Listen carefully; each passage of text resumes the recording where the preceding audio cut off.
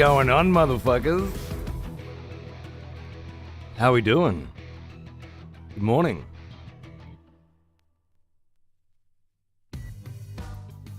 Get myself awake and alive and ready. 7 a.m. starts, man. Simultaneously, the most difficult thing you ever have to do, and then at the same time, there's this real nice, like, fucking satisfaction, productive accomplishment somehow that comes with being awake really early in the morning and getting the day going, you know? A little bit of both. I don't think Paunce knows he doesn't have a sub. That means I can snipe it before he has a chance. Watch this. It's gonna work. Gonna work! Someone has conscripted new voters for the next execution. Gotcha! Wonderful. The classic Paunce sub snipe. You love to see it. G'day, mate. How are ya? And hey, dudes. The Bulma t-shirt's incredible. Yeah, I love this one. This is from Audio Technica way back when. I'm waiting for my advanced access since I didn't get a review copy. Advanced access begins at a different time than the review copies, I take it. I thought I read 4 p.m. our time. Okay. I thought I read that the advanced access and the review access were at the same time. And there's no way I would have messed up the time zones and started the show X hours early. That would be ridiculous. And I wouldn't do that because I'm a professional. But I mean, it certainly wouldn't hurt to just double check, would it? I mean, I did. I double and triple checked, and then I used a time converter just to make sure.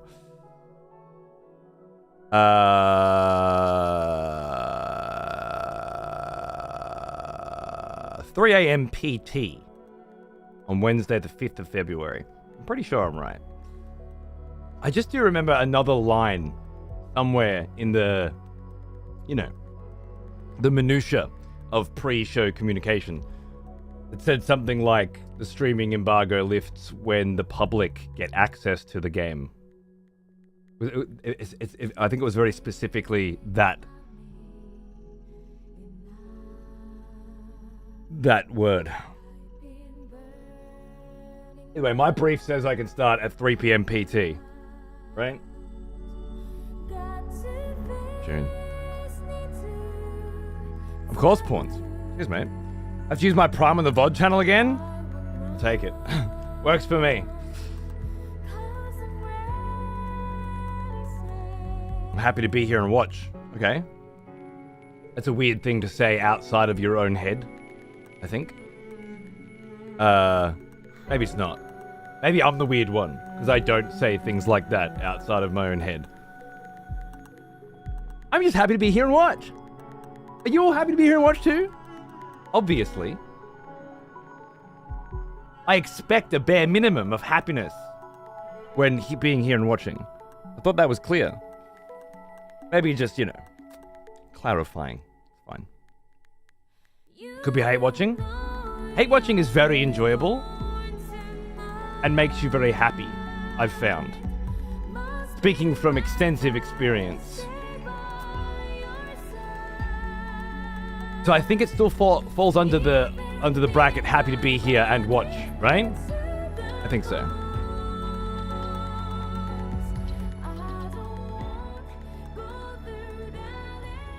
If you typed it with the previous sentence, right.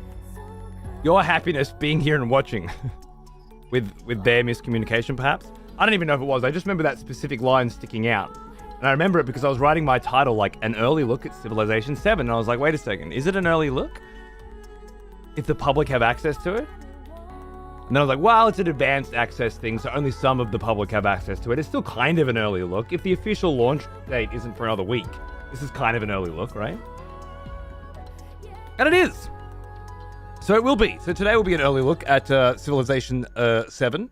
Normally I reserve this day as a day off, a post Comforce Races day off, where I can sit on the couch and relax. I haven't actually been able to do that.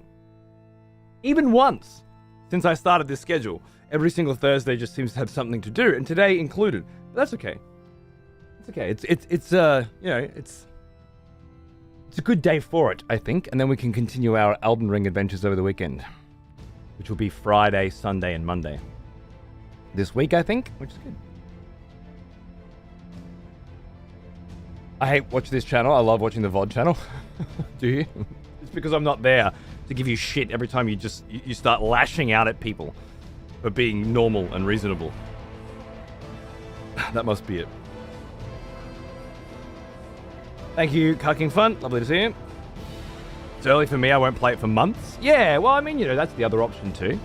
I think that's why campaigns like this exist. So you can determine, is this latest Civilization game something you need right now? Or something you can wait for until later,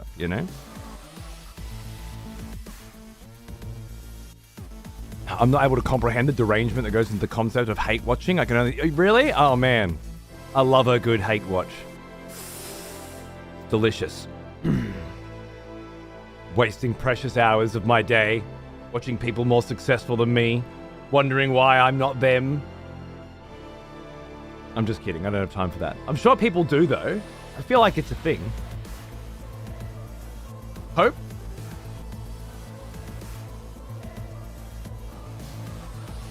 Oh, you did it, Yo Jimbo. That was quick. You're like smashing your head against this boss. What a ride. Yeah, dude. I really need to go and fucking do that, man. Armored Core 6. I made it halfway through New Game Plus, and other things were happening, and it had been too long, playing the one game. Needed to move on. And I thought I'll finish it off stream, and I didn't. Now I'm thinking I put it on the VOD channel. And that encourages me to go back and finish it, Maybe once we have a little more free time, i.e. once Elden Ring's over, and there's a little filler. Or maybe, during days where the Comforce races can't happen or something.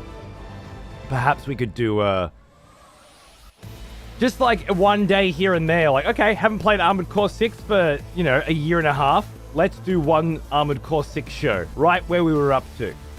And just forcibly get back into it there. It'll be terrible, but it's just one show. And you can add that to the Armored Core 6 VOD list for the next time.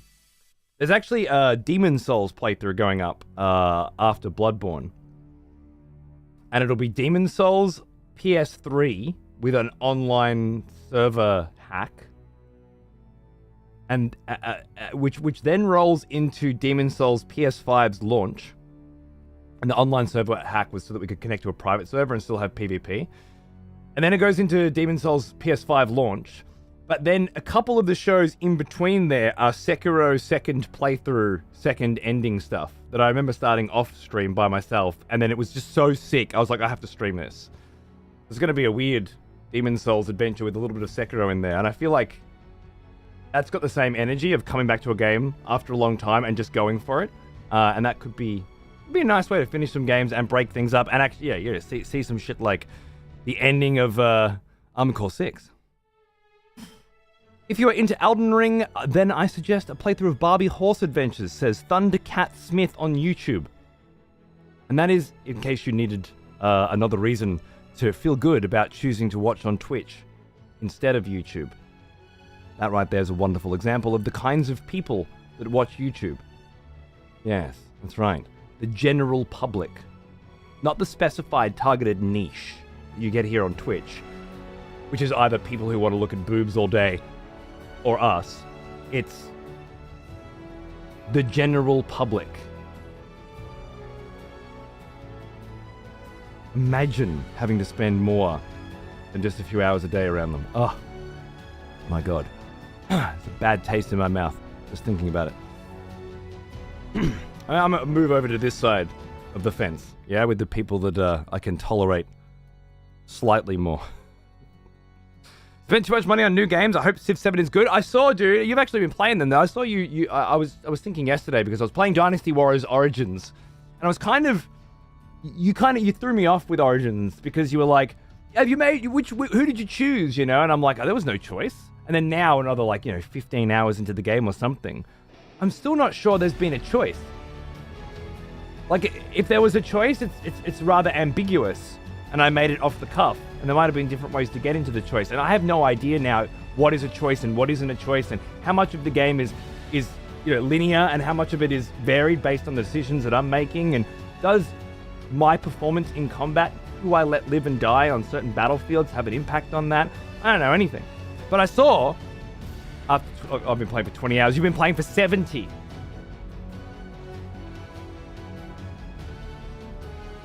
So you probably know more than I do. I can tell you this though, last night, Big Dong, what's his name? Dong Juan or something. Big Dong. I knew he was going to take over the city because of Four Kingdoms and stuff. I have a basic understanding of the Three Kingdoms romance story. Yeah, Dong's out. I just took that motherfucker down in the distract Lu Bu while you're going for him scenario, and I think it was that mission or the one before. Gay Pig Dog, where out of nowhere, it's just like, oh, duels. Press left bumper, right bumper to duel this dude, you know? I'm like, man, this game, 20 hours deep, it's just throwing out new shit. It's just not, it won't let up. It's just always, every time you think, oh, I've got a good idea of how it works now, new shit, let's go. Absolutely cool. Absolutely awesome. Having a ball with it. I'm curious to see how it goes narrative. But now that I've got your sort of take on it and then what I'm experiencing and not looking at anything else, I'm just sort of leaving it in a big hazy mess of, I don't know how this game works from a narrative perspective, and I can't wait to figure it out. Yeah, there's a Code 3 tournament. Yeah, he's doing another one. And Hope was supposed to be in the last one, but didn't play. Anyway, dudes, I'm not going to do a long, chatty intro today. I know. Aren't I terrible? I'm going to go straight over to video games today. Because, again, this is my day off, and I've got a sponsored thing planned. Which, I don't know if I want to be doing sponsored gigs on the days that I assign to rest, but it's Civ 7. It's hardly not a day off if it's Civ 7. Like, not only is it a series that I absolutely love and have for a very long time, but it's a brand new part of a series that I absolutely love and have for most of my life. Another and I have no idea what to expect. Welcome back. And I'm very excited. Hey, Sleepy, how are you, darling? Now, definitely hate watching. I know, right? Got to get more coffee. I usually have more time. I know. I'm sorry. It's just how it has to be. My son's doing another dance thing tonight that I have to go to in 6 hours, and I'm booked for 6 hours of Civ, so we're gonna do it. Now, I'm supposed to put a panel below the stream, which is very common for these kinds of sponsored campaigns, that links to the Steam page, and it'll be, like a link that tracks how many people click on it and things like that. But I can't do either because neither have been provided. So instead, what I'm going to do is give you guys a link to the Steam page just generically, and I'm going to check out Civ realization, just in case. Sometimes people don't love it when you abbreviate. Check out Civ 7 on Steam. And I'm going to pop that in there. And one of you lovely moderators could pin that for me, perhaps, because I can't pin on my own channel still. Thank you, Hope. Nailed it. And then that way, if at any point throughout the show anybody wants to have a look, it won't be tracked. But I think it should fulfill the role that needs to be fulfilled in terms of obligations for these kinds of sponsored contracts. At least I hope so. Why black and white? It's not the 1950s. It's kind of like a homage. Come back when you understand what that word means.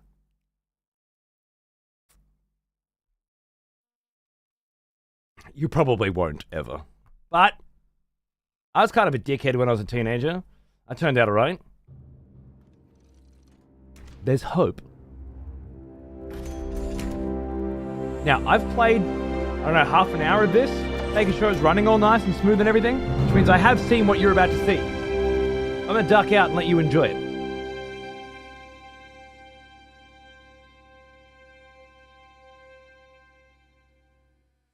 The past is more than what we leave behind.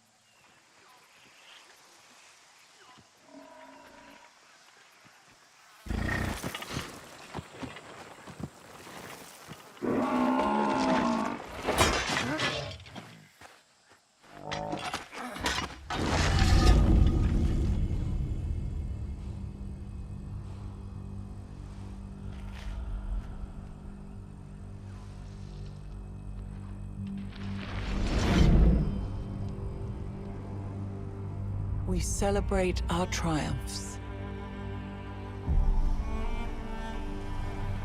and bury our regrets.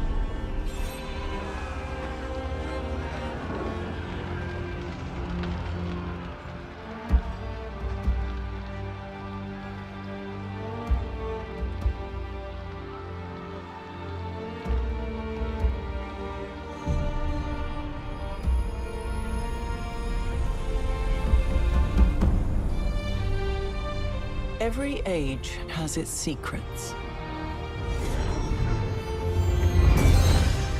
In each layer of history, we can rediscover hope.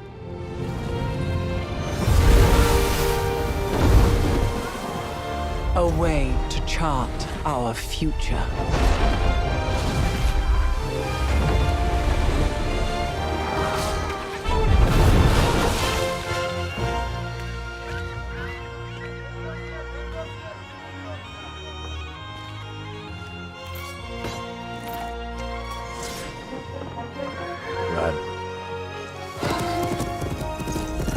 Countless stories are carved into the Earth's strata.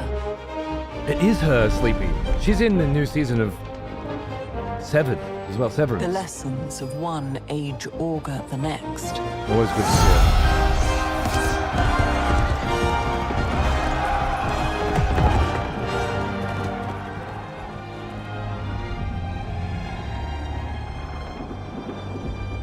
Oh yeah. First World War? Could be the second.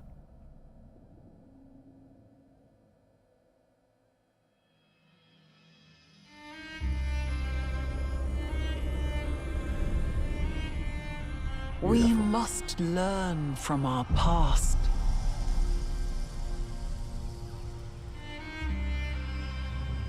The future is waiting.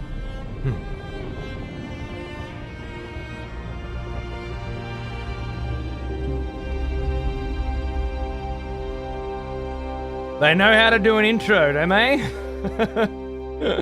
Beautiful. Pick up an old sword on the battlefield, on your farmland, with a rocket going up behind.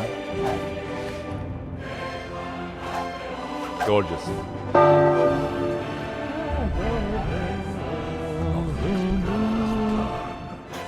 Red. Thanks for 6 months, mate. Happy half a year. I hope you're doing well.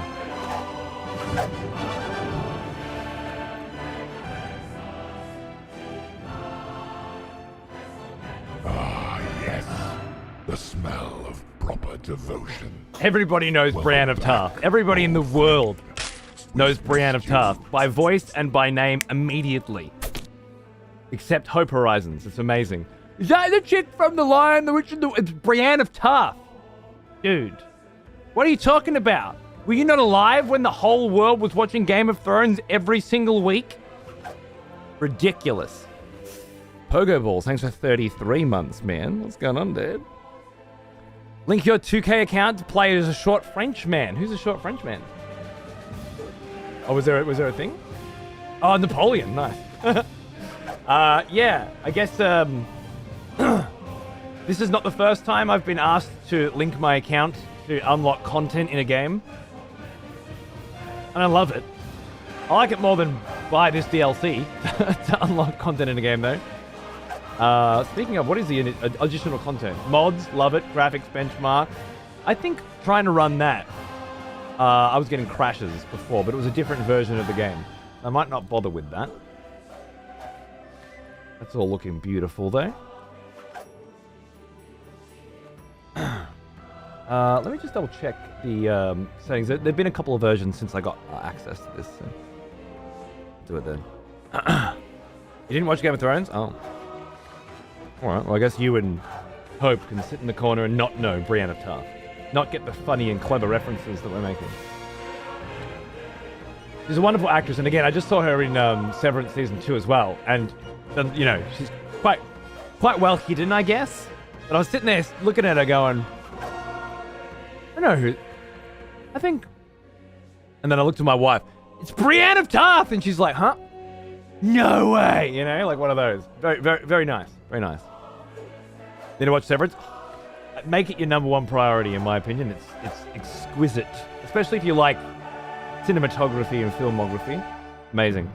I don't think I need to upscale and smooth things with this PC. I think I'm fine on high. I've got HDR running, which is looking decent enough for me. We'll see how it goes in game. And I've already pre-calibrated it. Let me just double check. Yeah, I actually really enjoyed the calibration settings in this one, because you can. Okay, it wasn't flickering last time I did it, but you really can. The contrast here as well, so we can get those lighter out, darker in sort of thing going on. Yeah, cancel the changes because I had it where I like it. I think. Maybe a little less contrast. Trying to see how it looks for you guys as well.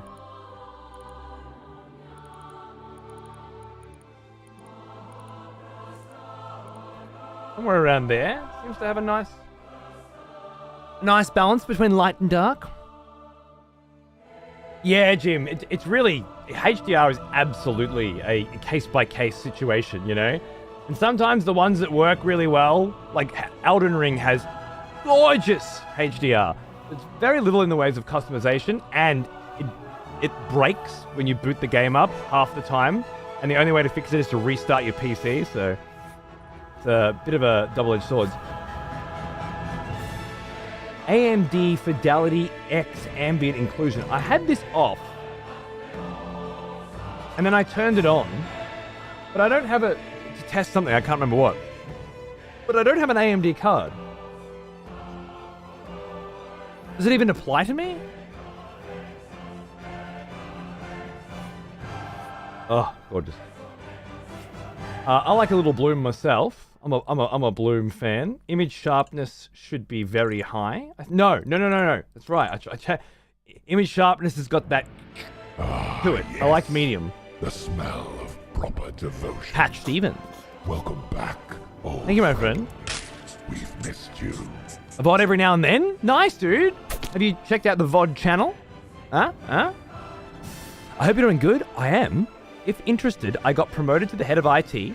Hell yeah. Very silo. Love it. And my kids are new. Almost 3 years. And my kids are new. No idea what's going on there. Almost 3 years and the other one 8 months. Oh, let's say you got a new kid and it's 8 months old. I'm with that. Congratulations. And guess what?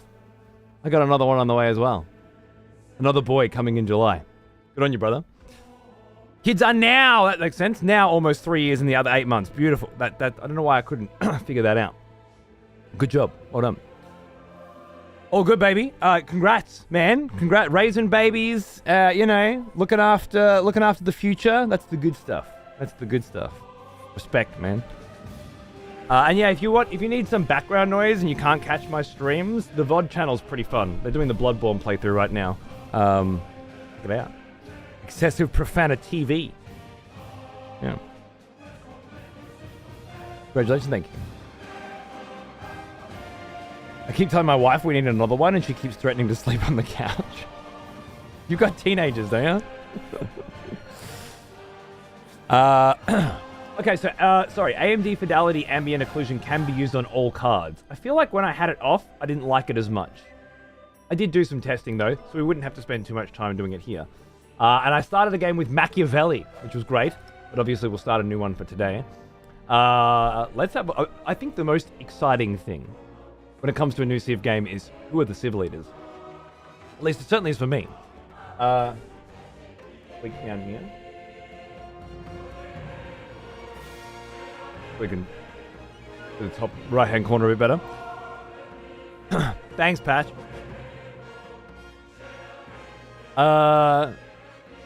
Speaking of the most exciting things about a new Civ, I played about half an hour, which seemed pretty cut and dry Civ at the beginning. I haven't looked up any of the new features that this game has to offer. So, I mean, I guess we'll talk about it at some point, but for now, I just kind of want to see what's there. How is this different to Civ 6? You know, what direction have they taken? And try to deduce why. I'm very excited. This part, though, is pretty immediate. We've got Amina, the warrior queen of Zazu. A traditional Hausa blade, +1 combat strength for all units in plains and desert. That's interesting. Next level unlock. That seems new to me. And her having a specific weapon that increases combat strength, that might be something new. That sounds cool. Ashoka, World Conqueror. Nice. Extra production. Next level unlock is the Chandra Mahasena. Vish Vakama's Divine Creation, +5 combat strength against fortified districts for all units during a celebration. Okay, so get everyone whipped up on happiness and then go and smash shit down. I love it. That's great. Okay, cool.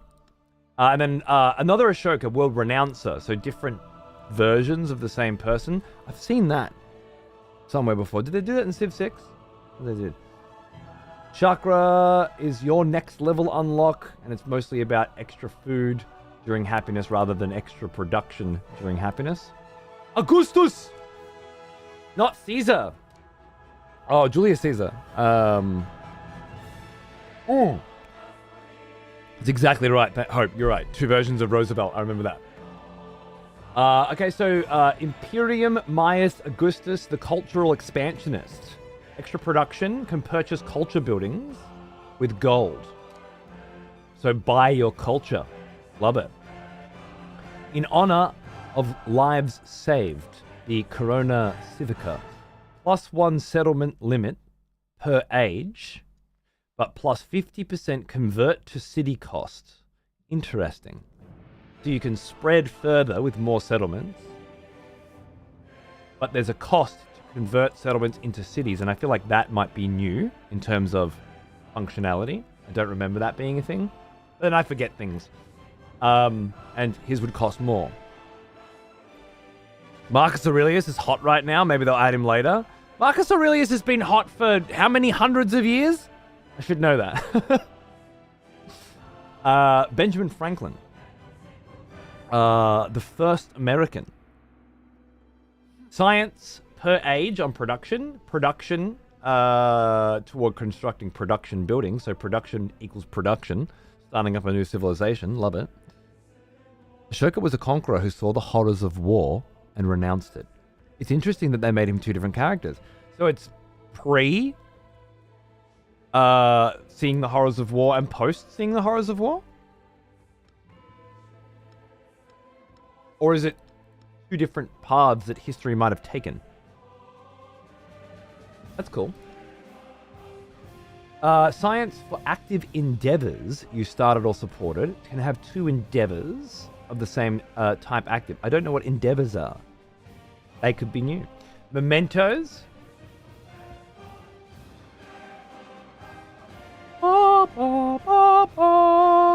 Oh, your parcel's out for delivery. I bet that's the June miniseries. I'm going to be smanging that. Inscribed Sling Bullet, +1 military to unlock reach level 2 on the Foundation path. Okay, so we have unlockable bonuses. That's definitely new. Yeah, perks. There you go. That's the modern term, isn't it? Okay. Bifocals. See distantly, far, or near. 50 influence after researching text. Okay, cool. I like the vibes on Benj Frank over here right now. Star of the North, Catherine the Great. Culture unlocks Russia in the modern age. Interesting. What does that mean? Is Russia a memento? No. Unlocks Russia in the modern age. That seems interesting. I like that. Eagle Banner, Imperial Legacy. Cities gain 5% bonus science efficiency per great work. Okay, so use culture to fund science, to fuel science. Love it. Father of Europe, Charlemagne. Timothy Charlemagne in the flesh. Military and science buildings receive a happiness adjacency for quarters. Interesting. That's got to be new. Extra cav whenever you... okay, and like a nice cav. Because I'm feeling quarters might be barracks near military or something like that. So many new words! Very exciting! This is what we love. Learning new video games. Unlocks Norman in the exploration age. Good old Charlie Minge, mate. Joyusha? Is it Joyusa? Happiness by the slice. +2 happiness per age for every cavalry unit. Okay, so you're really going heavy on the cav for Charlemagne. I like that. Oh, this is one of my favorites. Fucking Confucius, mate. How good is that? What an amazing Chinese leader, I think. Unlocks Ming in the exploration age and Qing in the modern age. I know, Confucius. How cool is that, man? So fast-growing cities and +2 science from specialists and +5 growth rate, 5% growth rate in cities for every specialist in that city. Okay. They just unlocked Civ 7 for everyone who pre-ordered above base edition. I can now download. Really? Well, that's lovely. Congratulations. Enjoy. Enjoy some Civ, mate. It seems like you're playing characters as leaders, but can unlock nations through the ages. That's interesting. Rejoice, Yeah. fellow expletives, for one of our executioners is returned. The Mr. James. Take up arms, warrior. The battle rages. Welcome back, my friend. Thank you very much for the big sub. Much appreciated. Hope you're into a little Civ. Just out. Frederick Baruch. The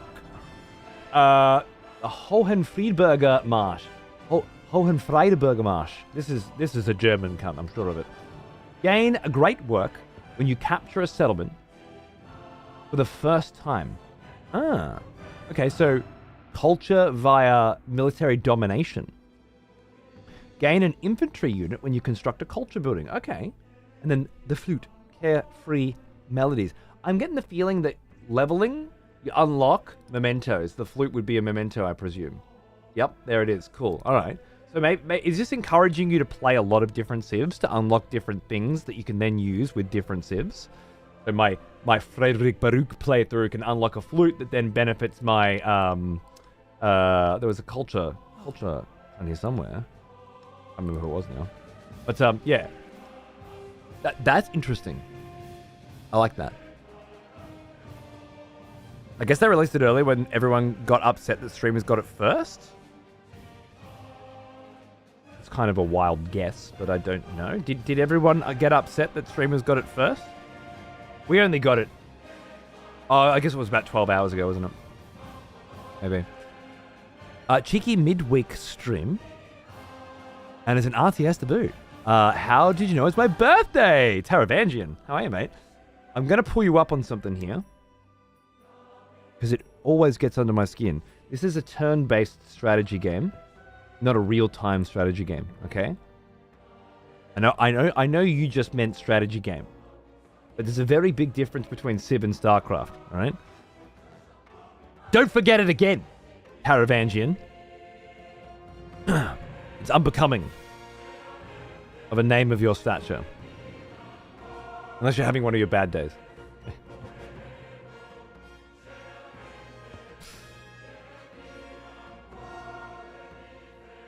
The 3D characters are buzzing quite badly.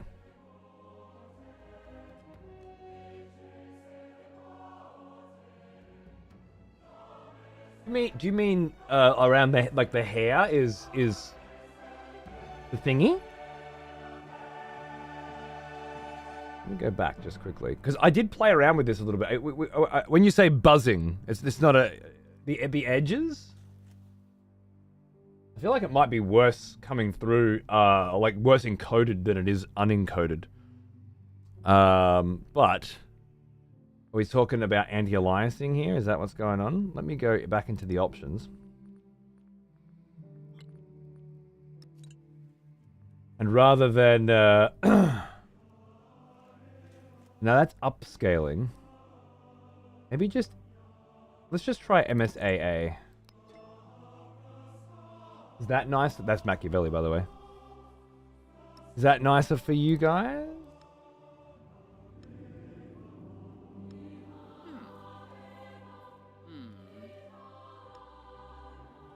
I'd rather not do any upscaling if I can get away with it, but it was worse on Confucius.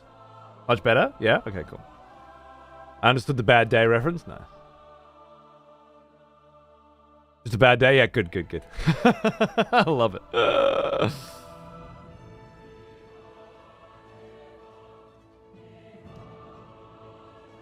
Reddit and stream forums. 40 plus lock threads on the Steam discussions complaining about streamers getting it first. I think that's that used to be a thing. It's streamers, in this case, paid promoters, I guess is what you would call it. I prefer preview, personally. A fair and balanced early look at something. In the same way that a magazine would have access to a game and do a write-up months before the game came out back in the day. They used to write for magazines as well. And there was no one going, oh my god, I can't believe Hyper Magazine and PC Power Play got it months before I did, you know? That just wasn't a complaint that people had. But in the modern world, when you pay extra for advanced access to something, and then streamers, which really aren't the same caliber of critique review experience as a magazine was back then, are getting it earlier, and some of them are just, you know, random dudes and stuff. I totally get why people who paid a premium for an early copy would be upset. I can empathize. Streamers are the new way to market games. I think they're better than ads. Better than traditional advertising. Whatever. I hope when I take campaigns like this, obviously I get paid for it, and that's great, because Twitch isn't what it used to be, and you do need to make ends meet sometimes, connect a few dots to survive in this landscape. I understand the game completely, and I've always played it in the way that I have to, and this is where it is now. But I still hope that it provides an experience. Fellow expletives for one of our executioners. No thanks to Edie over there. Now this is a game I'm excited to see. I'm so glad. Thank you, my friend. Thank you very much. I do hope that there are some people who enjoy the show typically that get some value out of an early look at a game that they're wondering whether or not they want to buy. Yeah, so it's a little win-win. Is what I'm hoping. All right, so the Berlin Academy version of Frederic Oblique unlocks Prussia. They both unlock Prussia. Walking stick. +1 science per age on military buildings. Army commanders start with a merit commendation, granting them +1 command radius. I presume they offer bonuses to troops within their radius. Gain an infantry unit when you construct a science building. Okay. Science and military. Very cool. It's a hell of a stick, isn't it? Dude, that's a German stick, you know? That's made efficiently with great care to the end quality of the product. You can belt people with that stick. Harriet Tubman. Herber raid. 100% influence toward initiating espionage. Sneaky bitch. Love it. Gain 5 war support on all wars declared against you. And units ignore movement penalties from vegetation. Ah. So is this kind of a some kind of slave uprising leader. I'm like, getting through, if war is declared on you, so absolutely the oppressed, you're getting bonuses for that. Doing a lot of espionage, and you can move quickly through the farms and stuff. I don't know the story of Harriet Tubman, although I probably should. I'm starting an Emperor's Children army, and I can't decide if I should go hot pink or pastel pink. I don't do pink. You're asking the wrong guy. Does that next level unlock imply there's some sort of meta progression? I believe there is. We were just looking at it before, but there are mementos that you can bring in with you that offer a variety of different bonuses, perks, as Hope was calling them. And it would appear as though playing this character unlocks the Lantern, which can then be used as a memento choice on other civs. Which could be kind of cool in that it encourages you to play different civs to unlock different things to then kind of supercharge or super specify your playthroughs on guys that you prefer, which I think is pretty cool. Harriet Tubman ran the Underground Railway, which was a way for slaves in the US to escape to the north. Love it. Cool. So heavy on the espionage? Dude, I like that. I got loving the pistol as well. Vibe. Lantern, a guiding light. A migrant appears in the capital whenever you complete an espionage action without being detected. So you're stealth and rewarded for it. Oh man, Harriet Tubman. I'm feeling a Harriet Tubman playthrough right now. I'm just gonna say, oh, God's wife of Amun. I know how to say this. I feel like the Mummy films, the Mummy from the Mummy films, was banging this one. Is that right? I just don't know how to pronounce the name right now. I can't get it out.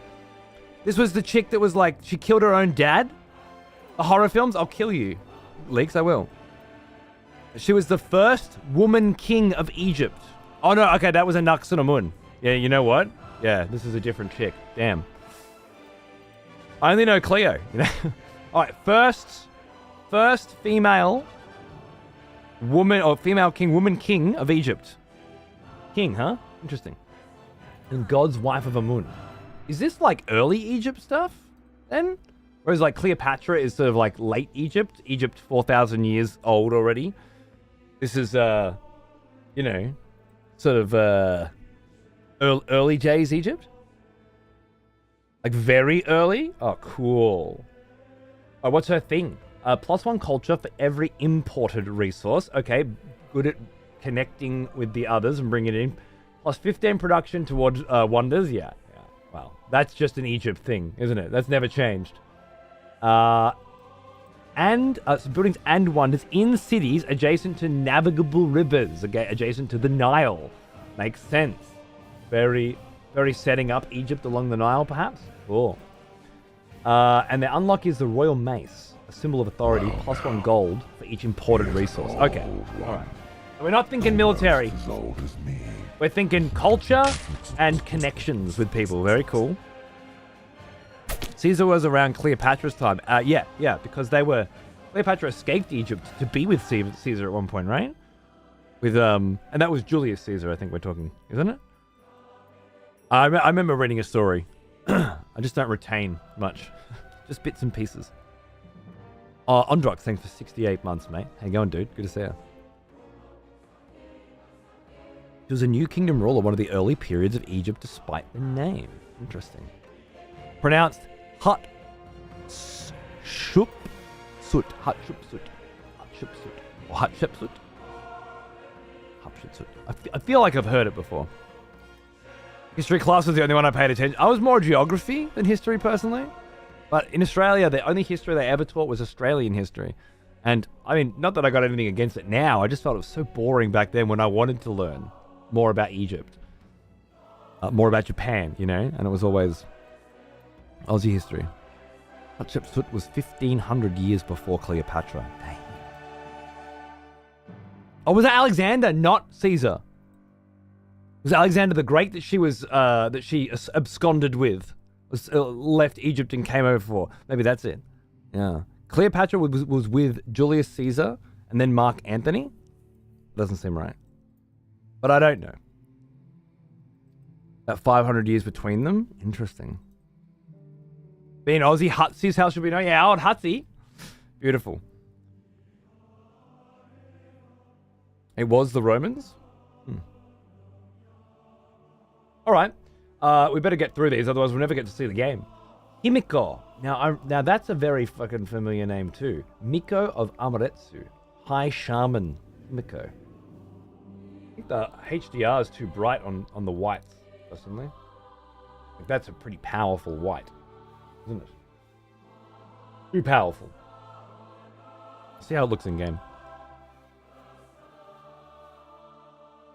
Was Alexander compensating for something when they added the great part? I think it's because he conquered the world before anybody else had conquered the world, or the known world. If I remember correctly. Alexander conquered Egypt well before that time, and was the catalyst for the dynasty Cleopatra was a part of. There you go. I knew you'd know. Perfect. The later rulers of Egypt destroyed nearly every depiction of her, and the only reason we know of her is because of one dig site left behind and the ruins of statues believed to be her, or ones she commissioned to depict her father. Really? Sus. Awesome.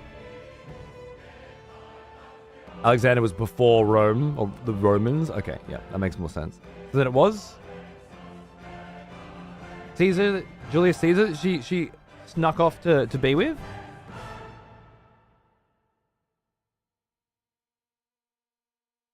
Call porn, still sort this shit out, yeah.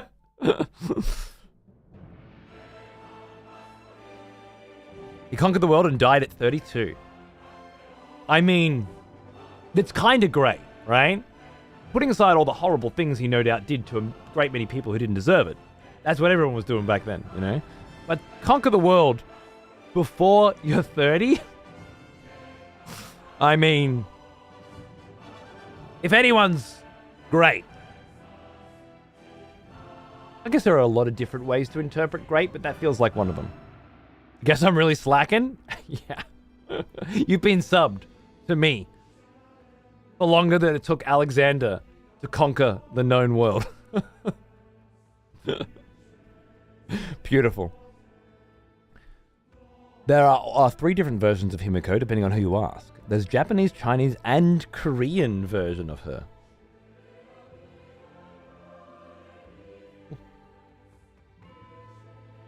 High Shaman. Happiness production towards happiness buildings and culture. So this looks like unlocks Japan? Unlocks Japan. Okay, so this is, no matter which way you go, it's a Japanese Himiko, not a Korean or Chinese one. Valiant said it was so great, and why is he dead? Oh, you've got him. You got him pegged. Gain a unique endeavor called Friend of Way that can be performed in an alliance to grant you and your ally additional science. Each lady, okay, and can support endeavors for free. So she's all about making mates, and she's all about happiness. Fair enough. Ibn Battuta, the marvels of traveling. Gains 2 wildcard attribute points after the first civic in every age. I know what that means based on my previous Civ knowledge. +1 sight for all units, okay. And gain a unique endeavor called Trade Maps that allow you to gradually see other leaders' explored area. Oh. So you're getting to see what other people are seeing. Unlocks Abbasid. The Abbasid Empire. I know Abbasids from my Age of Empires 4 play. Abbasids were awesome, actually. I never played enough of them. Trade maps does seem pretty sick. I agree. Traveler's Sandals, marked by many miles, gave him 10 of the corresponding yield whenever you spend an attribute point. I don't know that one. I don't know what that means yet. I get... Okay, so maybe I don't get this. And the way wild cards worked in the previous game is different to this because you're gaining points rather than cards that you assign. And whenever you spend one of your attribute points that you gain, then you gain 10 of the corresponding yield. So maybe 10 food or 10 iron or something. Interesting. That could be that sounds like it's using some of the new mechanics quite interestingly. I like that. Isabella, 7 cities of gold. Gain 300 gold every time you discover a natural wonder. Exploiting the old natural wonders, love it. This is doubled if the natural wonder is in distant lands. Plus 100% tile yields from natural wonder. Okay, so it's find the natural wonders across the world and dominate them. Got it. Nice multiplayer character, perhaps. Plus 50% toward purchasing naval units. Awesome. And -1 gold maintenance for naval units. Okay, because you want to be exploring. Mad explorer. Ibn Battuta, he traveled all the way from the Iberian Peninsula to China on a worldly pilgrimage. Makes sense. How cool. They finally made Isabella worth playing. Is that a rhetorical question? Queen's Jewelry. Royal Regalia. Plus 2 gold on natural wonders. When you say worth playing, are you talking from a competitive sense? Or do you mean that nobody derived any enjoyment from playing that character in previous Civilization games at all because it was their particular type of playstyle? I feel like you have to clarify those things, depending on who you're speaking to. No, Valgadua, you didn't have fun with Isabella. Mechanical Storm said so. Be careful about sharing what fun you have with things around other people in public areas. Oh, right. So you were implying that she wasn't fun playing because you didn't enjoy it. So you were obfuscating the barrier between subjective and objective viewpoints. People do that a lot lately, right? It feels like bad faith to me. You could say, I hope I enjoy playing Isabella this time, for example, rather than trying to make it an objective fact, you know? Yeah. Do better next time, please, Valga. She sounds fun to me. Jose Rizal. Pambansang. Pambansang. Pambansang. It sounds Filipino. Is it? No, Hawaii. Pambansang Bayani. When gaining rewards from a narrative event,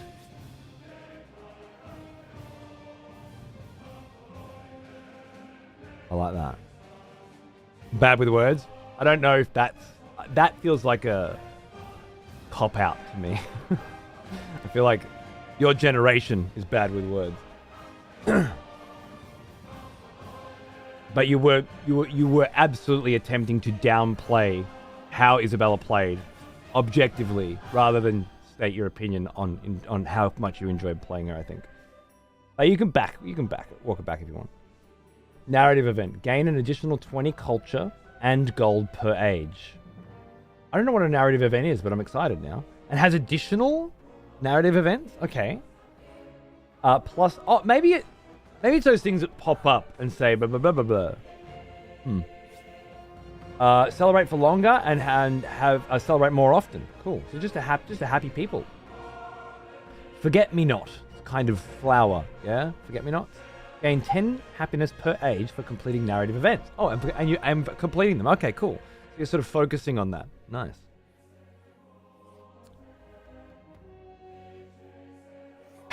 Okay. Good, Valk.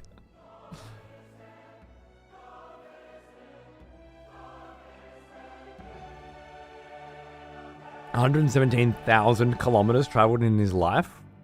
Wow. He's the most traveled person in history. Even today? On foot, maybe? 117. I feel like I know people who fly more than 107. Like pilots must travel more than 117,000 kilometers in their life, right? I feel like there's a caveat attached to that.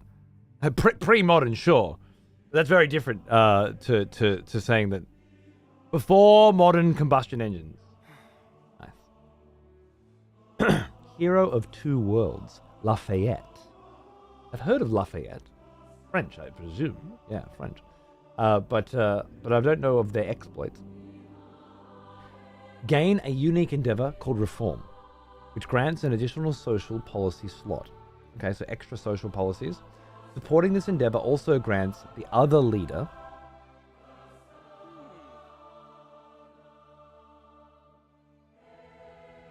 endeavors must require more than one person. Okay, an additional social. Oh, fucking teamwork plays. I love it. +1 combat strength for every tradition, but not policy, slotted into the government. +2 culture and happiness per age in settlements. The effect is doubled in distant lands. Okay. Rather complex. And quite cooperative. I like that. The letter to Adrian. This was some rather famous piece of history. Involved in French revolutions and American Revolution. Given Reform, that's what I was thinking. French Revolution, kill the aristocracy, turn the 7-day week into a 10-day week, change the calendar completely to be not associated with religion at all, and then the people, demand reform, and then he comes in. I'm thinking that was my guess, but he sided with the revolution. Really? Well, even better. Machiavelli, Il Principe. Spanish? Doesn't seem to unlock anyone. Okay, influence. Gold for diplomatic proposals. 100 when they're rejected. So you propose shit with the idea of getting it rejected? It feels like one of the Skaven in Warhammer 3. Italian, was it? Italian. Machiavelli, yeah. Italian. Why did I say Spanish? Silly. Ignores relationship requirements for declaring formal wars. Oh. And can levy troops from city-states you are not a Caesarian of. This is a cheeky one. Does look like a rascal, he does. But there's no Machiavellian mustache. Isn't that a thing? Aren't mustaches sometimes Machiavellian? Sup? How is this versus Civ 6? Bro. Let me go back one screen. Now you've seen as much of it as I have. More or less. I did a couple of turns. I'm trying to determine that now. And over the next 5 or so hours, hopefully we'll be able to see what it's got going for it. Pachacuti, Earthshaker. Is this an American Indian or a Native American? All buildings receive a food adjacency for mountains. Specialists adjacent to mountains pay no happiness. Oh no, it's Incan. Nice. These are the guys that had like pyramids in the forests and stuff, right? And we found that they dated back way before other civilizations. One of the first historical emperors of the Incans. Ah, nice. Okay, so building near mountains. Specialists adjacent to mountains pay no happiness maintenance. They just love the mountains. Mountain people. +1 food per age on districts adjacent to mountains. Okay. Dopayari. Fuck yeah. Alright. Oh, this is probably our American Indian. Or our Native American. Nikakia Kulakwe. Tekumis. +1 food and production in settlements. For every city-state you're a Caesarian of. Caesarian, a C-section. Suzerain. Okay, so friendly with the city-states. You want to be friendly with the people of the land around you. I'm digging it. Combat strength for all units for every city-state. Okay, so it's a lot of knowing the land and the people on it. Unlocks Shawnee in the exploration age, America in the modern age, and Mexico in the modern age. Ah. Tecumseh, is it? Tecumseh. Thank you.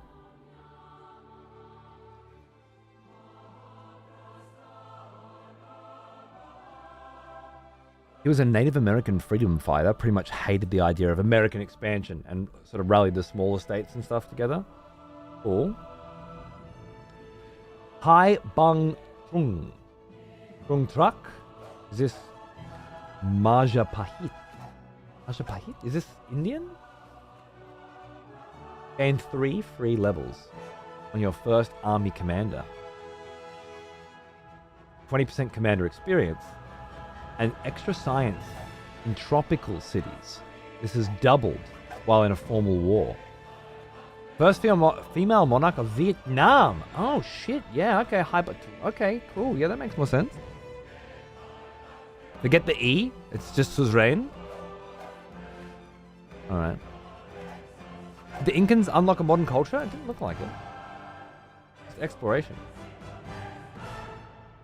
I guess some don't have a modern culture, perhaps. Love they put Vietnam in. Yeah, that's cool, right? Okay, so tropical, yep, I get it. And sick-ass commanders. Cool. Yeah. And if you formally declare war, you get double science in tropical cities. Tecumseh, which was Tecumseh, yeah, is also taught about extensively in Canadian schools because he gave the Americans hell. Nice. Xerxes! Well, I've seen the movie 300. So I know all about him. He looks a bit different. The King of Kings, the Crusher of Rebellions. Combat strength for units that are attacking in neutral or enemy territory. Okay, so pressing outside of your own lands gives you combat strength. You gain 100 culture and gold per age when you capture a settlement for the first time. Each age, capture at least one settlement. Again, expansion, military expansion. Extra gold in all settlements, which is doubled in settlements that are not founded by you. So don't make settlements, take settlements. And +1 settlement lineage. Okay, take more. Okay, so just the Warpath General. Love it. I feel like there was a German guy in Civ 6 that was like this. Scythian Battle Axe. +10 gold per age for every commander XP earned. Wow. Every commander XP. Guard the throne. Sick. Alright. Gold for military. And no unlocks. No age unlocks. Ludwig II or Frederick Barbarossa? It might have been Frederick. I feel like there was a Frederick that was just all like, probably going to be held up. Absolutely. They have to expand constantly. They have to take shit. Here's the warmonger. There's always a warmonger, right? No Gandhi this time. Xerxes the Achaemenid? So this is a version of Xerxes that isn't military focused, but trade instead. +1 trade route limit with all leaders. 50 culture and 100 gold when you create a trade route or road. 1 culture and gold per age on unique buildings and improvements.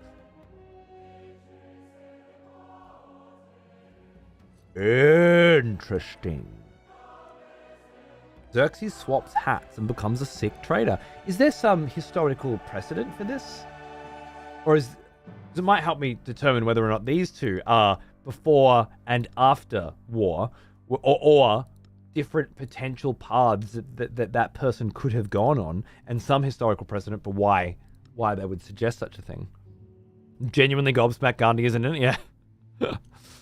There's also Napoleon if you sign up to link your account, which I would do if I wanted to play Napoleon right now. But I'm not the kind of guy who's going to be signing up to nothing unless I need to. And right now, I don't need to play Napoleon. I got a perfectly good Lafayette to enjoy. Sounds like it was on the other side of Napoleon. I did watch the film Napoleon recently. Learned some pretty cool things. Quite enjoyed it. The extended cut, by the way, not the theatrical release. I thought it was good. There are a number of Xerxes in the Persian Achaemenid royal line. Huh. This could be just a different dude. I like that. Achaemenid. Nice. All right, well, that's what we've got so far. Not a bad lineup. I think one thing I like when I come into a new Civ is a bunch of faces I don't know. Yeah? And I feel like there's a bunch of faces I don't know here. Some very interesting choices as well, in terms of just their role in history. Interesting ways to play, others that are familiar. Some totally wild choices that I love. And then just some really interesting ones to play. I think I'm going to play Harriet. I want to go with espionage actions as my focus.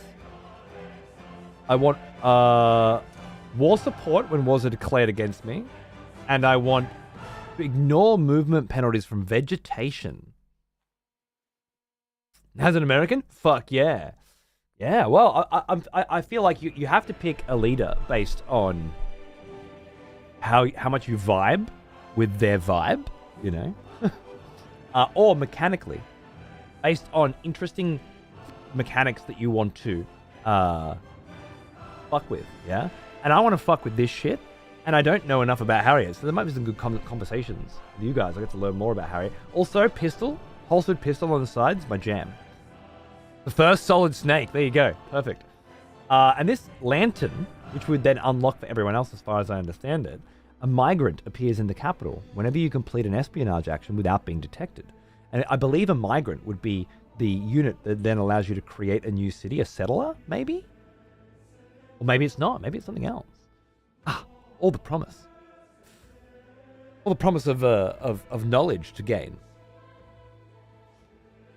All aboard the Underground Railroad. I hope that sounds fun to you guys. I know there are a lot of great choices here I would like to play with. But this one seems the most interesting to me, in that I have the least understanding of how I would play her. And that seems fun. I'm not certain what they're going for, but perhaps one is based on outside perspectives as a conquering tyrant, and the other's an internal perspective of him being a great king who brought prosperity. Okay, yeah, so if he was coming at you versus if you were behind him and supporting him academically and enjoying all these wonderful benefits of a life as one of the previously conquered. His depiction in the film 300 was more of a bow down before me, kiss the ring, join my army, do everything I tell you, and you can have everything you want. Which was perfect for a villain. that Sparta had to defend against. Focusing on her on spy work, yeah, it seems fun, right? He thought he was a literal god, yeah, or the king of kings, yeah. I guess he did think he was a god in the film. Not sure if that's real, but I can see it happening. Unlocking America in the modern age seems like a good strat. Yeah. Not sure how that works, but I'm interested to find out. Start at the dawn of history, cross oceans and explore the world, or enter the Industrial Revolution. We'll be starting at the dawn of history, I think. Although, I think the exploration age would be a good fit for her.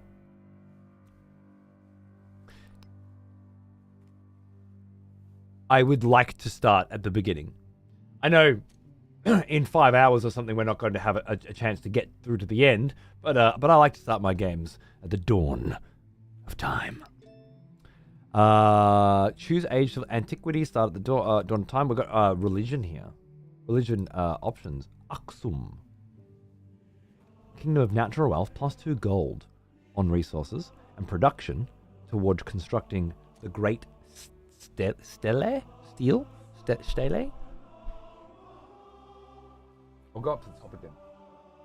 Now, so you guys can see the... I never lost a passenger, never crashed my locomotive. Not many can say the same.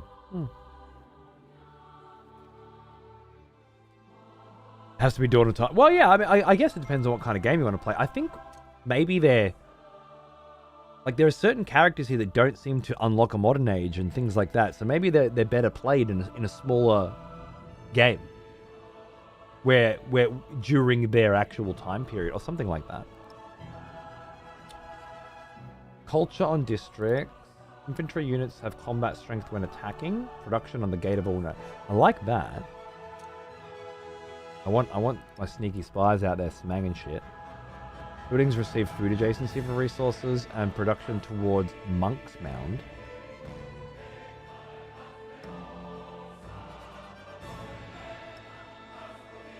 You choose an additional pantheon after locking mysticism. Districts on rivers do not remove the natural yield of the tile. City expand into a district. That was a Civ 6 thing that was controversial, but I enjoyed. It would normally ruin what's on the tile. Put a housing district on top of a plantation. This wouldn't? That seems fucking cool. The capital and new towns gain an additional population with their first growth event.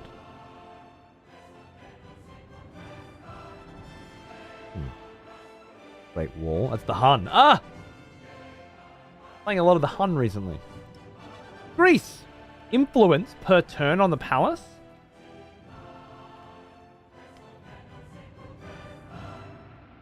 I never lost a passenger.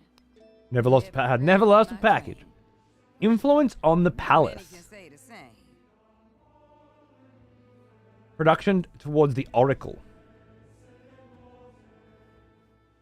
I don't think I can get information about the Oracle yet. Is it too much? Was it purist of sorts? Fair enough. I like options and choices. That people like us can have what we want, and other people can have what they want. And not affect each other.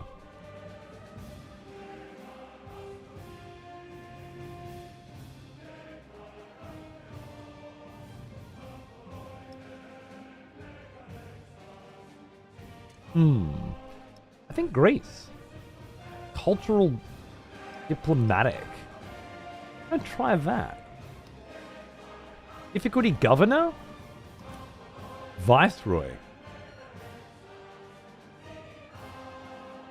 I think... I'm not sure what the difficulty would change in this particular situation, but I think I'd probably like to start at Viceroy level. Game speed at standard is fine with me. I think... Epic game speed?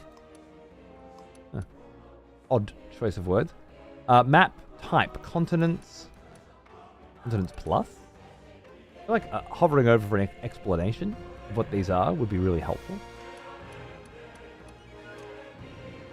Terra Incognita. Fractal Archipelago. I think I'll just do Continents plus on a small map size.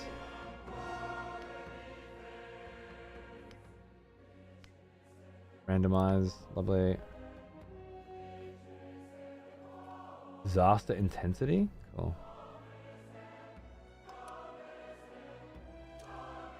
Let's add a little extra disasters. See how that feels.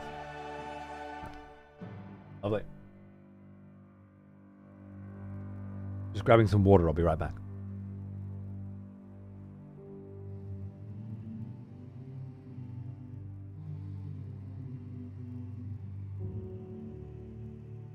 The people gather together, debating music and politics, poetry and law, envisaging how to build a Greece that will last for ages.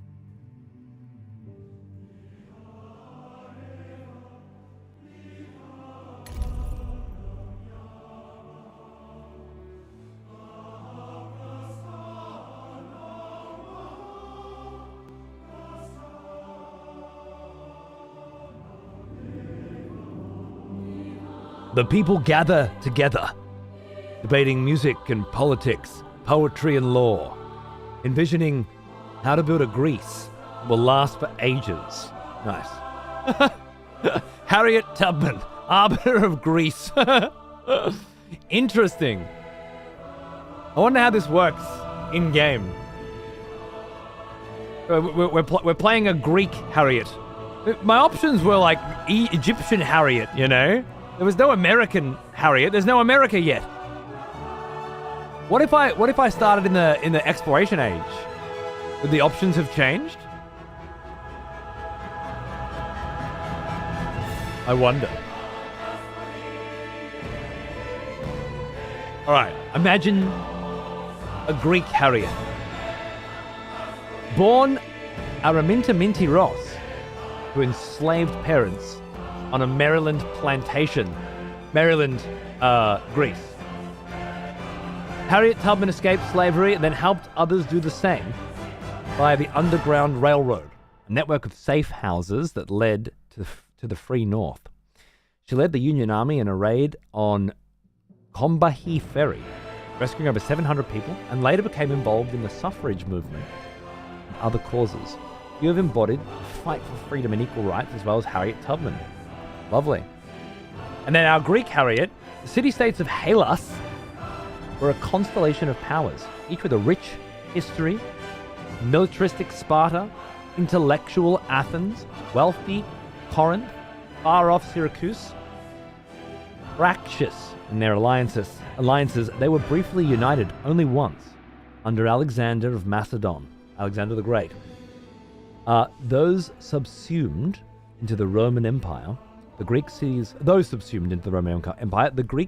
influenced Roman religion and thought, the math and science of the Islamic Golden Age, and even the founding ideas of American democracy. See, told you. Cool, coming back around. We get hoplites. Logios, a Greek person with one charge. Okay, so you use them and then they disappear. Can be trained in cities with an acropolis, and the specific Logios it received is random. Each can only be received once. Cost increases per train. Okay. Unique buildings: the Odeon, happiness and culture; the Pantheon, culture and influence, if placed on rough terrain. Fuck yeah. Let's do it. Lead your people to greatness. Before you embark on your journey to create an empire that stands the test of time, take a look at some of the fundamental concepts of the latest installment of the series. Once you begin the game, you'll see tutorials that will teach you how to play. Experts, that's Civ. What do we got here? History built in layers. Game of Civ consists of multiple ages, and each turn brings you a step closer. Each age presents its own unique gameplay, new challenges, and opportunity to change your strategy. Your leader remains the same, but at the end of every age, you will choose a new Civ.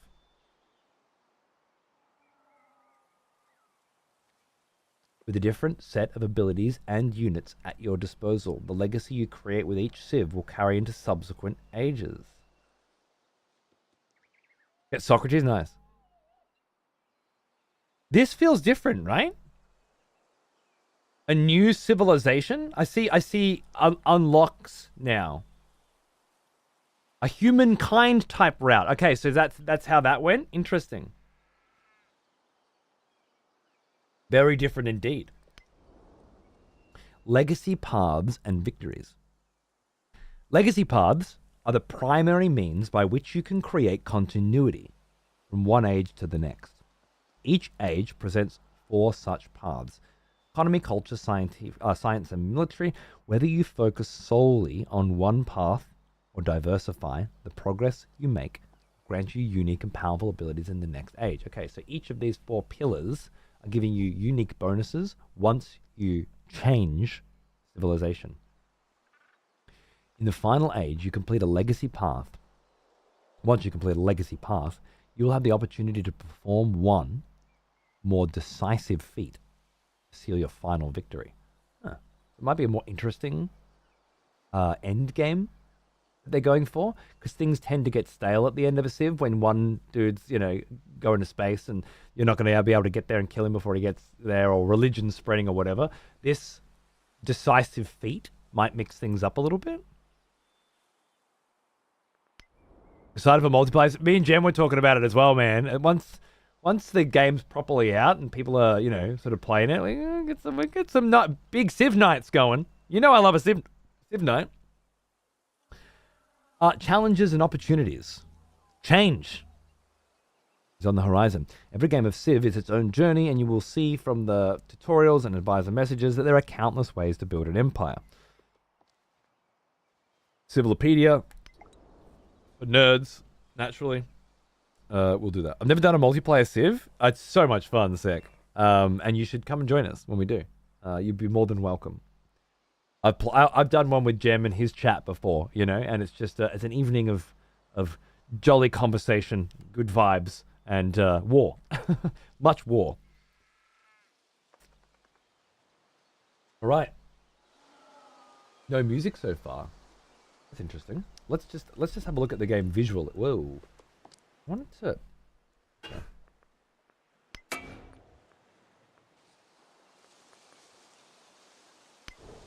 That's just the individual keys. Where's the? Just go away.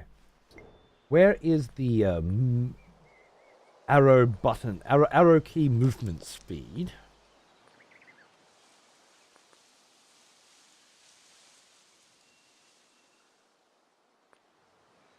The font size is nice.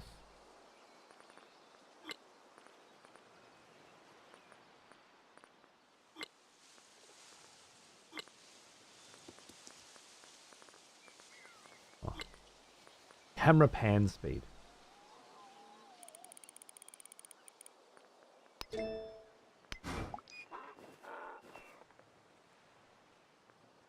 Here your journey begins. Raise an empire from humble beginnings to greatness.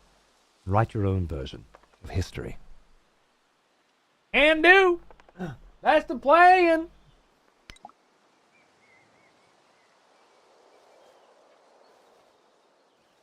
Is it that? No, oh no, it's the record. Oh, it's the vinyl.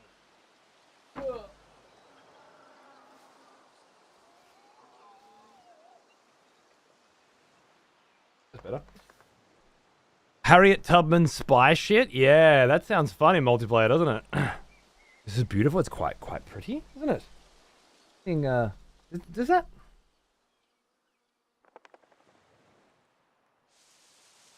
That's new. Instead of holding middle mouse to move, you click where you want to go with the middle mouse, and it moves the camera there.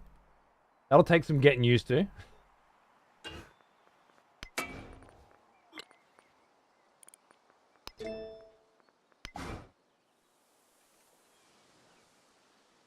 Oh. Yeah, I don't want to be zipping around. I want to actually be able to drink in some of the environments. So first things first, this is cool. Very different to Civ 6, which had kind of a drawn vibe about it, which I really liked. This has a rather metallic looking hex. Very hex. Although, like a metal game board. Yeah, yeah. If nothing else, I just like that it's different, you know? I really like that about Civ 6 too. The whole pencil drawn off the map stuff was really new. And I like the idea that each Civ has its own visual flavor and identity, because I still like playing all of them. Greetings, Harriet, with a new vision come to the Greek people, ready to put down roots in this fertile lands. Harriet's great-great-great-great-great-great-great-great-great-great-great-great-grandmother from Africa ended up in Greece right at the beginning. It's a long story, I'll tell you, over the course of the evening. Your founder has the ability to establish your first city, obviously. The question is... Hello. Well, hello. Boing. Where would we want to establish our first city?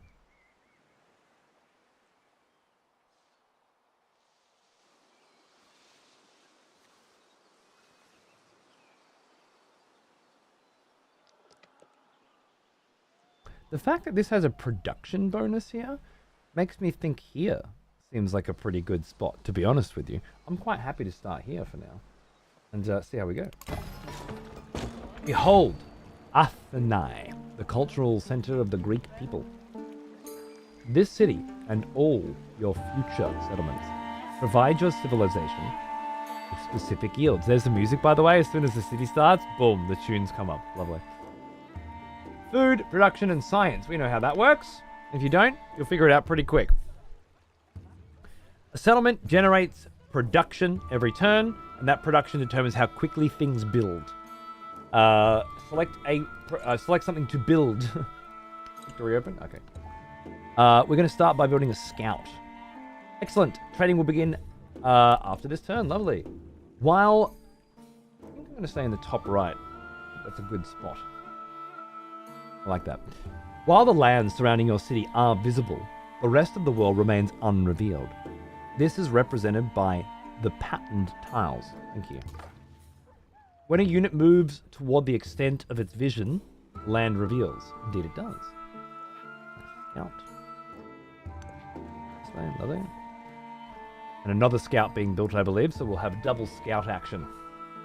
Given that we're going with an espionage focus, I think good scouting will be paramount for how we progress. Right-click a destination. Oh, you want me to go further? Okay, cool. New technologies emerge when people put their minds to solving great problems. Let's put our minds to solving great problems. We already have 10 science coming in. Sailing, animal husbandry, or pottery. Clay pits and plantations. Pastures. Woodcutters.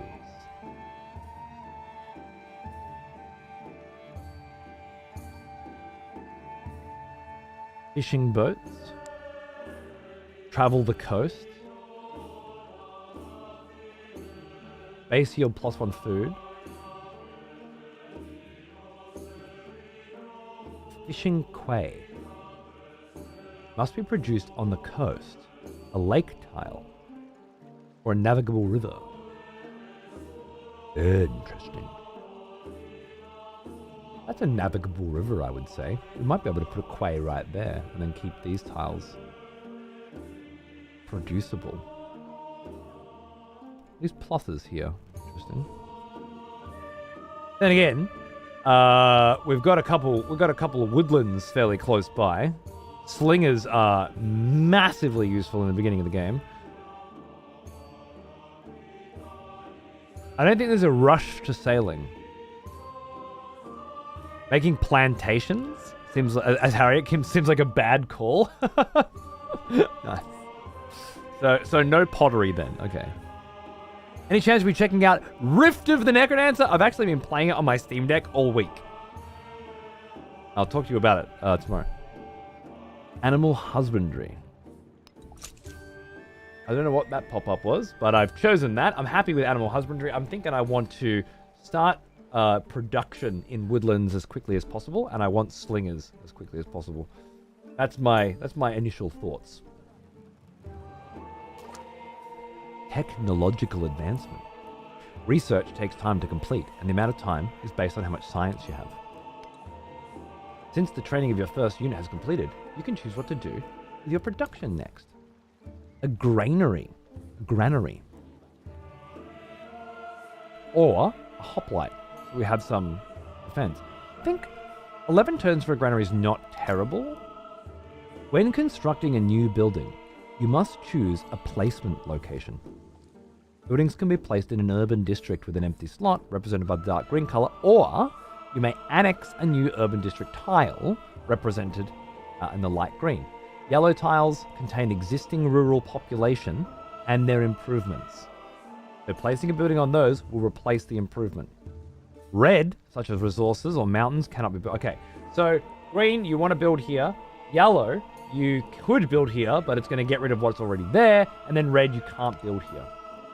In this case, a flat tundra could be replaced with a granary, or to become an urban tile, which will give +1 to food. How are we going for food right now? I don't see a food. Oh, there it is. Lovely. 5. I wonder if that's how I want to get my food.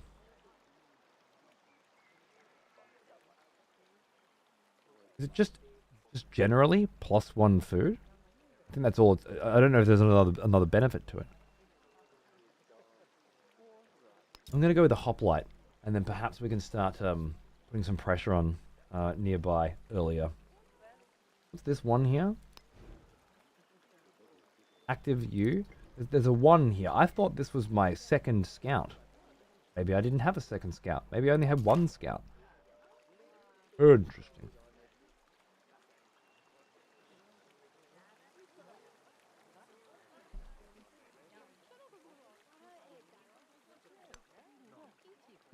Next turn. Lovely. Thanks to the amount of food your city has generated, it has grown in population. Nice. More food, faster population growth. That must be your population. Oh, this is my population. That makes sense. That makes sense. It has the exact same kind of iconography as a thing building. It's so bright. Are you saying the white's too bright, perhaps? Grow our city first. When a city grows, it can expand into an adjacent tile, getting the yield that it offers. You know all about that. So you can grab. I don't have these ones yet. I just have this, I think. The white is extremely bright. Yeah, let me see if I can mess with that in a minute. How much early access time did you get? Technically, I've had the game for over a week, but I didn't play much of it. I just made sure it was running nicely, benchmarking and stuff, and then got it ready to stream with you guys. I just prefer streaming things when I'm learning them, rather than showing you shit that I already know how to do. And I find that's a more unique kind of preview. That's what I'm working with. So I want that stuff, obviously. This is actually quite nice, too, food. I think I'm going to go with the flat grassland here. I thought, sorry, it's a forest. And I believe we can use that to build a wood something soon and get production. That's my theory. Not to mention, we want to be heading in this direction anyway, I think. We don't need jade right now. A little later. Exploration has revealed a cairn, one of the many discoveries that can be found in the world. Closer inspection grants a hidden benefit or opportunity. Try moving one of your units there, see what it provides. We'll do that in just a moment. First, I'm going to save. Well, like turn 3 I got to with Machiavelli. Tubman Ant 3. Yes, that's a great name, that one. Main menu. I'll just mess with the graphics a bit.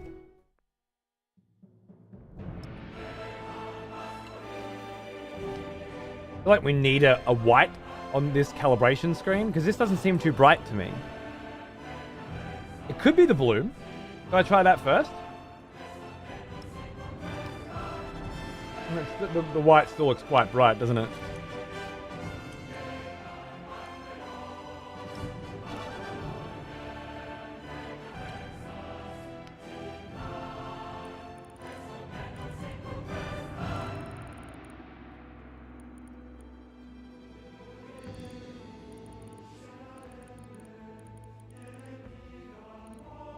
Not sure why it started flashing. It didn't do that last time I was doing this. Must have been the latest patch.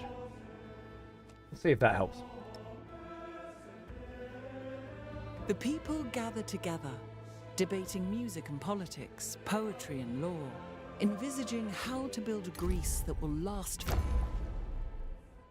How's that? Oh, right, of course. Did I? Yeah. Not as overblown.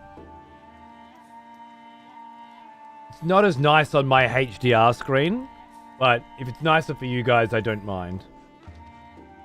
I could always just turn HDR off and see what it looks like as well, but...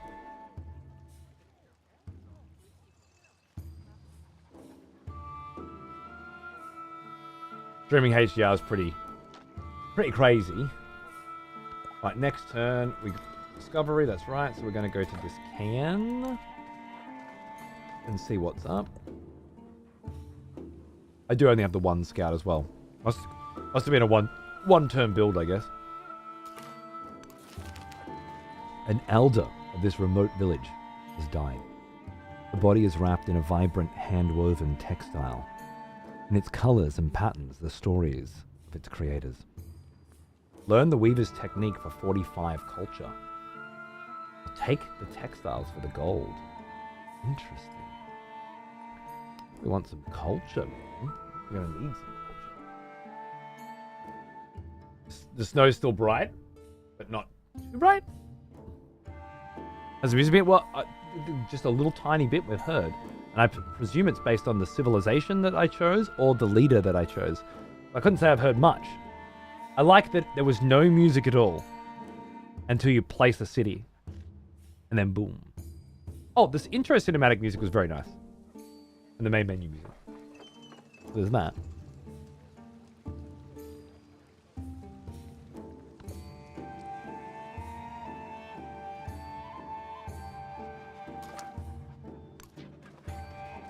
Alright. A lot of jade going on. See quite the powerful gold empire coming up, perhaps. Independent villagers. You have encountered a stranger from the village of Arcane, and they appear to be hostile. The village could potentially be a strong ally with the right amount of persuasion, but it could also prove a threat to your civilization. Finding the location of Arcane would be wise. Independent villagers can have different attitudes toward others, friendly, neutral, or hostile. Once you have found a village, you can use influence to begin diplomatic actions, such as befriend independent and improve your relationships. Sounds great. Hello. I'll be sending some hoplites in your direction. Host haste.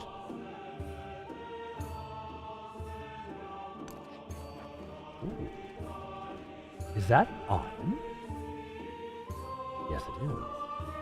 Infantry units gain +1 combat strength. Potential second settlement? Location? The uncovered map looks interesting. Oh, yeah, yeah. In Civ 6, it was all hand-drawn, and this time it's got like a metallic... Hope was saying like a board game almost. And I agree. Like a game board. Arkham Village? Oh. You're making DC jokes in 2025, Wrath? Be careful. You get a man in trouble. Oh, this is nice. This is all the things that I have to do this turn, I think, right? New civics tree. You will need to establish a government before you can enact social policies. Each form of government has its own unique effects. Choose yours now. So I wanted that culture nice and early. A lot of food and production for 10 turns. Get us started. Science and production. Or trading infantry units. We could just start pumping out troops right now. Or culture and wonders. I think we're going to go oligarchy. I want to build buildings. Like start with that granary probably very soon and go from there. So I'm thinking we're probably going to get the most use of it. Unless... You know what? I'm going to build a slinger next. We're going to go despotism. That's what it's going to be.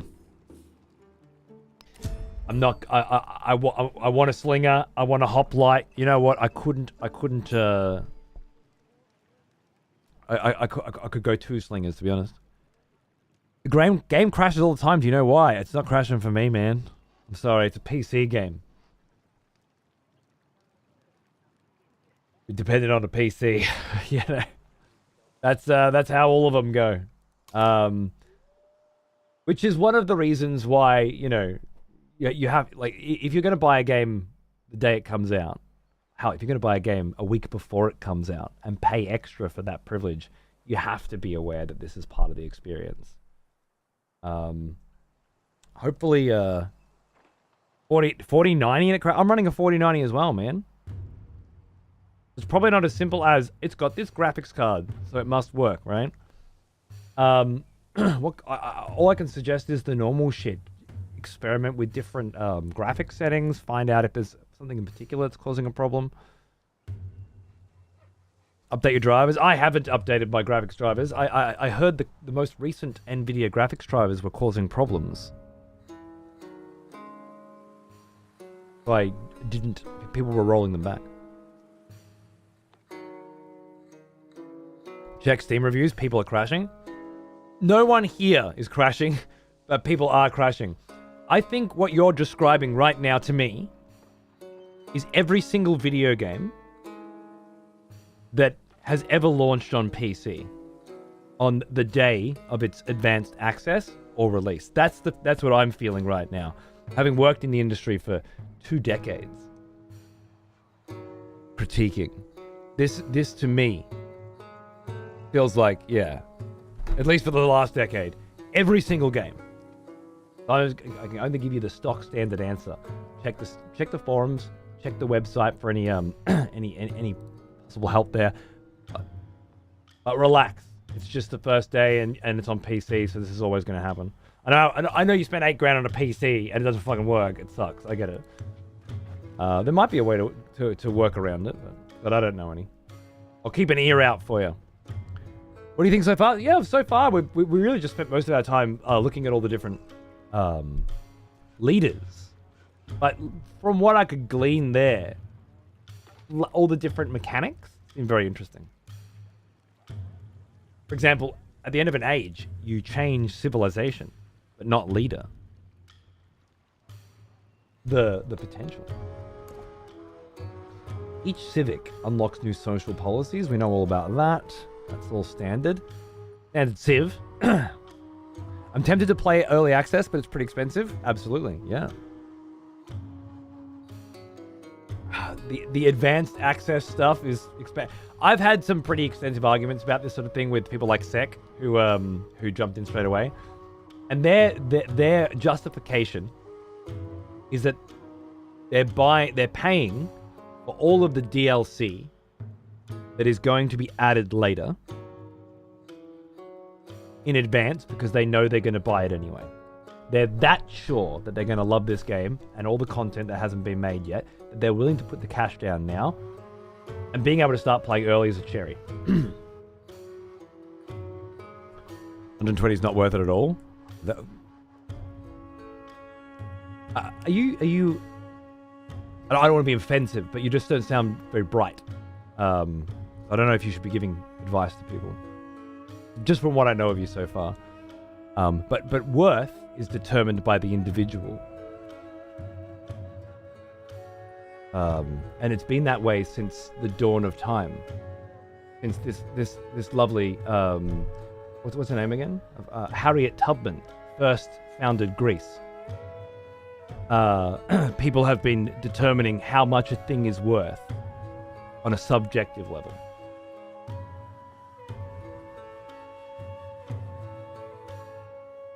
I bought it and I can't play it. Lol. Yeah, I feel like I'm speaking to somebody from Reddit or something, or from Facebook. Are you a Zoomer by any chance? I think I might be speaking to a Zoomer. I don't very often. They don't usually. They're not attracted to my vibes. You know. This could be new. Yeah. Lots of Redditors around recently. I mean, it's new game day. You expect it. You know what's different too? I'm streaming during the day instead of during the night. I'm on the exact opposite schedule for me. So there's going to be a different... You're a boomer. Oh God, that's even worse. You're older than me. You finished paying your mortgage. God damn. Agoggy. Plus 25% army commander experience and more culture and influence if you build it on rough terrain. Yeah, I like influence. Odeon. Greek unique happiness building, ageless. Plus 50% influence toward the initiating and progressing the Befriend Independent Project. Yeah. As I see all the executions coming through, I know, but remember it's a sponsored stream. I don't feel like I should have to explain that to those of you who've been here for a while now. Cultural advisor recommendation. Oh, of course. You're distracting me with your nonsense. Yeah, no worries, Ranger. All good. When somebody, you know, when you're as old as you are and somebody thinks you're as young as your children, you may have to... But I understand you're pissed. You bought an 8K PC and you got a nuke. You paid extra to play a game early and it doesn't work on your specific PC. But on my 8K PC, it runs fine. Life is a bitch sometimes. I understand. But this is just how gaming works on PC in the modern world.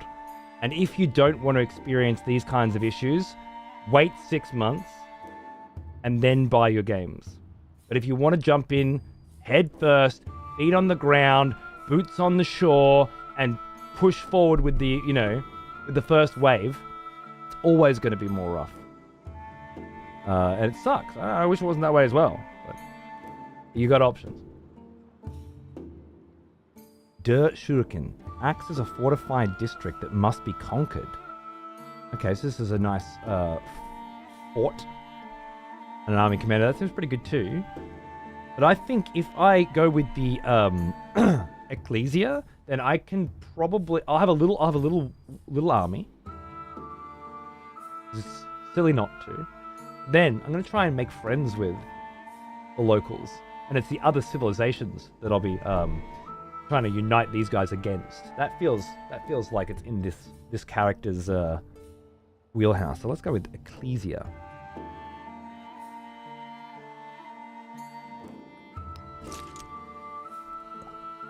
Social policies. Under your new government, you may enact a social policy. Complete civics throughout the age to earn more policies to enact. Civics. Okay. Our first policy is either +2 culture on the palace or +1 production and science on the palace. I don't have a palace. If I did have a palace, I'd want production in science. You can swap policies every time you research a civic. They're the same cards as before, I think.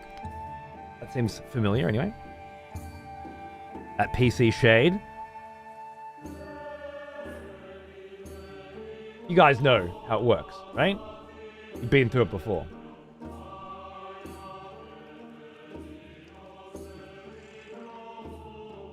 I wish I could. Obviously, I'm previewing this game. I'd like to be able to give you more information about what type of computers it's going to run on and stuff. But there's always going to be outliers. The way PC gaming has always been, and it's more and more so these days.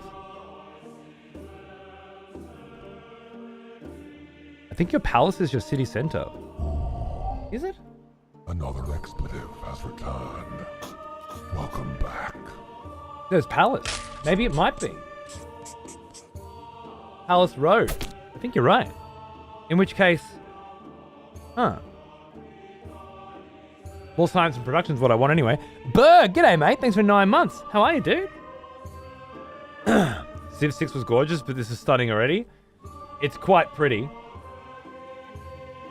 I think it looked better with my HDR cranked up personally, but it wasn't coming through on the stream very nicely, so we had to bring it down. But yeah, I think it's a very pretty looking game. Delicious. The palace was the city center in 5 is what was it? There you go. Okay. It's not your city center if it's the same as Civ. It's your 6. Are you using words to provide zero information, Naga?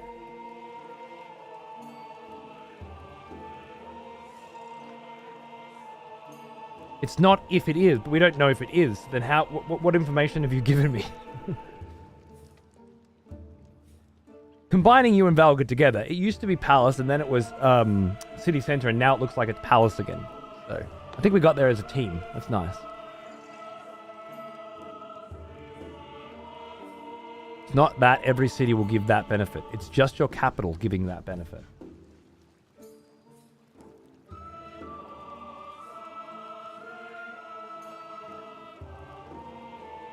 Yeah, God, they look gorgeous, don't they? Stunning. Whatever. Grow city, expand a tile, or add a specialist. Maximum 0 per tile, so I can't do that right now. Last time we grabbed this. What's this? Picking this tile will give you a plantation. Can't use that right now. I can use that and that. This one gives culture. This one gives culture and happiness. I think we'll go with that. That's my thought for now. I'm sure second and third games I'm going to have a much better idea. So, yeah. So it seems villages are gone. So far, it seems villages are gone. That's interesting. I didn't think about that. As a unit that you move around to... What was it? Yeah. In the last game, I think villagers had charges, right? And you kept them until you used them multiple times to build things, and then they disappeared or something. I'm not sure if I loved that system personally. I'm interested to see where this one goes. Yeah, and in Civ 5, you had them and you always had them. Yeah, I think I preferred that than the charges myself. I wonder what we're going for this time. I believe your palace is in your capital. Huh. Cool.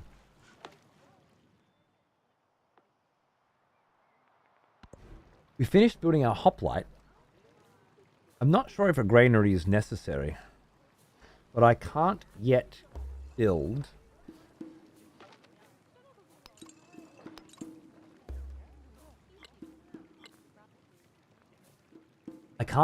my slinger. So I guess we'll grow another scout for now. Oh, you look great.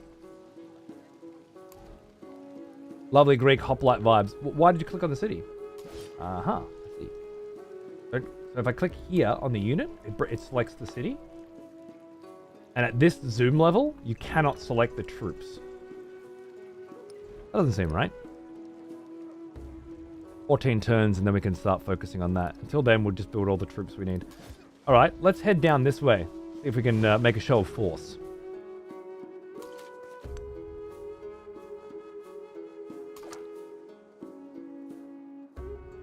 Gold. Plus 20% gold towards purchasing buildings? That's interesting. It seems that you get sort of straight flat bonuses for owning certain tiles as well. Gypsum. That's fantastic. Give me that. The caged bird watches butterflies with envy. Oh! She's doing all the narration? That's great. Okay, we've got animal husbandry. Unlocked by this tech, the saw pit. That's what we want to be building. Fantastic. Oh, I'm building your legacy. Hey, Total Bro, how are you, mate?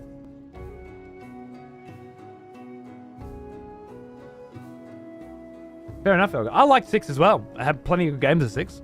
But I like that they're all different too, because it shows a willingness to expand and evolve and change, which I think is the only reason to justify making new games that already exist already, other than the pursuit of profit.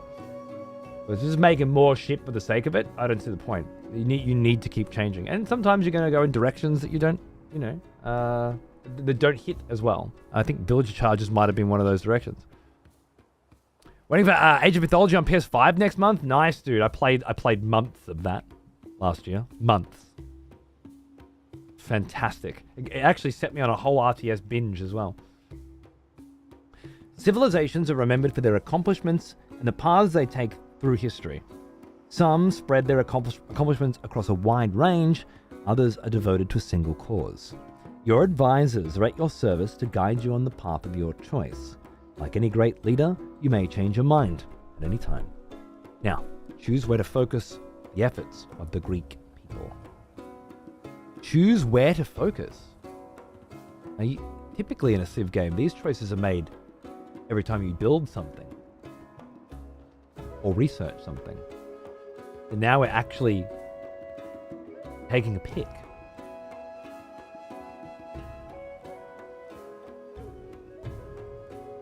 And influence isn't a choice. I think culture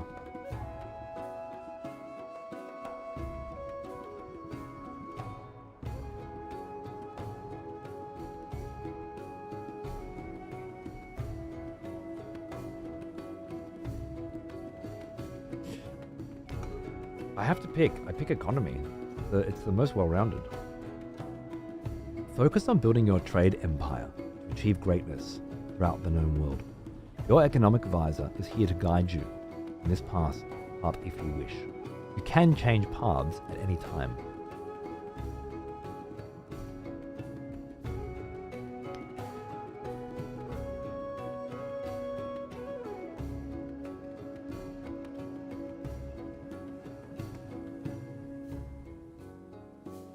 Be getting mods in the 7 once I get good footing in it. Yeah, cool. That's awesome. I didn't mod 6. Sounds interesting.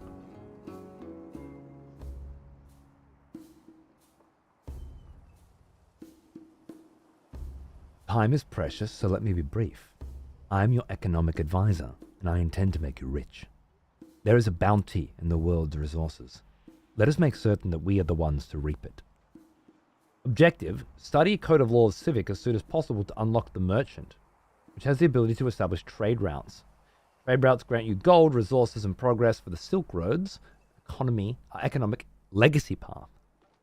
Remember, legacies improve your performance in later ages, but you can choose to pursue one, multiple, or none. I think it's more of a guide than anything. There's a journal. No shit. Age progress icon. Are you the age you are? Okay, so this is showing us... Wow.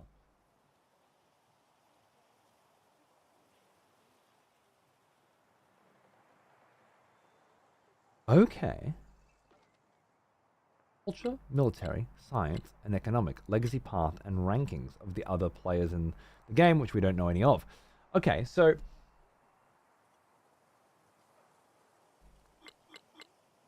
Military, I already have some movement, which must be from building a military unit, I presume. If I make it before the end of this age...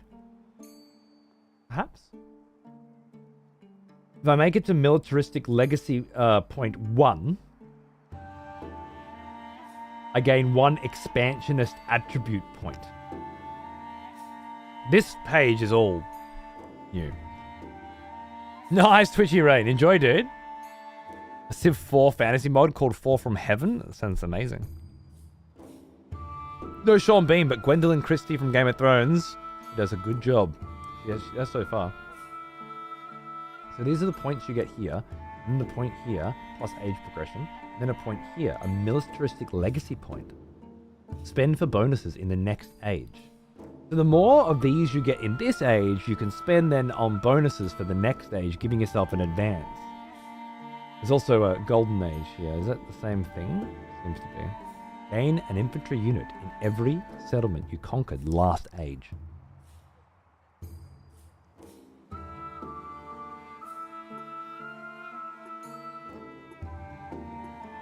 And this is all advice on things to do to get those. Amphitheaters become Golden Age amphitheaters.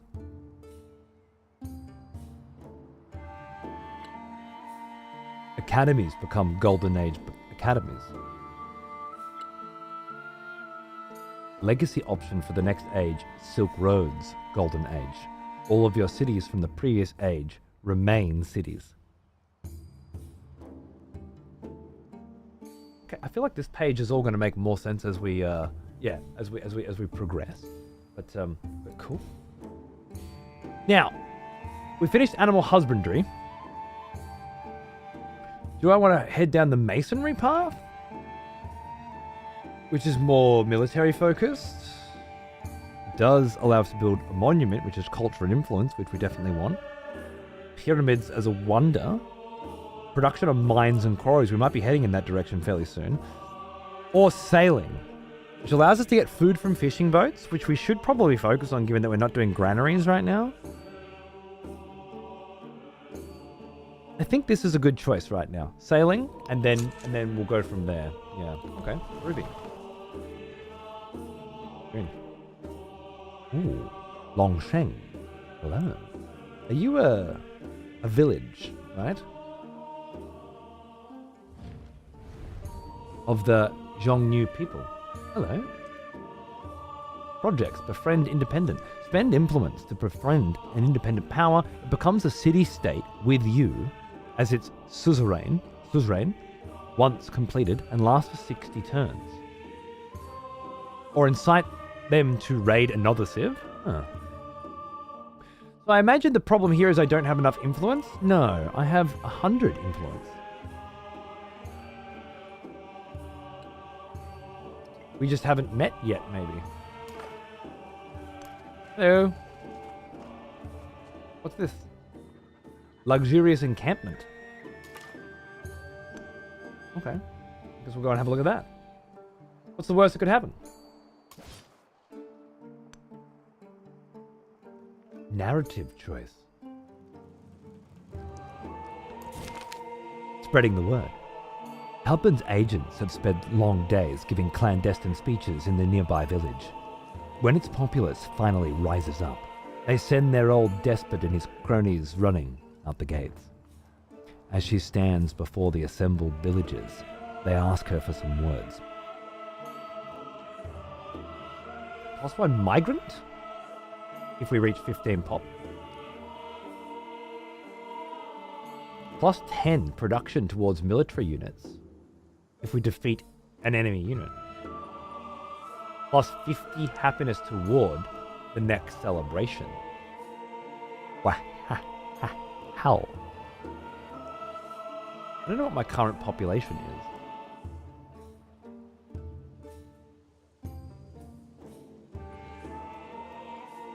But I think I'm going to try that.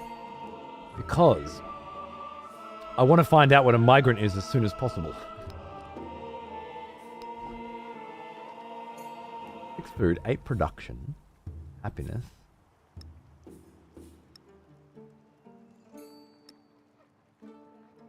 Ranged combat, thanks. 3 citizens? I'm thinking we have 3 population? And we need 15. Whereas build 1 military unit to gain the benefit of that would have been a lot quicker. This is probably going to take a little while. But that's okay. I'm not in a rush. Currently producing a scout. We don't need that anymore. We probably want to go slinger. But now that I have saw pits, I might start there. That was the plan. You must convert to an urban district to build a saw pit. Selecting this tile will remove the existing woodcutter.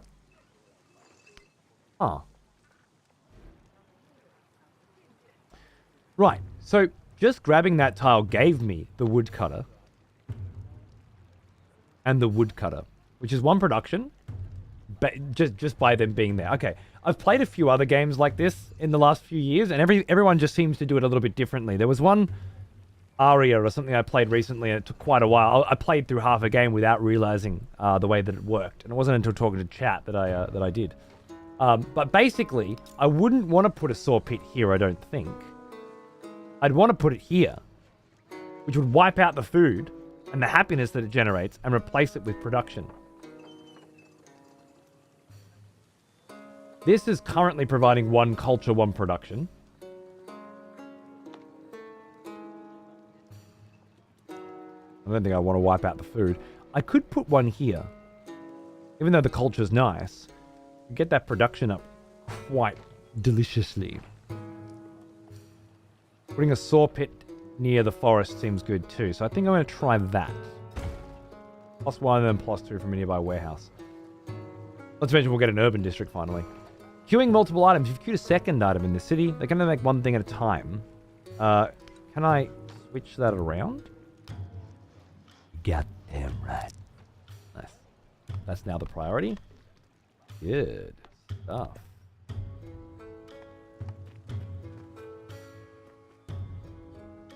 Bumper. Cool. I don't know what going to this will do for me. But we're going to try it. Nice. Next turn. Alright, that was it, yeah. I gotta get my head around how these different things work. Nice! Among her sundries, the merchant has long held an assortment of texts in an unusual script. Wary of what they might say, she offers the manuscripts to any who is willing to take them. +50 gold? Gain the earliest available technology. I only have 50 gold.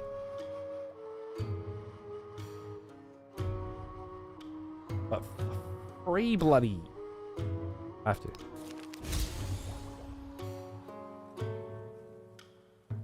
Just gave us pottery for 50 gold. All are made of clay.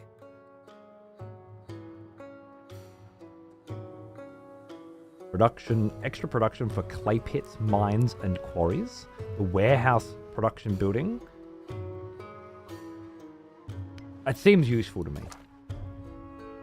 What a lovely snipe. And then can I talk to you yet? No.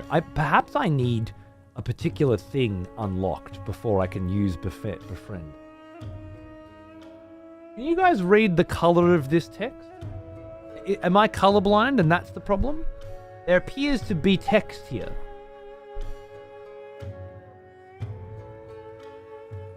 You need 170, but have 130 influence.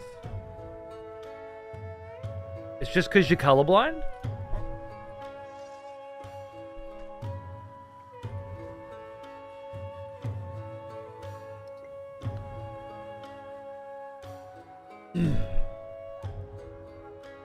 Fair enough.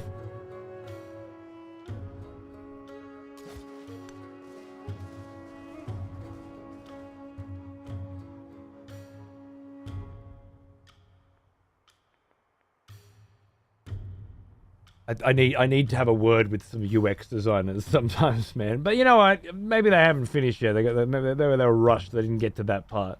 Maybe that wasn't the right idea.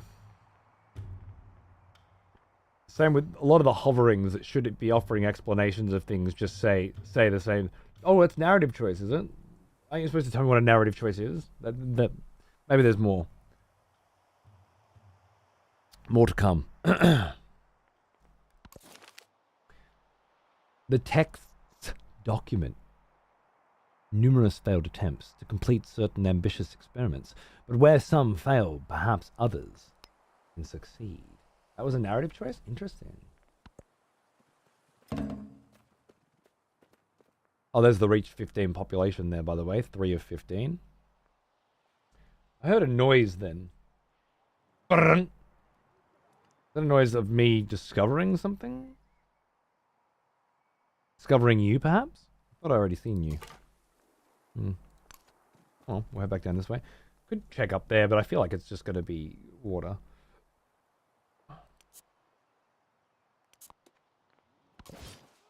What's this? The civilization has regained positive gold income. Cities will begin to stabilize, and forced disbanding of units will stop. That was happening because I was broke, because I spent the 50? Interesting. Very interesting. Is that dates? It is dates! 2 food, 2 happiness. Nice. A lot of dates down here in the desert. Is it? Ooh.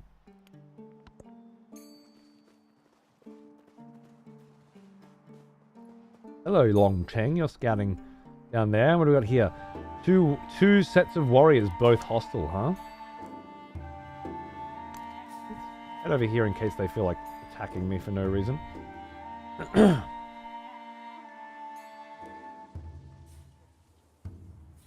No need to tempt fate.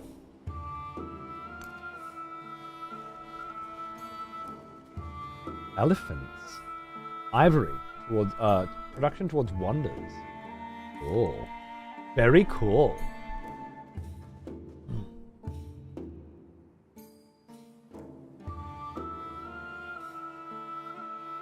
Desert dates for dessert, mates.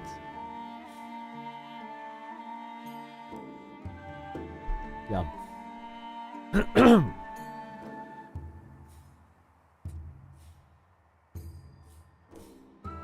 where are we?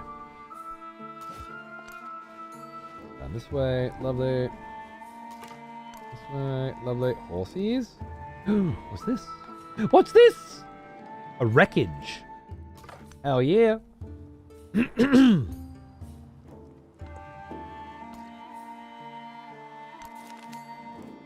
Raiders have repeatedly plagued a remote market town. A few townsfolk think they can rebuild again, but most agree they would feel safer in cities. Plus 10 production and 20 food. Or plus 75 happiness. I'll take production and food, thank you very much. Oh, that skipped there. I was like, wait a second, did I get a new city? No. We just sent them here. This was also happening this turn.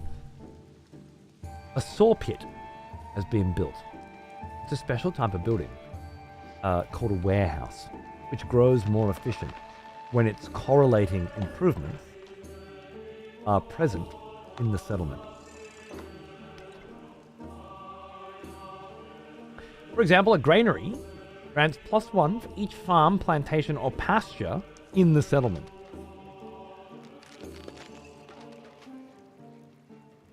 Is this sawmill getting extra pluses because of adjacent woodcutters? Or total woodcutters in settlement? Is that what I'm to understand? It says I'm getting 1 production here, and it was supposed to be 3. These are now providing 2 instead of 1, I think. So it's the other way around. The saw pit is giving the woodcutters additional production, I think. If you notice anything different or contrary to what I'm saying, please let me know.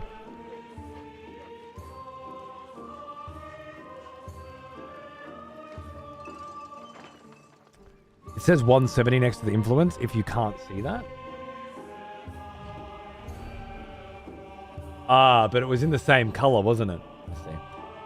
I do have the 170 I need now, though. That's nice. You now have enough influence to befriend Longsheng and become its suzerain. This title may take some time to earn, but it will grant you special bonuses from the experts in the village, visibility of its units, and the ability to leverage them. Other leaders can also befriend them, but you can spend more influence to become suzerain before they can. On it. Let's go. Befriending them takes 30 turns.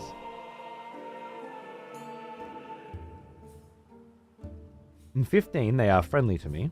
In 23, they convert to a city-state soon. At 30, I am the suzerain of that city-state.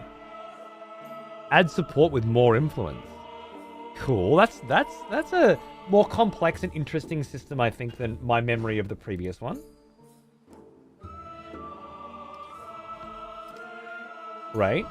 That's what we wanted to do. Use our influence to unite the small people against the big people. That was the plan. The plan is working. And I know they had 2 warriors as well, so hopefully we'll be friendly. They are now hostile toward me. Okay.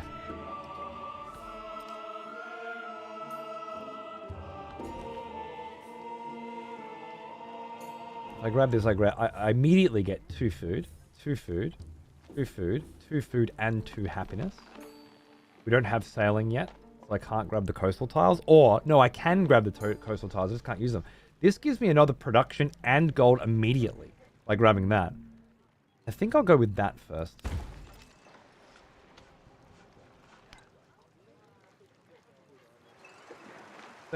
So yeah, by buying this tile, I don't need to improve it. It is already improved. It's like we're skipping a step here. And I like that. It's streamlining the villager process out of the game, I think. Once you purchase the tile, it has basic improvements that would be obvious for a city to have on them. And then other shit you build makes this better. I think I'm getting it. The type of quality of life that I like. I'm not saying I like it better than Civ 5 build villages and get them to do stuff. But I like it better than Civ 6 villages run out of villagerness and disappear. I guess this kind of streamlining, is it busy work?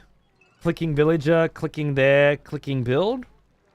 One could say it's busy work, one could say it's gameplay. I'm not really sure anymore. But again, it is different. And with these kinds, when you're 7 games deep into a series, I'll take different for the sake of different. Over shit I already know how to do. Personally. Hamels increases the number of resources that can be assigned to a city by 2.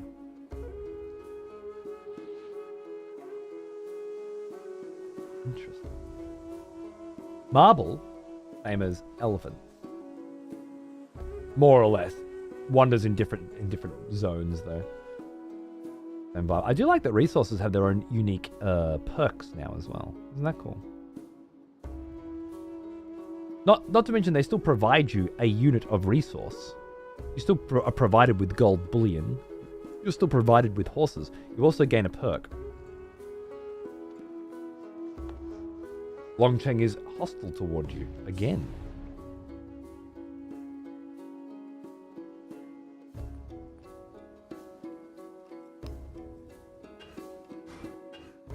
Longcheng, if I have to kill you after spending influence on you, I'm not going to be happy.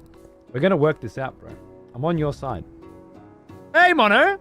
I'm here to decide if I'm making financial decisions. Influence me, Mr. Influencer! That's my job today, isn't it? Help you determine whether or not this is the kind of thing you need now. Or if it's the kind of thing you want next week when it launches. Or if it's the kind of thing you want 6 months after it launches. So far, it has been a show predominantly focused on what's different between the last version, the last Civ and this Civ, you know? And so far, enough that makes it feel fun to learn, yeah? Which is the first step of a new game like this, I think. Is it fun to learn the new shit? Yes. Loving that. It's not off-putting. It's not making me go, oh, I don't like that. For example, we just discovered that when you purchase a tile, the villager improvements are automatically on it. So all I did was buy this tile, and now I have fishermen on it that are bringing in food, production, and gold. I did not need to build a villager. I did not need to send a villager there to improve the tile. That's just built in. Over here, I got a woodcutter that had 1 food, 1 happiness, and 1 production. But because I built a saw pit, which gives 1 production, that became 2. So both my woodcutters just got better because of another building that I built. And that seems to be the direction this is heading in. You just buy the tiles and they have the improvements that they would naturally have on them. If you bought if you bought a quarry, it's going to have a mine on it. Because you're a village. You're a city. But how effective that mine is based on what your city can do for it. How many warehouses are available for it to store its goods, etc. So that's different, right? New. Are you influenced yet? I'm just wandering around here near the marble and the camels and the elephants and the horses. And if you want to fight me, we'll fight. And if you don't, we're good, bro. I'm gonna get that 1 more scout out. Hopefully I'll be able to take it around the edges of the water very soon. After that, a brickyard, perhaps, which would go in here. I was wondering about this. I can have a brickyard and a sawmill in the 1 urban district. That's what the 2 slots are. And I think I will. I also could build a settler. There are settlers, so migrants and settlers are not the same thing. Good to know. And get the settler over near the iron, perhaps. That's not a bad idea. Also, a slinger. Slingers I can pull out pretty quickly, though. You know what? I had a 10-turn military production bonus. I might actually just put you up there now. I want to get the benefits of that beforehand. Yeah, I think so. The brickyard will come in a little later, but we got some plans now. Plans are good. A lot of the new systems look really nice. Definitely more interested in this than I was with 6. Interesting. Okay, cool. Was there any systems in particular that stood out to you?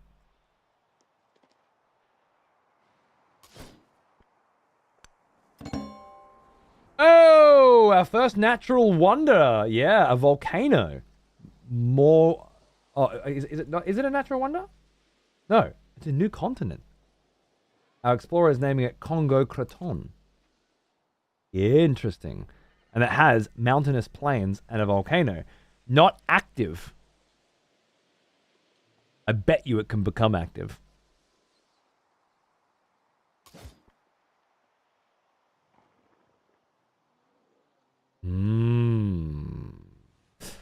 Would you say it's worth it to get when you have Civ 5 with everything? I'm very worried about your grasp on the English language. Maybe are you German? Would you say? Is this worth it to get when you have Civ 5 with everything? Something like that? Because that's fine. That's fine. Think I can translate? I would say that watching people like me will allow you to make that decision for yourself.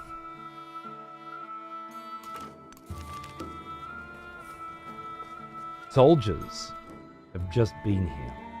Their campfires are still warm, and there are supplies packed in anticipation for their return. However, just now, all is still and quiet. I'm dyslexic.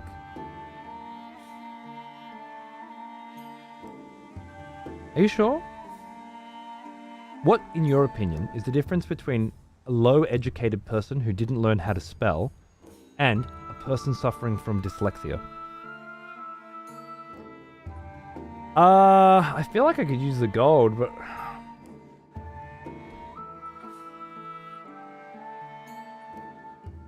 I'm not going to spend it right now. Happiness might actually come in handy, getting that celebration going, you know? If I needed the gold right now, I would take it, but I don't right now. I dig the style of the Fog War. Yeah, we were saying before. It's a very different style to Civ 6's, which is a very different style to Civ 5's, so it's cool. Very, very game board, you know? Hey, Nick, how are you, mate? Is Cody based off what he just said? Know what dyslexia is? A condition that moves things around for people, yeah? So they put letters in different places in a word and don't realize that they've done it. Yeah? As opposed to, I just don't know how to fucking spell the word dyslexic or the word would. Because those aren't the same thing, right?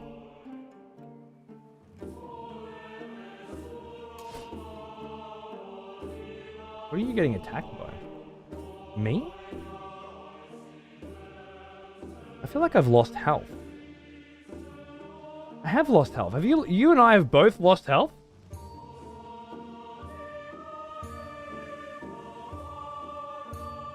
How is that possible?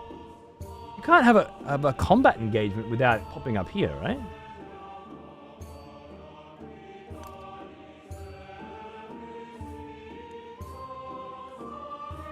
You got to use letters on the keyboard. I can see how they've mixed it up.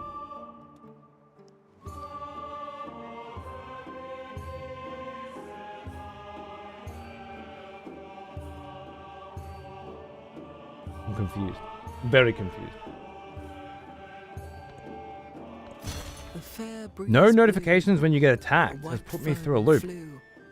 The furrow followed free. They attacked you at the end of the last turn. Okay. Ever burst into that silent sea. Beautifully read. Fishing quay. It's a warehouse fishing building. We build that on a coast, a lake tile, or a navigable river in an urban district that then increases the food production of fishing boats. Perfect. I get it now. That's great. Get that slinger out. What's our next tech going to be? Yeah, they attacked you at the end of the last turn, but it didn't tell me that I was attacked. It didn't even bring up a tutorial to say, hey, you've been attacked. I feel like there's something's missing there. Yeah, Aureus, for sure. We have to stop at spelling because we certainly aren't going to be able to define worth it if the former is not going so well. True. Very much so. Well said.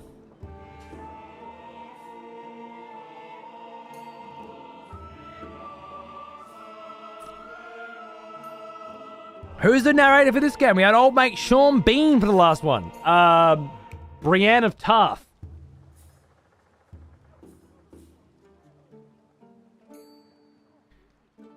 We looked at that one before. What's irrigation going to do for us?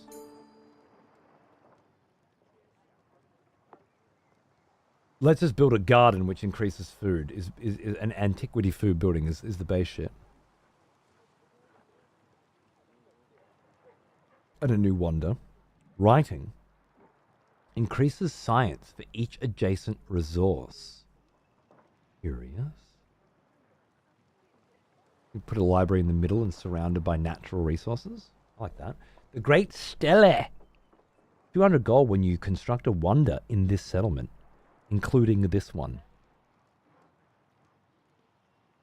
That could be helpful. If we're going to go with a lot of wonder production. We have been focusing a lot on production. We could. Continuously generate science equal to 25% of this city's production.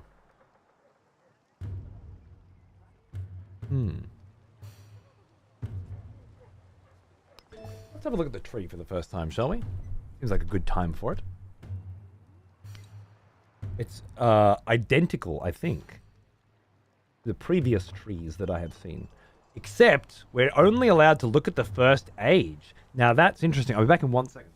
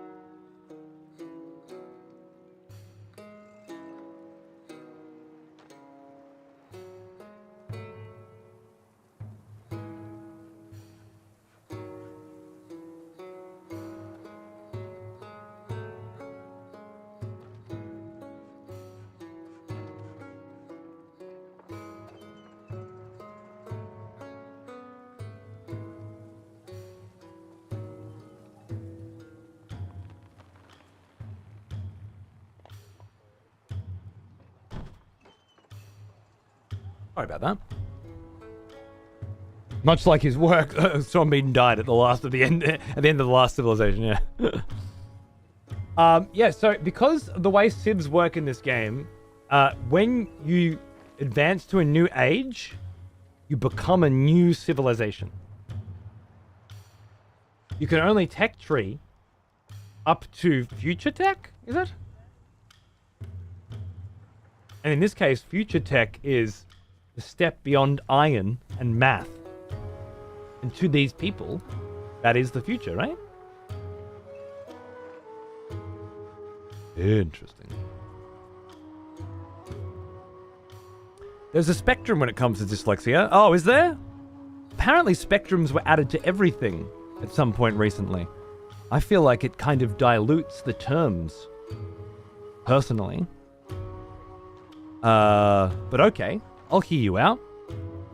You can either have a hard time with language or math. For me, it's both. Some also mix up their lefts and rights. Oh, you mean children? Right. They always do that. I'm raising one. Do they mix up their ups and downs as well, or is it just lefts and rights? Is ups and downs on the spectrum as well? Or is it just a left and rights kind of spectrum? I mean, a spectrum is left and right. Maybe that's it. There's no up and down on a spectrum, is there? Unless you tip it up on its side. No, I understand now. I'm with you. It also comes with its advantages. For example, dyslexic people tend to excel in sports, creative activities, and science, like how autistic people tend to excel in maths, except all of the ones that don't. Right, I get ya. It's a very interesting Oh, you saw it in a documentary! In my experience, everything I've seen in a documentary is 100% fact and never portrayed in a way that reinforces the very point that it's trying to make. So that you saw it in a documentary makes me feel like it must be true.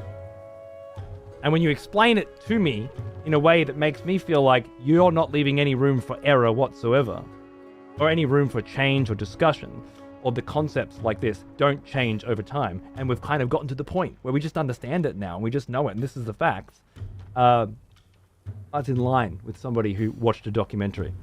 I watched one on quantum physics when I was younger, called Down the Rabbit Hole. You should check it out. It'll teach you everything you need to know about how atoms are connected across time and space.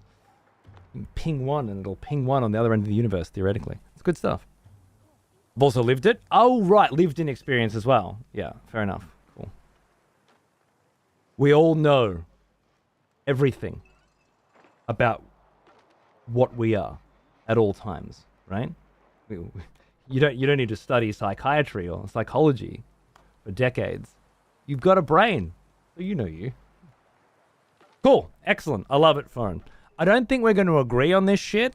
I don't know if you've ever heard me bitch and moan about how everybody thinks they're on a fucking spectrum these days, and by having people on a spectrum that are so far down the spectrum that they might as well not be on one is insulting to people who are actually on the other side of the spectrum and suffering. ADHD is a spectrum. Autism is a spectrum.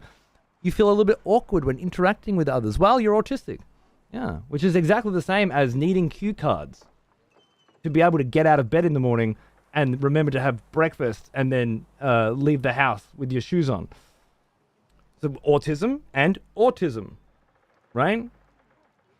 Spectrum. Should we call this one super autism and this one shit autism or something so that there's some differentiation? Or should we just all just walk around saying we've got the thing, even though the spectrum is relevant but doesn't come into the term? I don't know. It feels very offensive to me, to people actually suffering from things. I've got OCD. Yeah, because I like to keep things straight on my desk. That's my OCD. But don't get that confused with OCD on the other end of the spectrum. The ones that can't function, the ones that need to go to a doctor 3 times a week. My OCD is not the same as their OCD, but my OCD is called OCD and theirs is called OCD. So you can see why we start to get confused when people with fuck all fucking problems bitch and moan and start justifying the bullshit little problems that they have that barely influence them at all with the people who can't fucking function at all in civilization, in society today, and are literally disabled and need help and care that they can't fucking get because everybody's got the same fucking shit that they've got. But I understand. You saw a documentary. So, yeah.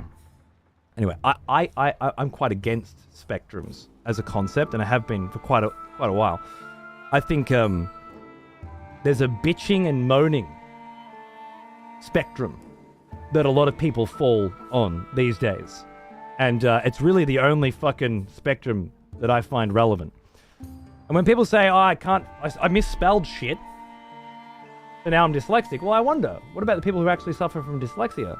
Are you one of them?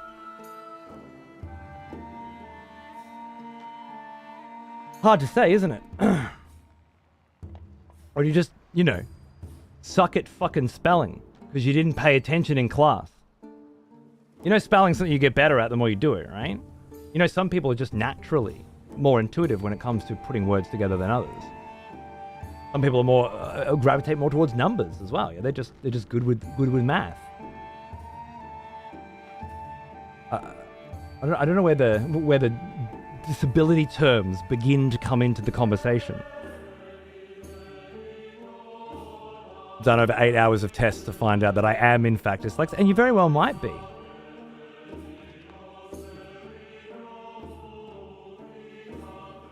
But not terribly dyslexic, right? Do you jumble up letters a lot? Didn't seem to. I have dyslexia, ADHD, depression, and I still don't mess with the spectrum. Fair enough. Oh yeah, PTSD is a good one, Faye. Yeah, absolutely.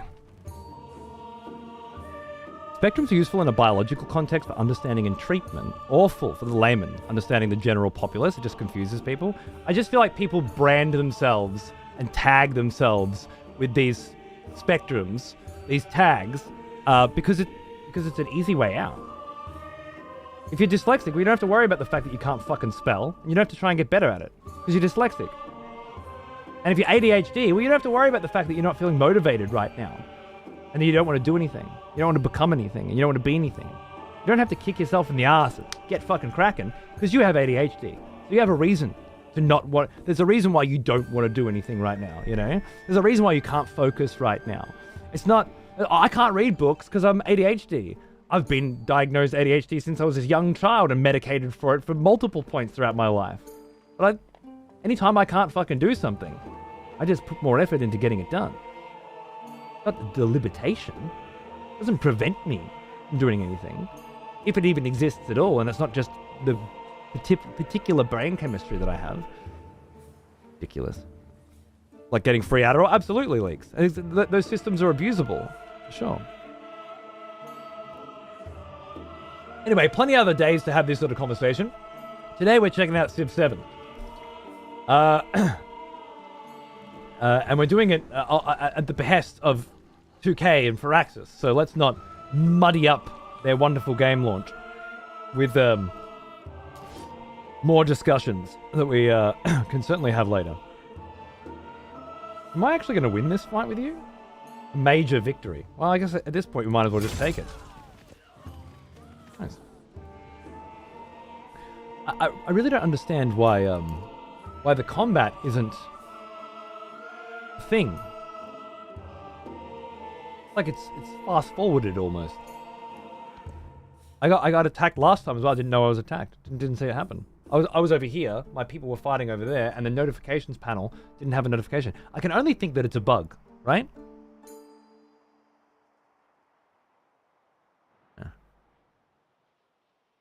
Society's designs that I agree, but again, there's going to be another day for that conversation. We'll have it then. No offense, of course, to anybody who disagrees with my particular perspective. It's not one that I got a PhD in. It's one that I feel passionately about, having spoken to people for a very long time, over a very long time, and I don't know that it's true. I don't know if we'll ever find truth, but it's certainly how I feel. And if cunts are going to harp at me about their goddamn dyslexia, then I'm going to bring it up. But not today. Right, I was looking at choosing a technology and I couldn't pick one. Masonry will help...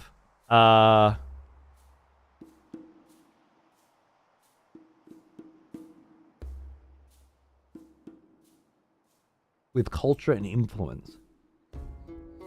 Each adjacent mountain, natural wonder, and yeah, okay, cool. So I'm not actually going to build a monument unless I was to settle down here. A watering hole.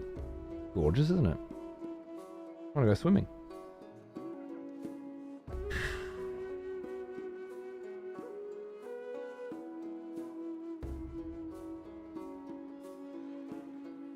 Each adjacent resource and wonder. I feel like each adjacent resource library, I could probably use that. I think I'm going to go writing to begin with. None of those choices really feel good right now. It's okay. Oh, hello. Arcane? Is that the same dudes I just fought with? I've got to find their joint. I got to bring you guys home now to heal up. A long trek, but it's got to happen. Do you have quick combat enabled? Maybe. Not that I'm aware of.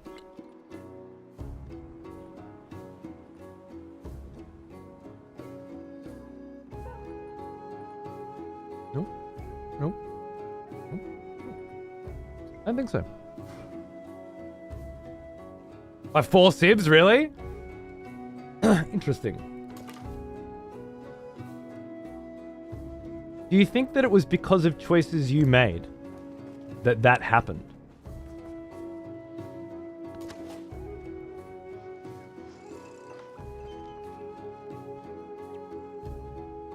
It's Long Cheng. I'm working with you guys. How's that looking, by the way? Excuse me?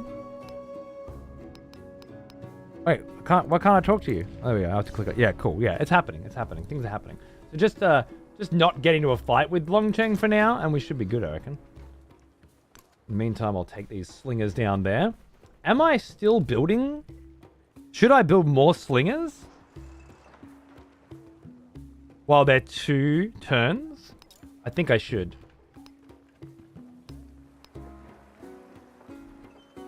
I think I should have, because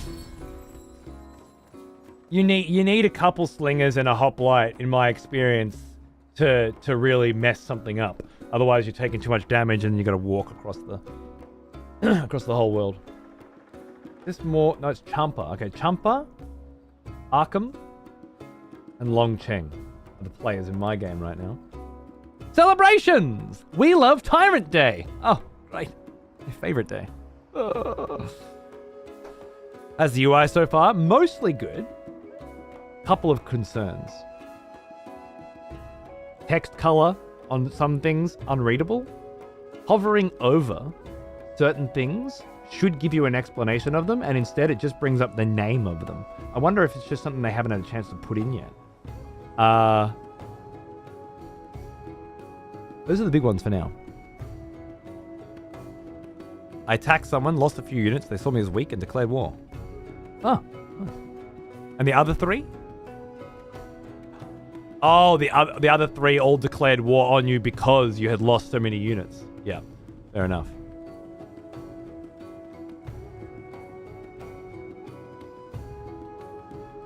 Hey, Milk Addict. Wanted to ask you how this game is feeling and compares to its earlier iterations. Yeah, well, I mean, you just have to watch. So far, it feels good, and there's a lot of new stuff that I'm really enjoying figuring out. Because you've maintained your people's happiness well, they've decided to have a celebration in your honor. Periods of time where your people are more productive, up to you, where they direct this new energy. Cool. We love Tyrant Day. Despotism. Your government grants you a choice between these effects during a celebration. Choose one as a bonus for the next 10 turns. We'll do science this time because we're not planning on training military anymore. And we're going to keep +1 for... Oh, I can have both now. Isn't that lovely? Yes.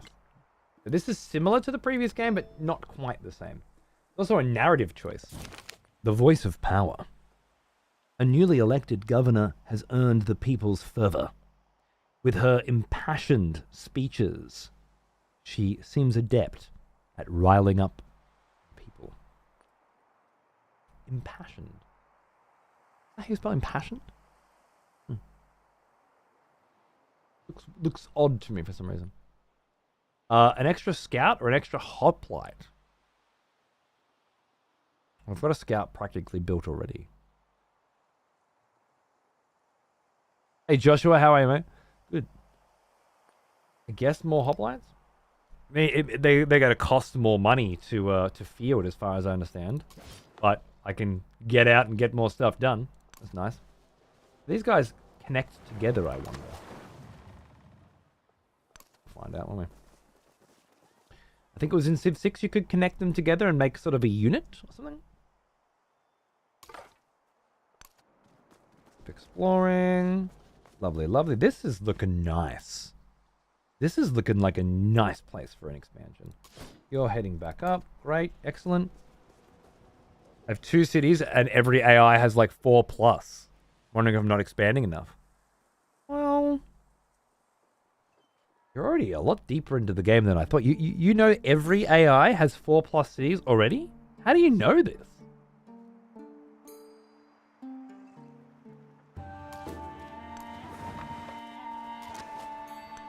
They can't go on that tile. Move. Yep. Fortify.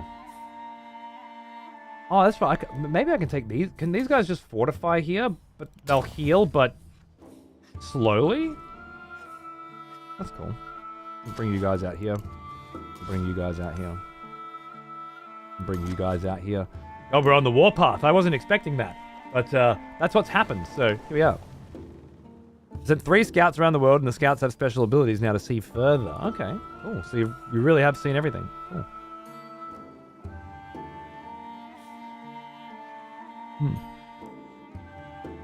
3 scouts immediately, and everyone's trying to kill you. Because you're a weak bitch. I'm starting to see connections. Hey, Jim. How are you, mate? Impassioned and impassioned are the same word, but spelled different depending on where you are in the world. That's why. That's why. That's why it doesn't look right to me. Cool, thank you. The E version is considered obsolete. Huh. At 5 swordsmen, 6 archers, and 3 scouts. 5 swordsmen, 6 archers, 3 scouts. You've been playing the game for at maximum 2 hours, right? Just don't understand. I'm at turn 125.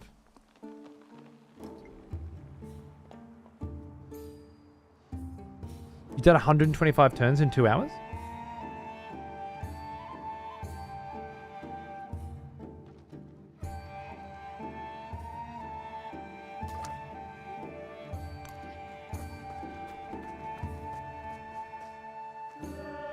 This is a brand new strategy game you haven't played before.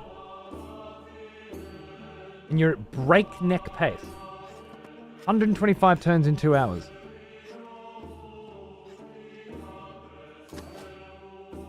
I don't know what to tell you. There's a better way. But I don't think you're ever going to find it.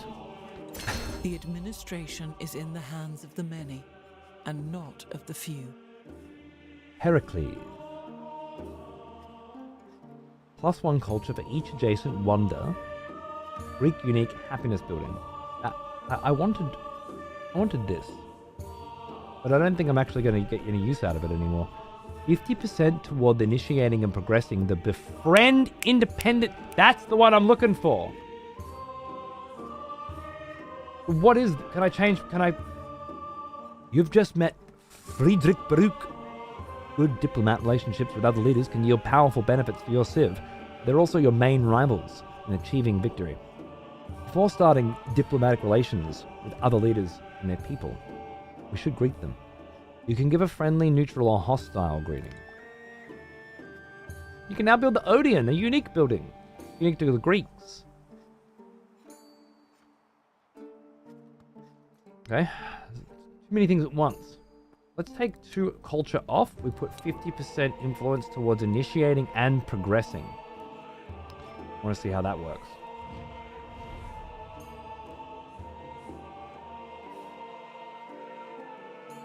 So it was going to cost me 100. Now it cost me 67. But I think it only reduced it by like 2 turns. +3 per turn, yeah. Okay. Must be faster ways of getting that done. Are you in the next era now? I don't believe so. Oh wait, you're talking to Hope?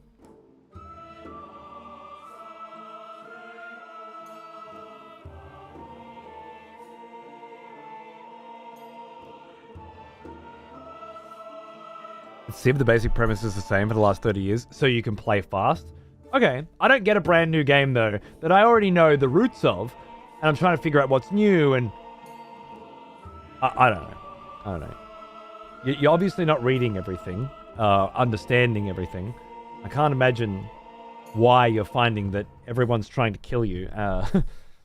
It just seems like a bad way of doing it. It's a strategy game. It's a turn-based one. It's not a real-time strategy game. The strategy is employed by taking your time, right? Making calculated decisions that play out over hours and hours from now. I just don't think it goes very well with speed. But you know, you do you. Lafayette. That's how we just met. No, because we met Frederick Baroque. Oh, there's Lafayette. Hello. Simplement, citoyen Lafayette, s'il vous plaît. S'il vous plaît. Let's do our greetings. 20 influence for a friendly greeting. It reveals the capital of either leader, if nearby, and your capital will be revealed as well.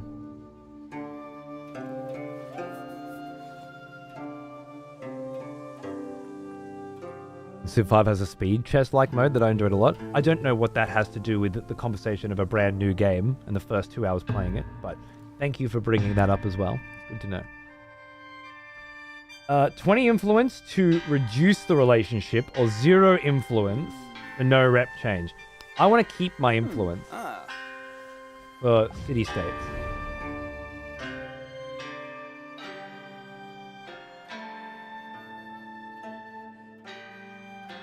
It was in reference to you saying it's a turn-based game and it's about strategy and taking time. Obviously, if you're playing the speed fucking chess version of chess, then it's not about that anymore because it's not that version of it. It's like a mod. But alright. A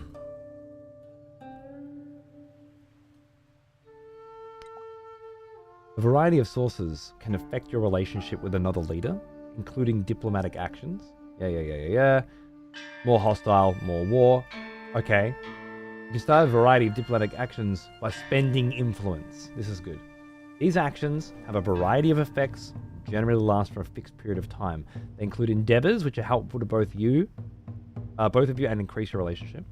That's the new part we were talking about. You work together with somebody else to complete a goal, right? Sanctions, which are harmful to the other leader and decrease your relationship. Interesting. Espionage actions, which are generally hidden from the other leader. That's the stuff where we're going to be focusing today. The leaders are independent of the civ they are leading? Correct. Well spotted, sir. Apparently, at the end of every age, you have a new civilization. But your leader stays the same.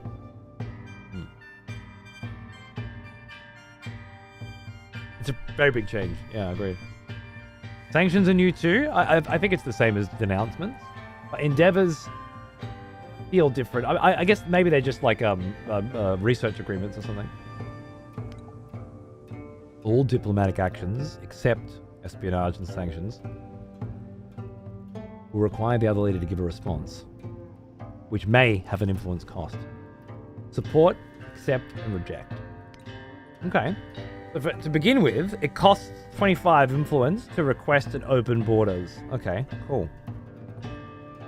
I can't read any of this text at all. It's fucking ridiculous. Hovering over them, does it give me the same text?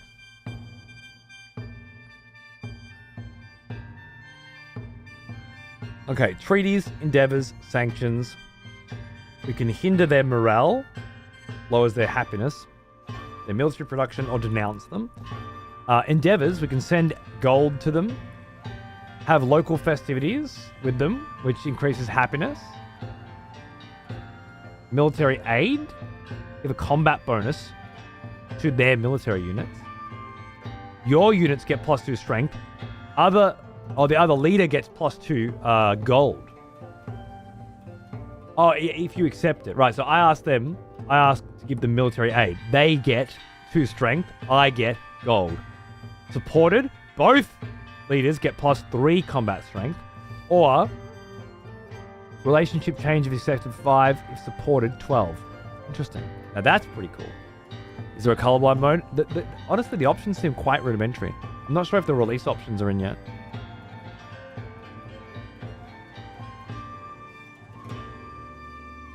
Increase your relationship with the other leader.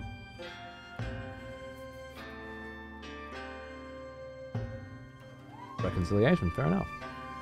Now it's military. What's up here? Relationship?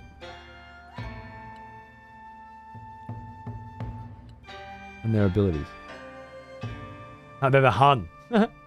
Lafayette, leader of the Hun. Wonderful.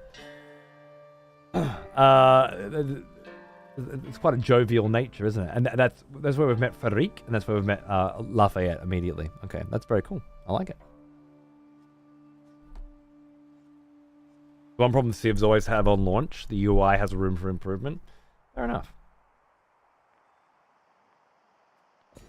All right, where were we? We're going to grow our city by adding new tiles. Love that. I'm not quite sure what my plan was. I don't know what that symbol represents. Specialists. It represents specialists, but I don't have any right now. Okay. So if we took this, it's food and happiness. Food's at 8.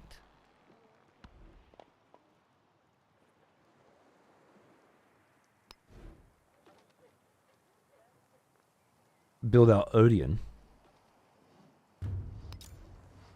which is going to go inside here. I don't think so. I want a library inside there. It's surrounded by resources, right? Odeon is science, culture, and happiness. Go here.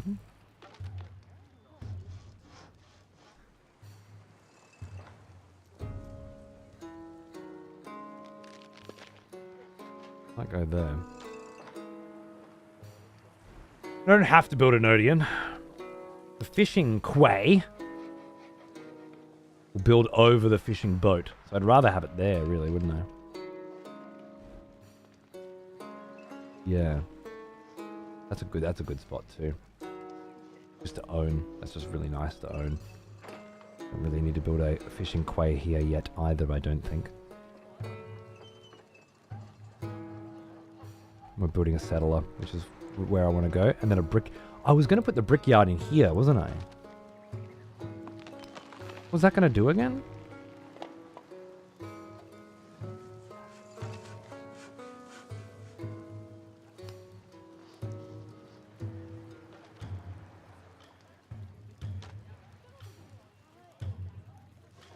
I don't want to build a brickyard on there anymore. I want to build a library on there soon. I think. At the very least, I want to try. Alright, and as for growth, I'm going to grow here, I think. 2 food, 1 gold, 1 culture, and dyes seems very useful. All the way around, yeah.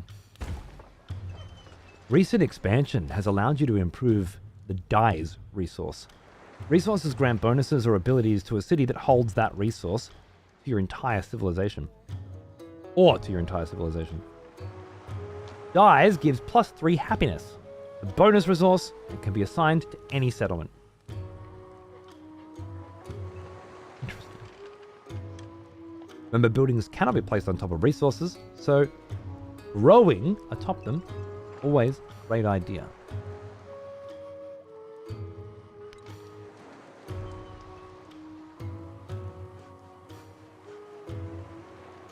Lafayette, leader of the Hun. What course of history would have taken? I know, right? We're playing Harriet Tubman, the Underground Railroad slave revoltist, aka the leader of the Greek Empire. What was giving that extra culture? The dyes? I guess so. Looks like it, yeah. Plus the happiness. Nice. Digging out the dyes from the coral reefs, is it? Yes, of the Greeks, classically, yeah. Friedrich II. Hocherfreut, euch kennenzulernen. Ich bin ein Engel im Salon. Ich bin I am. Aber ein Teufel auf dem Schlachtfeld. I love the German language so much. Delicious. We're going to stick with neutral because I need my influence. Lovely cane. You have that. So. Yep.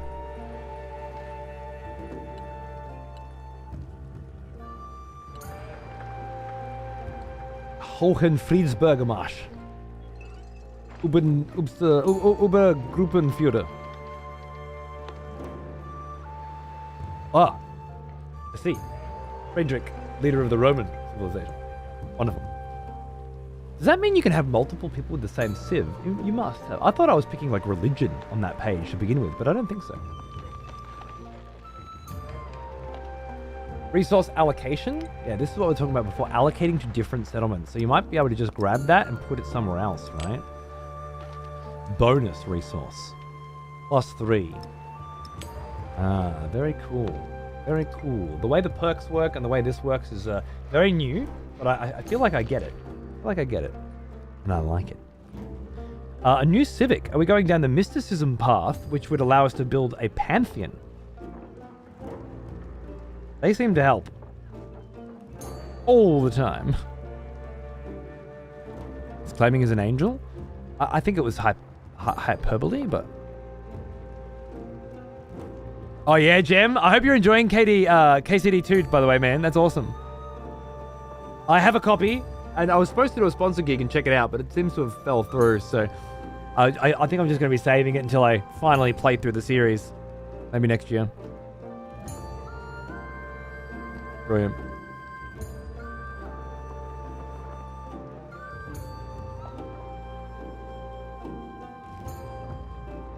And a free army commander if we go down that path. We do have a quite sizable army.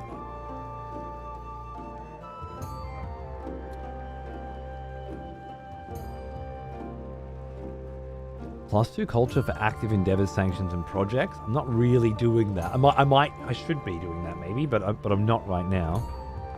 Army commander experience and a pantheon. Pantheon would give me more influence.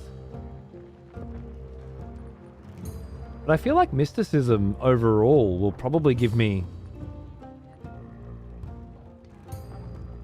a more well-rounded base to build from. So I think we need to get some religion. Loving the look at me too, man. Me too. I think personally I prefer Civ 6's board.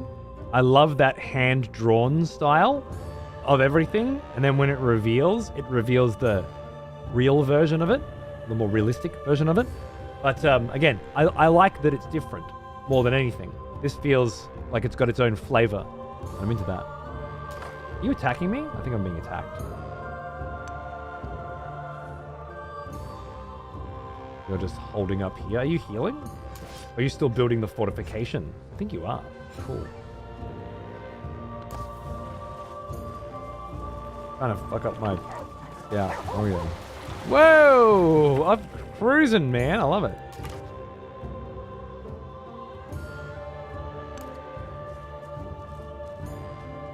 And then the fortifications are up. Nice.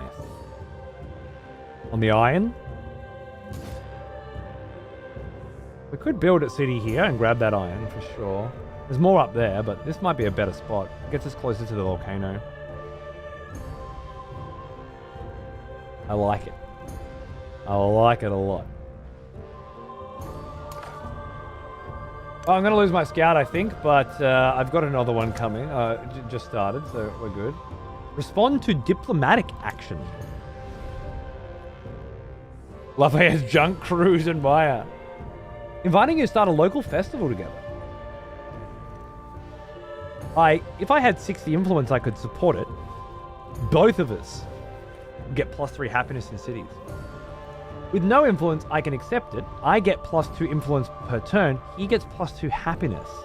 Fuck yes. Exactly what I want. If you reject, you block further requests. Also cool.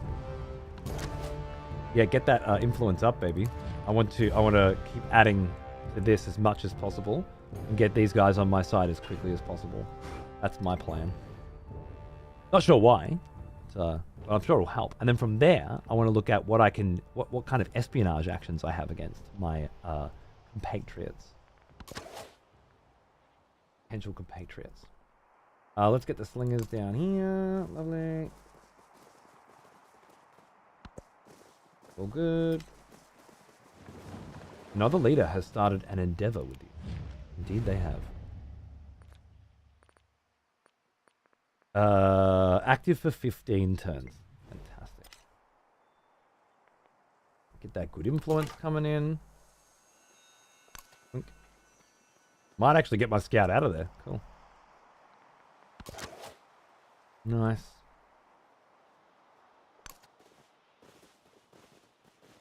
Hostile.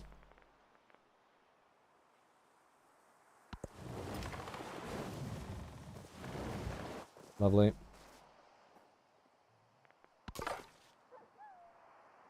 Keep wandering. Am I able to take ships around the coasts now? I have sailing, so I can, right?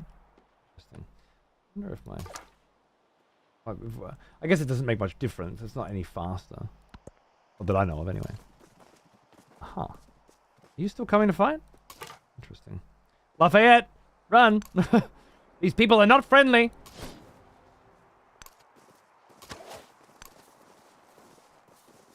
So I have a reasonable force for dealing with this particular problem, I think, at this point. Nice. Let's get some... Oh, that's where you were. Well now, he is an old one. Almost as old as me.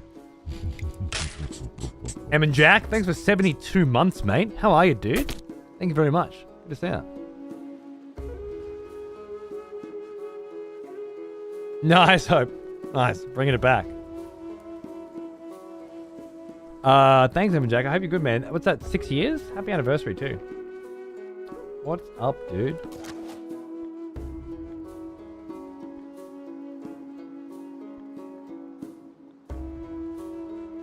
Nukuleka.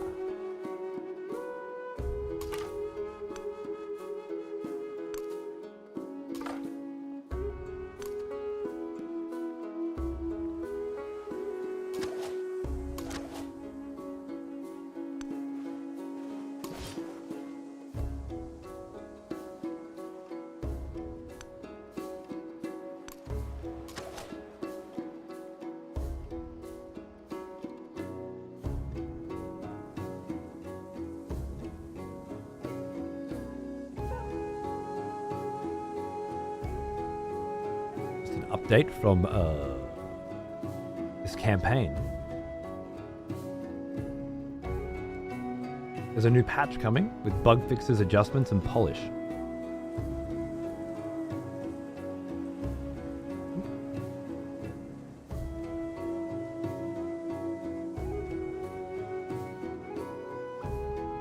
I think.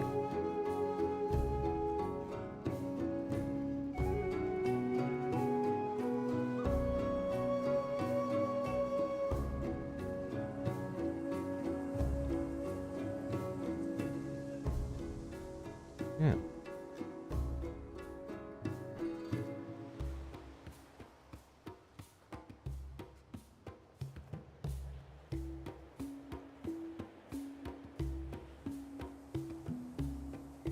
Regarding patch 0.0101.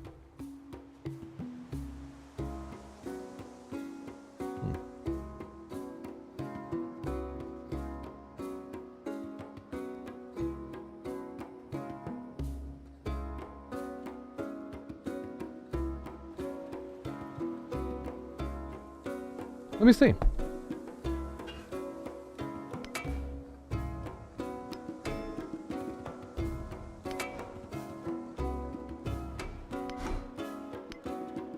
Let me see. Just in case. In case there's a new patch.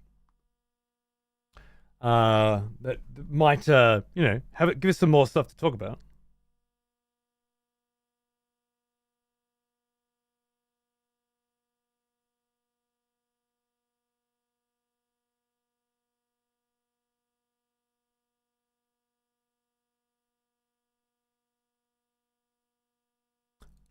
One moment. Let me just go into here. Yes. The smell of proper devotion. Welcome back. Victim Brew! friend. We've missed you. Woke up, sub, back to sleep. Well, good morning, good evening, and goodbye. Thank you, sir. I will, and yeah, there'll be a weekend Elden Ring show for sure, mate. I'll see you then.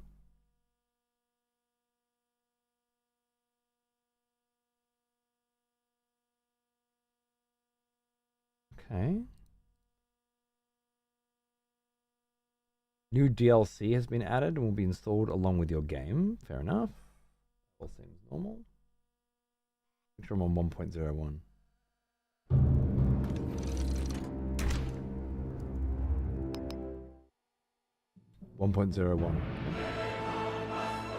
I'm running Vulkan. There was an option to do DirectX 12 as well, and I wasn't sure which one to go with, so I just went with Vulkan. But I don't see an option to change that anymore. There must be a way. Another thing I could test.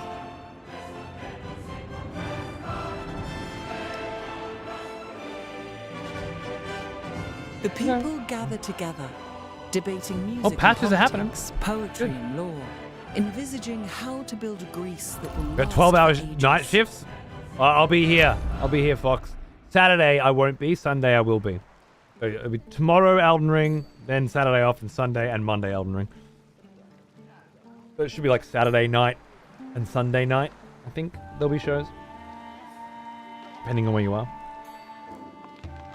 All good, all good. All right, where are we? You need to get your butt down here, and you were heading over here, and then we found that. That's right. And you are probably gonna try and keep this scout alive, and you are gonna stay right there. I think I'll just skip the turn. One fortification feels like enough.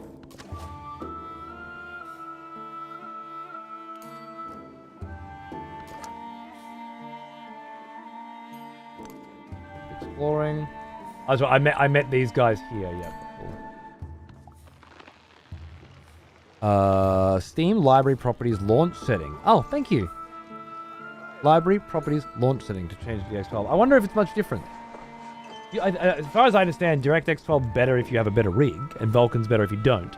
But I wasn't sure. I find Vulkan to just be fine. But might be more experimenting to do. Maybe that dude who couldn't get the game working before and kept crashing. I don't know if he's tried both DirectX 12 and Vulkan, you know? We have a settler. Hello, sir. Where are we settling?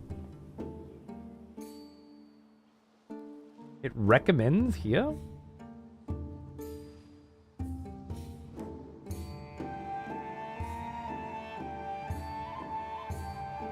I don't. I think I recommend here. So, access to a river and to water. This says no access to fresh water at site, yeah. This should have access to fresh water, if it's here. No fresh water available on this tile, correct. Yeah, okay. This is a lake, so it's fresh water anyway. I really just want to make sure I have iron ready to grab if I need it. And there's a lot of production out here in the desert, so we could definitely go building out there. I think that's nice. The other option was the iron and the jade up here in the north.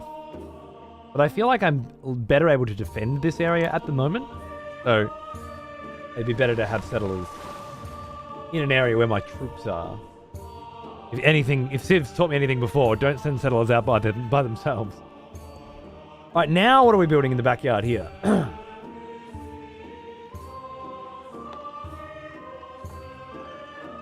A military naval unit?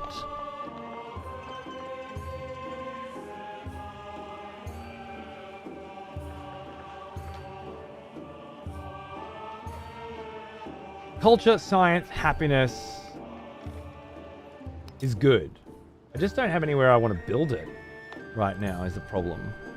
That's why I've prevented. This is all nice too. Same problem. The fishing quay.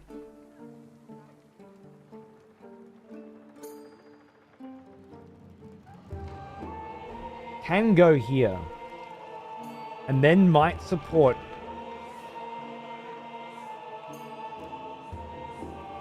The problem is this is already providing 3 food, right? 2 food, 1 gold, 1 happiness. Wrong. It will provide 3 food.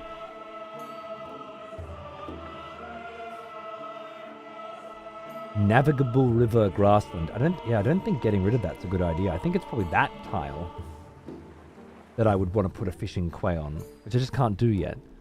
Again, don't want to build that yet. A granary, we're in the same boat. I don't want to get rid of these lovely resources right now. It might be the wrong call. I think I want another settler. That's my gut right now. Oh, is this oh, it's my boy Lafayette. Wants military aid. Now, if I'm willing to spend 60 influence, then we both gain 3 combat strength, which could be huge. I could just go stomp the other, I want to make them city-states. If I do this, I get 2 gold per turn, and he gets the combat strength. You know what? That's fine. I don't know what battles you're fighting over there, but if you need that, I'll take the cash. That's good. As for you, darling, a calamity has swept through, leaving wood and clay splintered, charred, and broken. Some have escaped. Others were not so lucky. Comb through the detritus valuable science and production. That's huge. Or leave an offering. 45 influence is actually fuck all influence in my current situation. But 30 science and 10 production is huge. I'm gonna take that. Maybe I'm just producing a lot of influence. Thought, but the written word commands it. But the written word commands it. I love the inclusion of navigable rivers. Good addition. I love it. Good notice.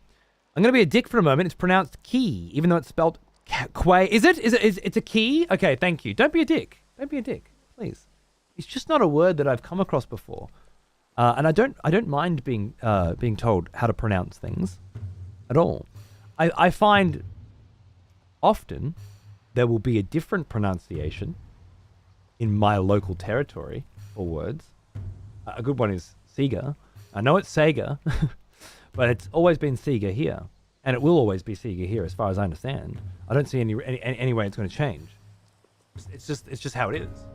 There are no kids growing up saying I'm going to get myself a Sega in Australia. It's all Sega. Oh, there might be now with YouTube, but there never were before. But with a word like that, it's not an Australian word. It doesn't have an Australian. I don't know. As far as I know, we don't have keys here. We do. I've never bumped into one. I have no basis for pronunciation.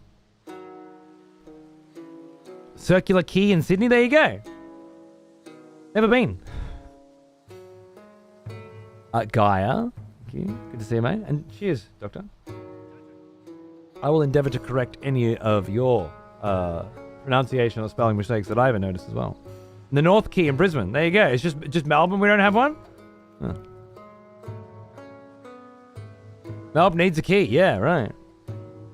The spoken word conquers all thought, but the written word commands it indeed.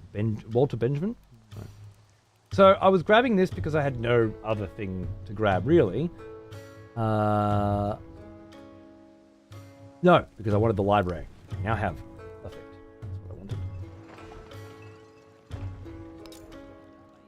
Putting it in there. 3, 2. Putting it here. +4 science. Correct. That's what I was looking for. Good. Good, I'm getting it. Unique quarter? Acropolis. Oh! I didn't clue onto that. That's huge. A unique quarter is completed by building both of these buildings in their own area, their own district. Creates a new district called the Acropolis. That's a cool system that makes perfect sense. +2 gold on the Pantheon. Each city-state you are a suzerain for. Of. That could be huge since I'm going in that direction. Okay, that's got to happen. It doesn't have to happen now, but it's got to happen. Now that big ass fucking wonder. What about 23 turns for that?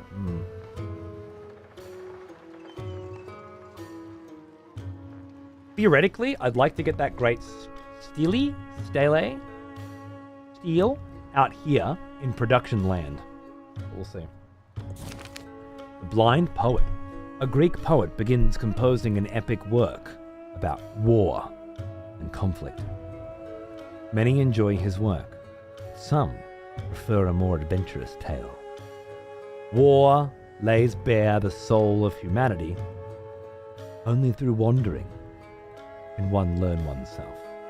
I think we're going to continue that culture push because science is quite taken care of. And as far as I know, culture will increase influence. Because I think it will.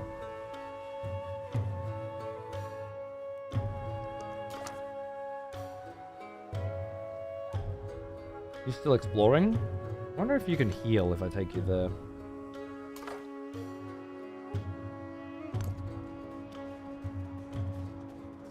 I don't want to send my troops out into directions where I know there are cities. Because they're just going to start fights like before. And right now, I can't really afford the influence. However, I think I can. Change my mind. We're going to do that. And you are going to go back and heal. And technology. Do we start heading towards currency? Is it time? Very well, could be.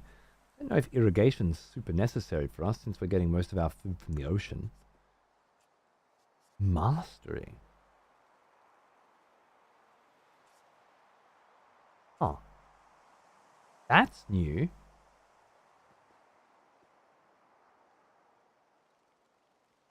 Steal technological advancement. Gain a technology from the target that you have not researched. If the Civ has no eligible techs, you gain science instead.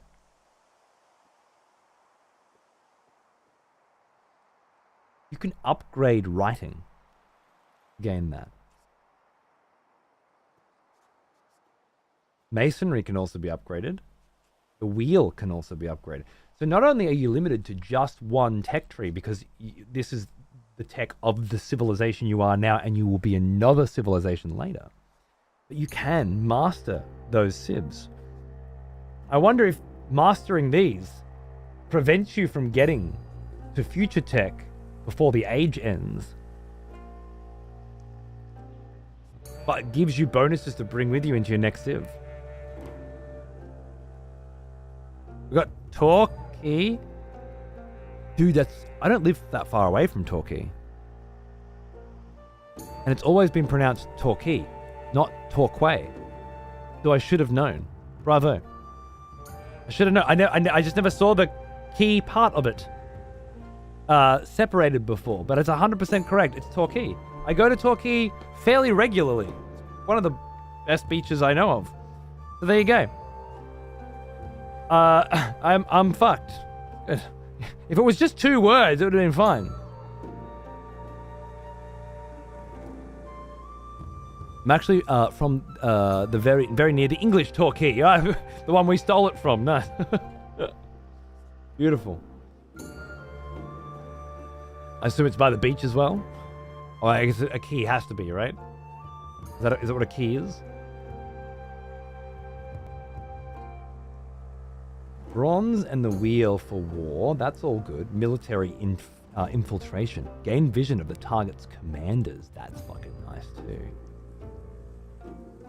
I think this is really cool. I don't know what a codex is. More science on science buildings is great, but I really like the idea of beginning to steal tech as early as possible. The other choice is to start getting currency quicker.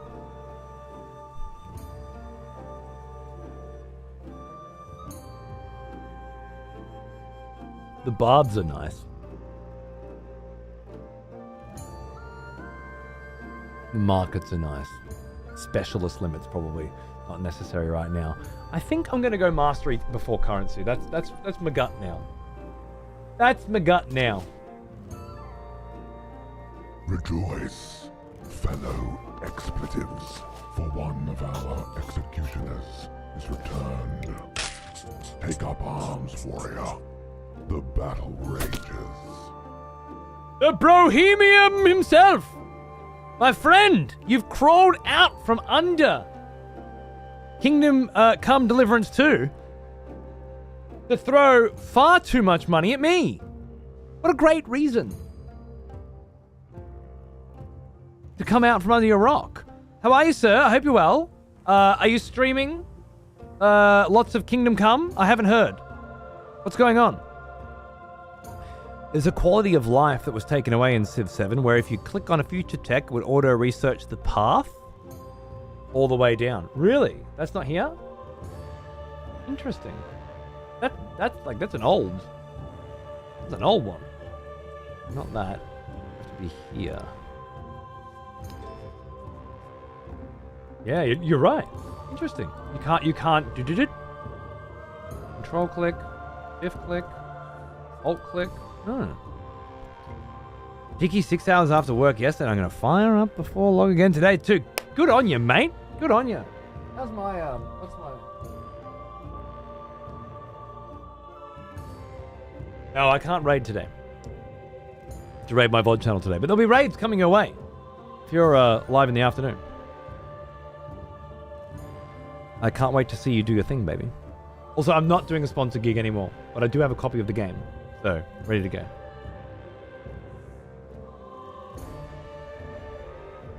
Blame? It's weird. Yeah, I'm not sure what the deal is there. There must be a decision for some reason.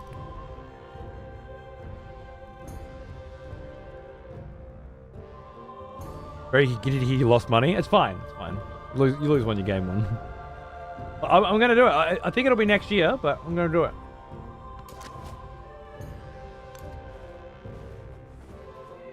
You guys heal up.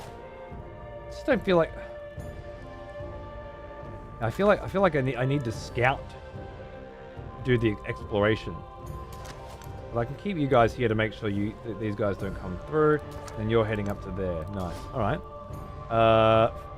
Do I just fortify if I'm not moving then? Fine. It means I don't have to fuck around with skip turn every turn. Looks like your relationship with Friedrich has changed due to their agenda.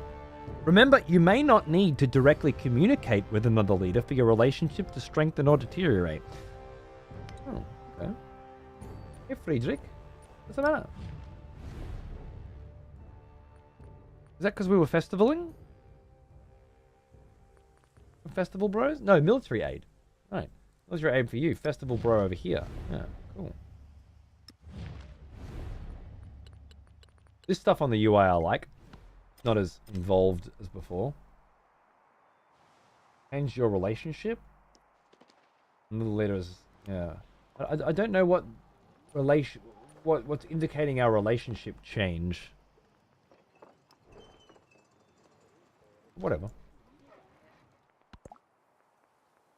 Trailing in civics. What is the latest style in the Roman Empire? Is a question I hear daily. They appear to be ahead of us by several civics, and people are starting to take notice.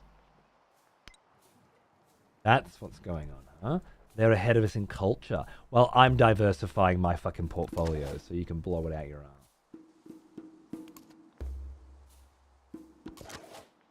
I'll fortify you as well? Why not? There you are. Ah! Akim! I've been looking for you! Insight and independent power to raid another civilization. I can afford to do that. I can't afford to begin the friendship project yet, but we're close. I should be able to next turn, and that makes me feel very good.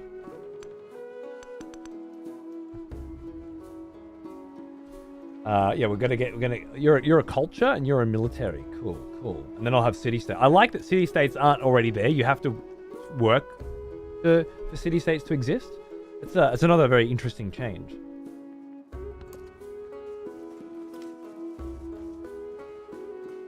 Frederick's just wandering through my little setup. Cool. Might as well set up fortifications here as well then, I guess. Heard that before? Fuck off. I've got new motivation, remember? I have a VOD channel to build for now. Your scout can't grab my settler as far as I know. There we are. Begin the befriending.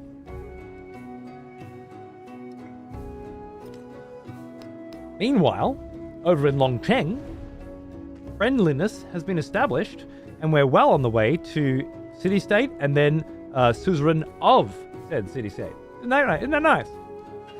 All happening. Cool. Just let you guys do your thing. I'm gonna get the scout out over here. What's this? Your galley. Lovely. Get you guys moving around. Longcheng is friendly with you. Yes, I found that out on my own. Thank you. Arkham is hostile towards you. They always are. As soon as you begin the befriending ceremony. Let's see how hostile. They're pretty hostile. They're fucking fighting me right now.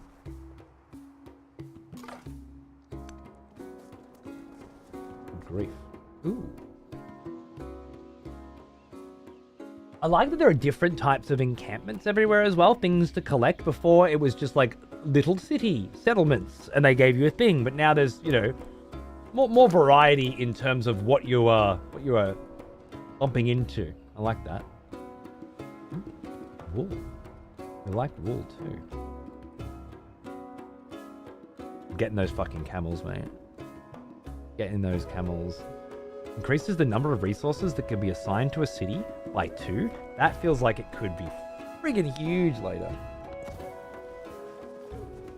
Fortifications are all up. Lovely. Don't see much reason to have those fortifications up, but we'll find out. Add to army. Ah. You need a commander to do that. I see. Makes sense. Search. Increase sight range. Reveal all discoveries within twice this range. What?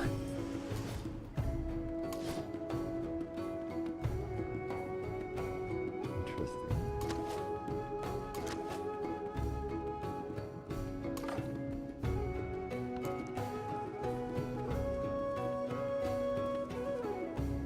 Hey, my friends. Chumper. You coming at me, Chumper? Looks like you are.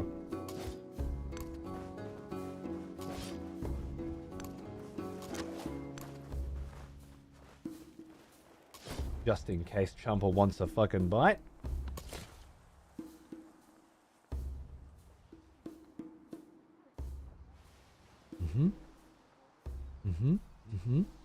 I'm happy with this positioning. I don't get the camels. I'll get those with the next city. Expansion! Your people have made a new home, providing you with your first town. Like a city, food from this settlement allows you to expand into nearby tiles. However, buildings and units in towns can only be purchased with gold.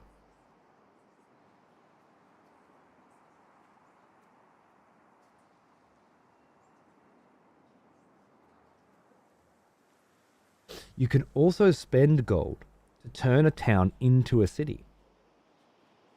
Though the gold cost is greater the more cities you have, and decreases as the town grows. That's fucking huge. Okay, this has changed everything. Hey Civ, how are ya? I'm assuming you need all 4 races made into VODs. 4 now, 1 more every single week.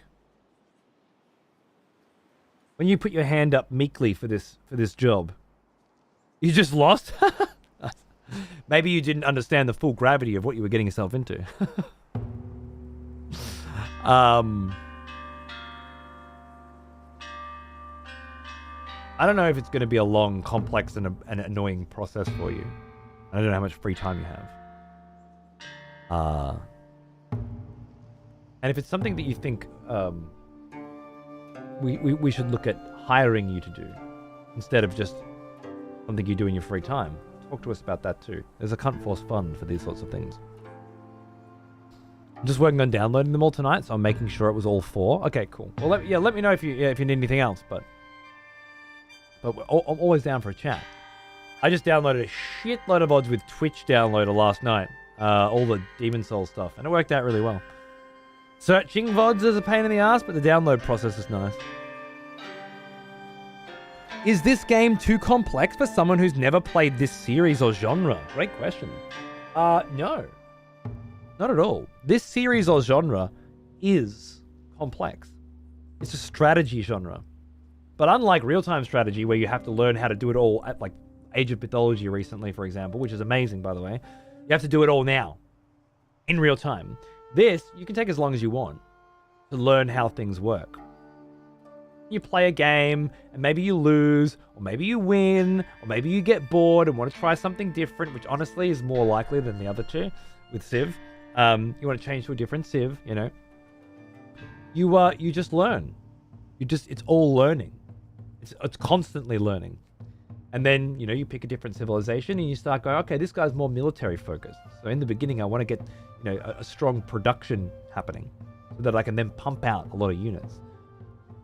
It's no more complex to learn this in my experience so far than it would be any other strategy game. You just need to have a want to learn strategy games. Simple as that. Turns out AI giving me settlements was a ploy.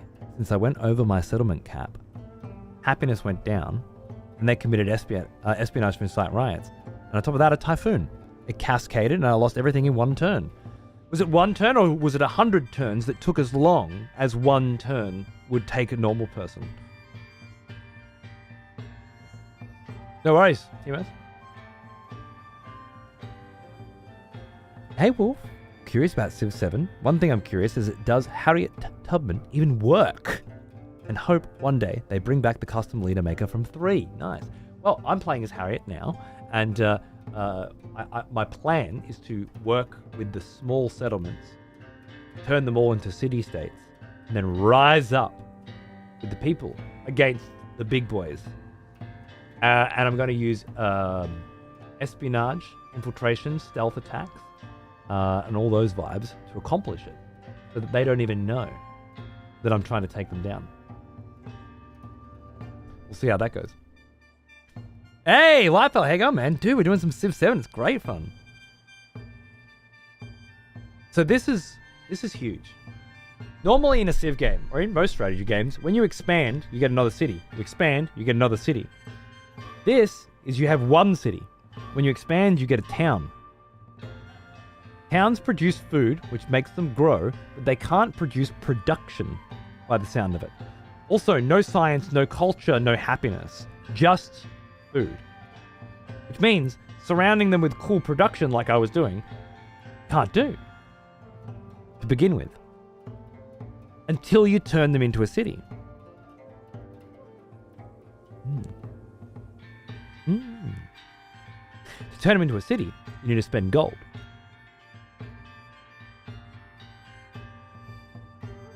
I'm glad I went with economy. I'm not sure I like the leader Civ mixing and matching. Kind of messes with my immersion, but it still looks interesting. Oh, like her with Greece? Yeah, okay. Well, I don't know, because I haven't played through into another Civ yet. She's not going to be this Civ after this age ends, right? And she won't be that Civ in the next age. I don't know if I like it or not. That'll take a while. But there is no immersion in Civ. And there never has been. You're playing one leader who was there at the dawn of time and then invents nuclear weapons. Immersion was never part of the experience.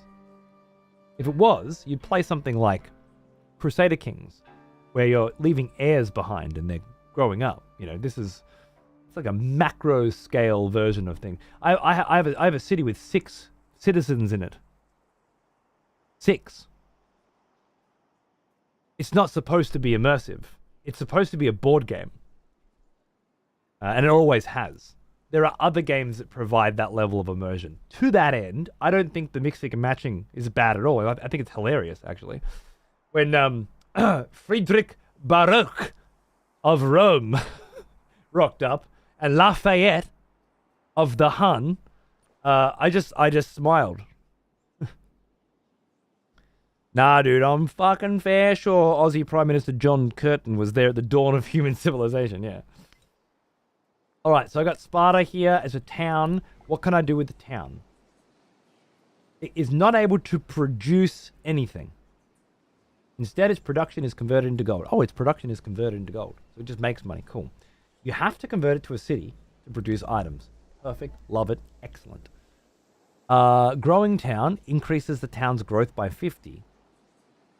If I do that, and I choose that, all of the town's production is converted to gold. Maybe it doesn't have production at the moment. It can't be. And I could just buy troops straight up with cash. That makes sense. Usually what I do with tertiary cities anyway. Here, I don't have any cash. Growing town is the default focus. Is it already there? It's already active? Yeah, it's the only focus. So we're just, right now, it's just increasing its growth. Okay, cool. Nothing else to do for it. When it grows, I'll be able to grab more delicious things. Is this a part of it? It might be. I think it comes with 6 tiles surrounding it as well. Built in. Easy way to find out. Do I have cotton? No. Maybe not. Because I should be producing a cotton, right? Oh, that answers my question. It can't make units, it can purchase units though. Technically it can make units, it just can't make them with production. So it doesn't have buildings to train and push troops, but it can purchase them.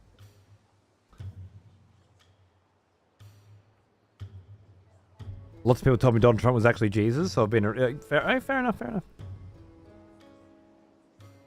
we had to return to Atlantis. Hey, Warpstone, how are you, man? Okay, so to begin with, I don't need to worry about, oh, I need production to get this city up really quickly. I don't. Production won't... Well, I guess it'll help its growth, but it's not a huge necessity. Things like double food, gold, and happiness, plus the cotton, way more important. So if you grab this city, you just grab the resource straight away. Now, I have the cotton, which is +2 food and +2 production, which I believe I can chuck straight into my capital, which does benefit from the production in a much more meaningful way. That, oh my god, is that a road? It's a fucking road.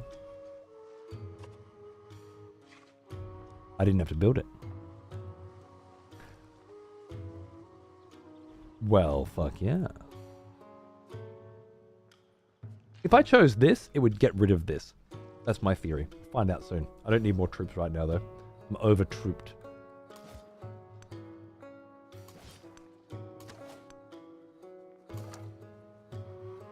You should be trying to heal here. I don't know if you can, though.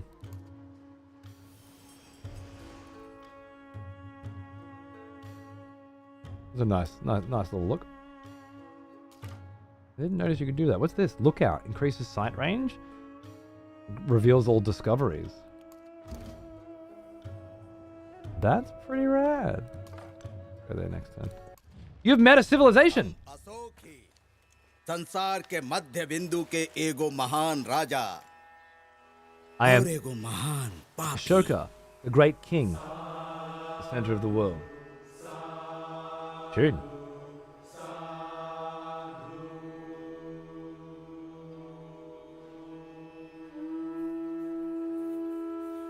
$20 influence for a friendly greeting? It doesn't cost much, but it's still a turn. I need that influence. I'm gonna just continue with the neutral greetings for now. Tune.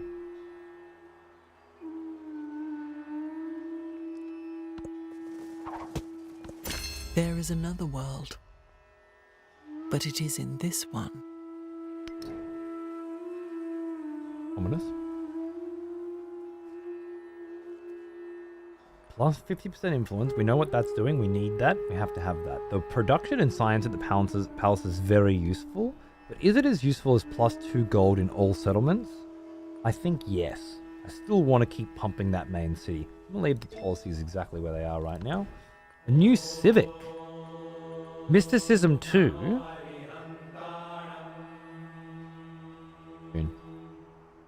It's +2 food in all settlements.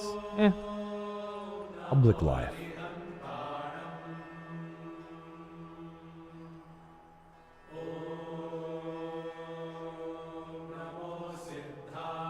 An article that is increasing culture.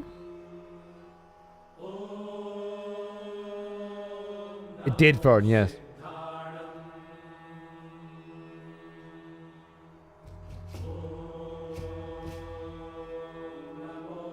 Wonder if the cities get renamed after you switch to someone else? Yeah. Well, you don't switch to someone else, remember? Your leader stays the same. Your civ changes. We'll have to see how we go. Economic advisor is recommending public life.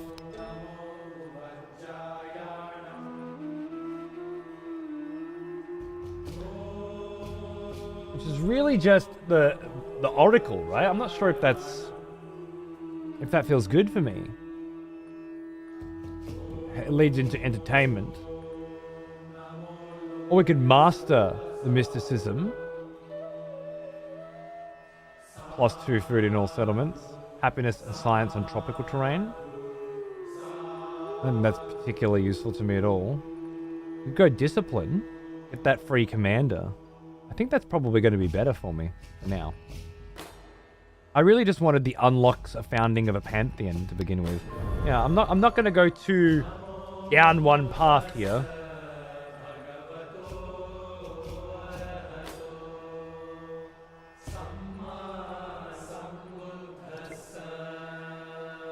Speaking of pantheon, it is time to choose a pantheon to represent the ethos of your civilization. Once you or another leader has chosen one of the available pantheons, it becomes unavailable for any other player. Most require an altar building to function. So it's kind of like humankind in a way. I can't remember which way, but yes, that has been mentioned, yeah. Oh, in terms of at the end of an age, you change civilization. What's your strat or approach to games like this? Oh, it needs to be always determined by who you're playing, right? But if I had a general strat, it would be I like to have a strong economy. If I need to levy troops, I can spend the money on that. If I want to build a new city and then just build it up really quick, I can put the money there. I feel like I have the best chance of success when I have a strong economic backbone to lean on.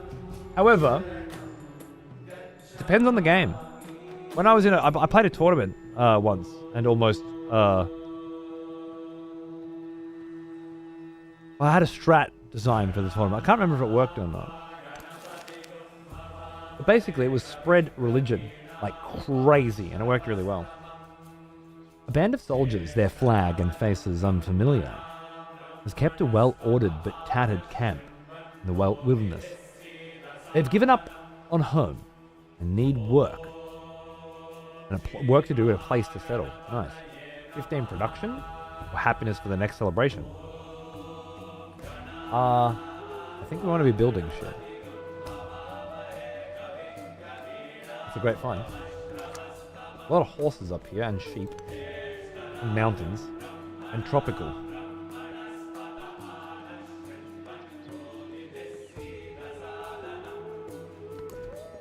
Digging the new tunes.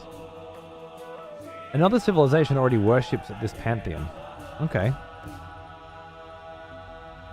Goddess of the harvest. +1 food on farms and pastures. Nope. Gold on camps and woodcutters in settlements with an altar. Warehouse bonus. I have a little forest action going on. I have to build an altar soon. +1 production on fishing boats in settlements with an altar. I'm going pretty hard on that too.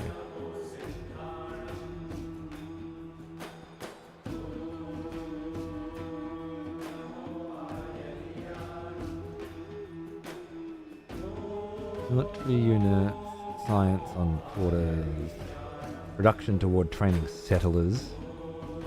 The altar receives a +1 happiness adjacency for coast, lakes, and navigable river tiles.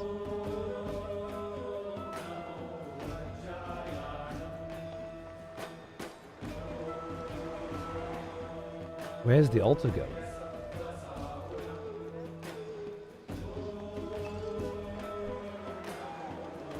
The problem is both of my woodcutters are in the positions where I'd want the altar.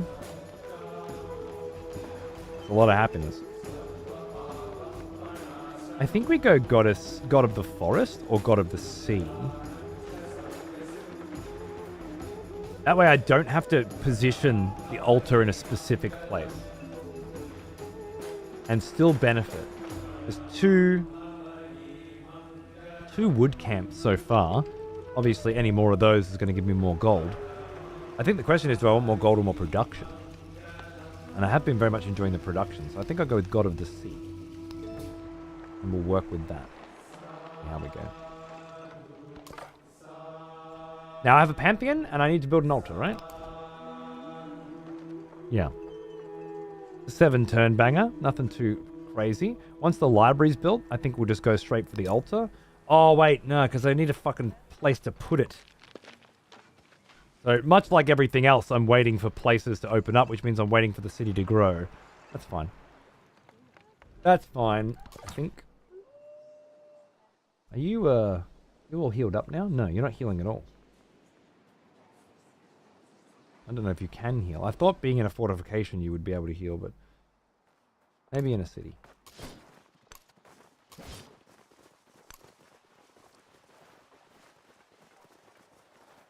One moment, please.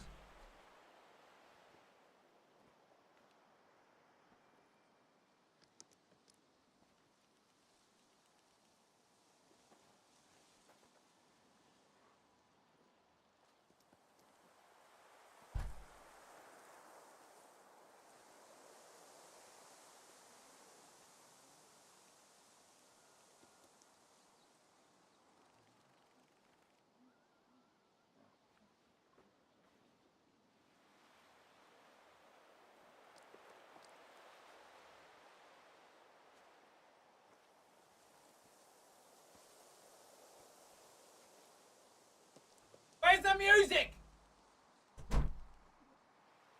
Can't just leave me with dead air game. I need tunes. Where's the tunes? Oh, there we are. Nice. I paid express delivery on this so that I would have it by Monday, and it arrived on Thursday. Isn't that nice? Did they unlock the release time early? I have access to it 2 hours earlier than expected. Apparently, yeah. Hope was saying because people were bitching or something. Gonna go do my own shit with Civ since I'm trying out more multi-stream stuff. It was absolutely a blast to watch you play this. Nice, dude! Well, enjoy your multi-stream. What's a multi-stream? I don't even know what that is. Multiplayer streaming? I don't know. I don't know. Makes sense. I just suddenly saw it available to download, and now I can launch it. Fuck yeah, man. Enjoy, dude. Yeah, Hope's been playing for a couple hours now.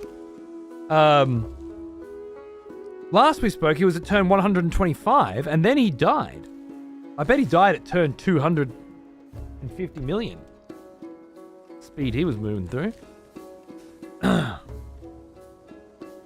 now he's off. To multi-stream. Like on multiple platforms? Or maybe that's it. Stream on Kick and shit as well. Kick and YouTube and whatnot? Mm-hmm. It's weird. The artist. Title, Dune miniseries. Frank Herbert's Dune. By William Hurt. I had special ordered in. Can't wait to see it again. Artist Dune deleted. Weird. That's it.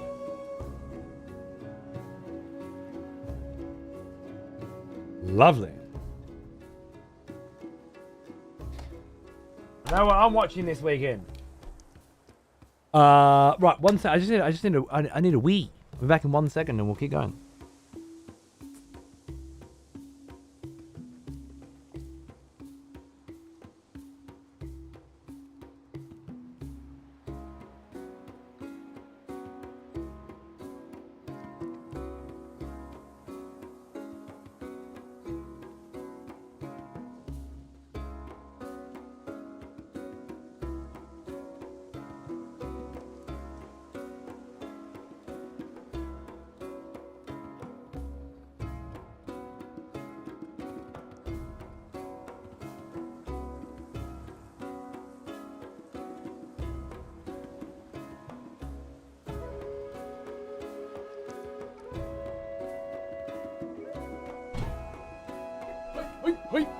All right.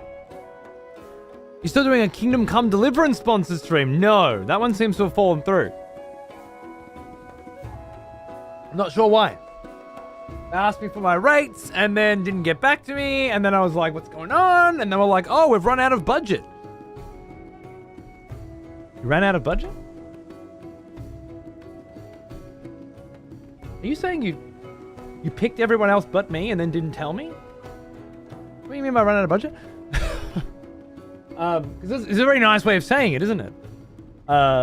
Anyway, I forgot to mention, by the way, when I was playing this the other day, I only played 3 turns. I was messing around with everything, but you can play this with a controller.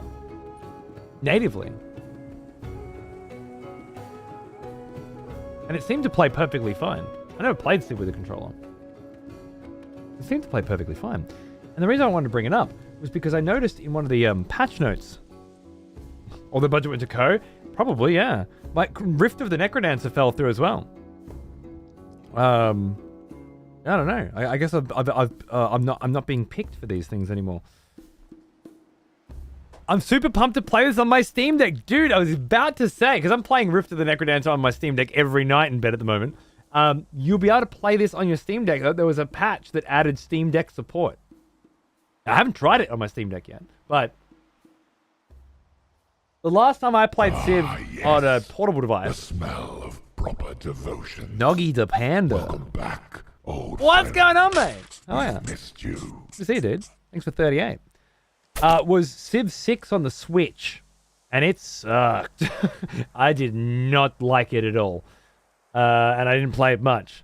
But I feel like Civ 7 on the Steam Deck might actually have a chance of being playable, yeah, because it's with a controller, and of course it's a touch screen as well, so you might have the best of both worlds. Where you're using a controller for most shit, but if you want to just go bang, bang, bang, bang, bang as well, that's there too. So yeah, I don't know exactly how it's going to work, but it feels like it might be sick. This at least switches between controller and keyboard and mouse effortlessly, seamlessly, and crashes. Does it crash?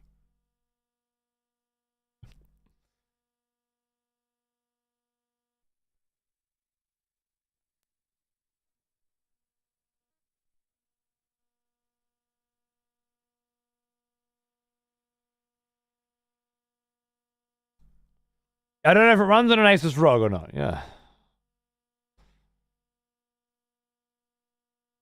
Cool. So that's how you can crash it. Yeah. Oh, you didn't ask me what I was doing. Crashes seamlessly. Nice. Hey, first crash, and it was me switching between gamepad and keyboard over and over again. Wonder if that'll work on the old Steam Deck.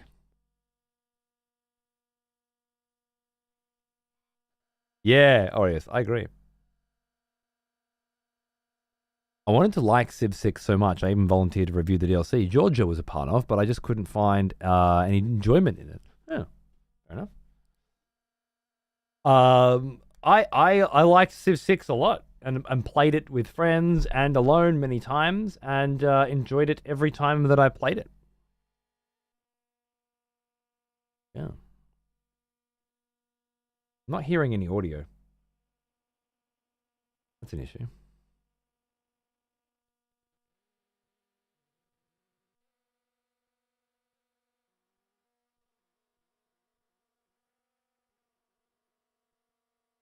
I haven't done my Pantheon. Oh, there was a shit time for a crash, wasn't it? More importantly, though, where's my audio?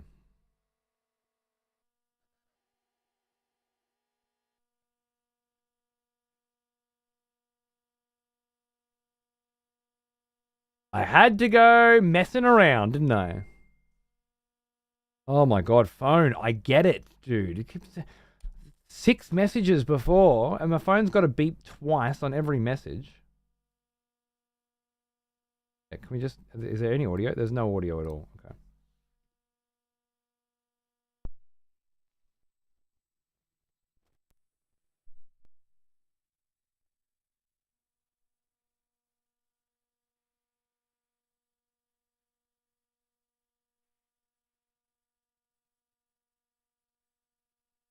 Better.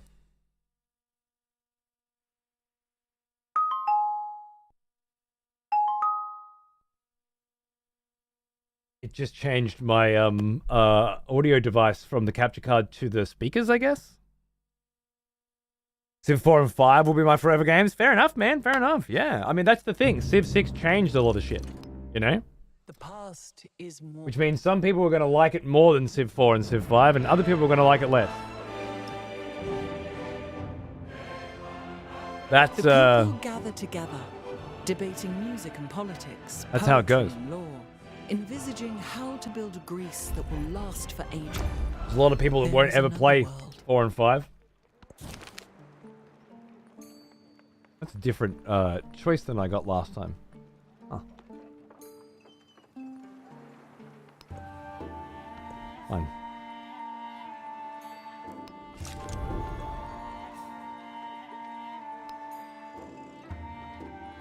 More gold on woodcutters. Seems fine.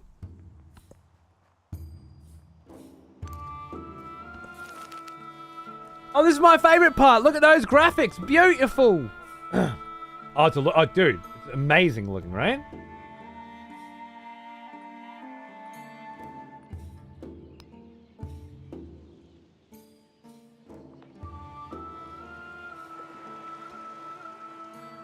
And this is just the beginning. I can't imagine what it'll look like once the whole thing's settled up.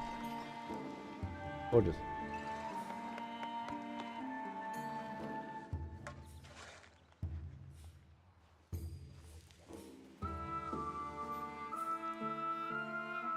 The fog of war. The areas we haven't explored yet. How good of a PC do you need for it to look like this? I don't know. It's not a big game, but I don't know.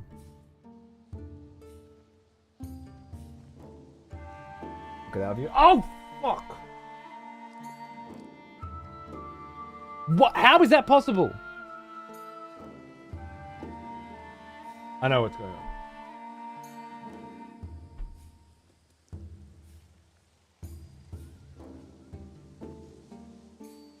I fucking hate you too, you cheeky little fuckhead. You could have just said that at the start. No, you had to fuck with me. You know that it's technology fucking with me. It's a capture card not showing what it's supposed to be showing. It's not my fucking fault. You could have sympathized from one fucking broadcaster to another, but no, you had to be a cunt instead.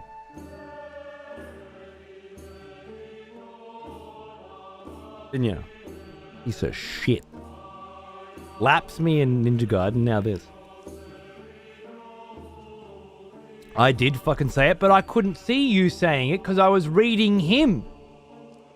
You don't understand? This is why I wasn't talking to you. Not broadcaster. Over there in the corner, not broadcasting. And was instead speaking to the person directly who understands what I'm talking about. Okay? He knows. I wasn't reading his bullshit, I'd have been reading yours. Not only did he not help me, he distracted me from the help that I needed. He's a cunt.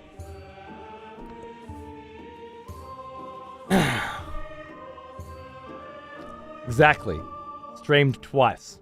Like 90% of broadcasters. Making you, in fact, not a broadcaster. Time to find some peeve debuff for Civ 7.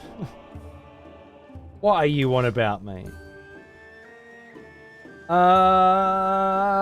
What do I do here? Do I fortify here?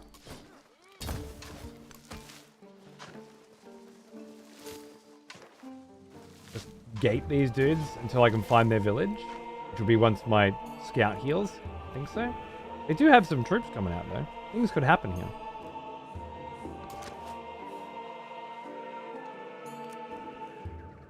I don't know if I should... They're always attacking me. So I think if I have an opportunity to attack, I should just attack and deal with the consequences later. Because they're more than likely to come in and start a fight. The last 2 interactions I've had with people I was trying to make friends with, by the way, attacked me. So I'll make peace later. For now, war. You stay there and heal. I don't even know if you're healing anymore.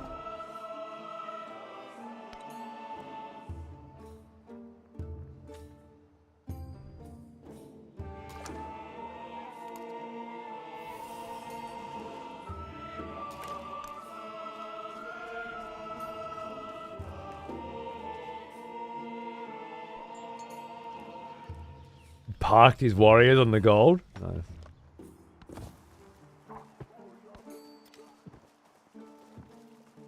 Map has WASD movement to scroll around like Warhammer does. It does. Is that not in the other Civs? Huh. I immediately tried because I use middle mouse to move all the time, but you hold middle mouse, move the mouse, and then it moves. It doesn't do that anymore. You click it and it moves. And I could get used to that. Nice. But I'm definitely just going to use WASD if I can. No, not yet.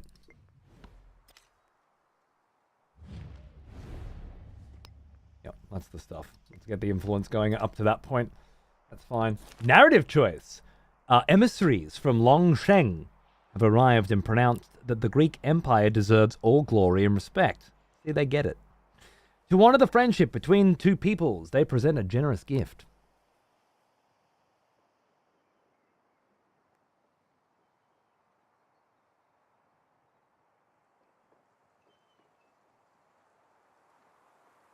When am I getting it?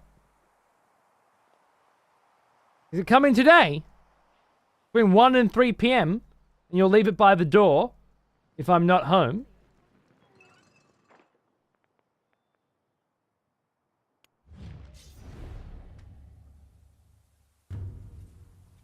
There's another icon he's saying they bestowed a gift. I'm not seeing the gift. Where's the gift UI?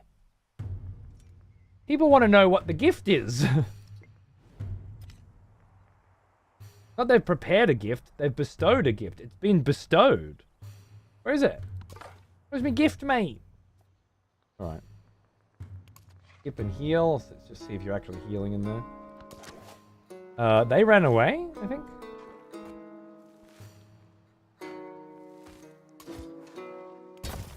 Dig it up. Yeah, that's one thing. One of the many changes I've noticed. You actually dig up fortifications now, and it takes multiple turns. You don't just encamp, which I thought was interesting.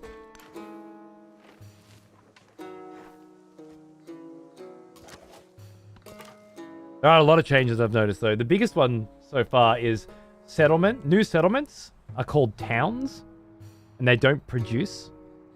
You can only build with gold. And there are no villages, Lightfellow. When you buy a tile, it's automatically improved. So no, in 5 it was villages, you keep them forever, move them around, do stuff. 6 they had charges, which was terrible, I think. And then now you don't have them at all.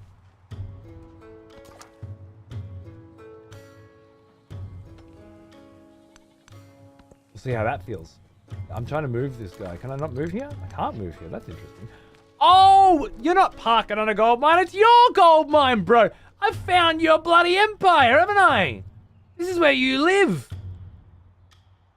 Well, fair enough then, mate.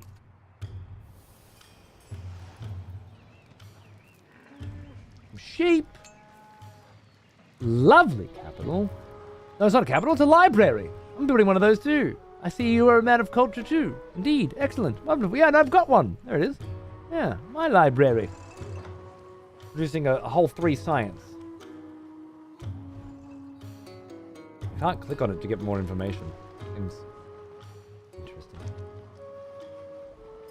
Sawmill and a library right next to each other. The way it should be. The spoken word conquers all thought, but the written word commands it. Now we're talking. +1 science and science buildings and a codex. I don't know what a codex is. The people have produced a codex containing great wisdom. Open the Great Works screen to put it on display. Ah. Great works, including the codex you earned, are managed here in the Great Works screen. You'll need to slot these great works in your cities to benefit from their effects. I like this already because it's just the same system as the resources. The archive in the center shows all great works that are not slotted into a settlement and therefore inactive. On the right, you can see all the settlements and their available slots. Your first codex has automatically been slotted in your capital, but you'll need to revisit this screen to move it. You can increase the number of slots a settlement has by constructing buildings and wonders. Once you hit 4 in a row, it's like, let's take a step back tutorial, okay? 3, pushing it for much. Towns, growth and economy. The town of Sparta has truly begun to establish itself as a home for the Greek people. Towns are critical for your economy, and their production is converted to gold. Yes, you can spend gold to upgrade them, though there are trade-offs. The upgrade cost decreases the more populace a town has. Yes. Consider keeping Sparta a town for now, so it can adopt a focus later. I don't know what that means. This, I already knew. You already told me. Although it has nothing to do with what I'm doing right now. It's very distracting. This, new.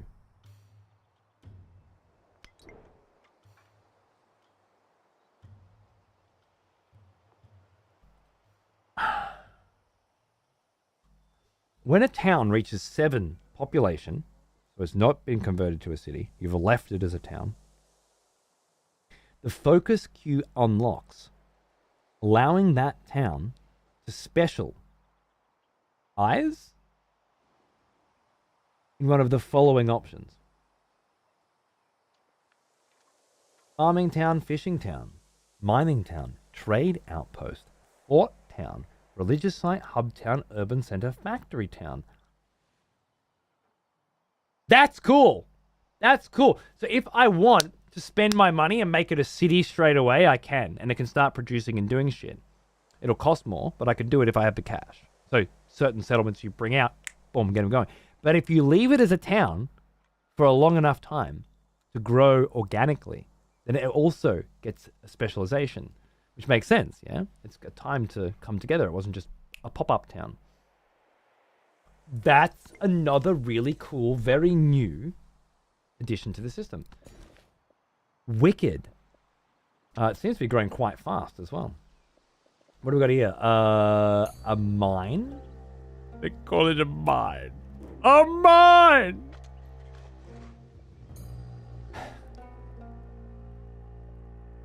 I never actually think of Lord of the Rings when I do that, and I always do it. I think of Man vs. Game doing that because of Lord of the Rings every time. Always been that way.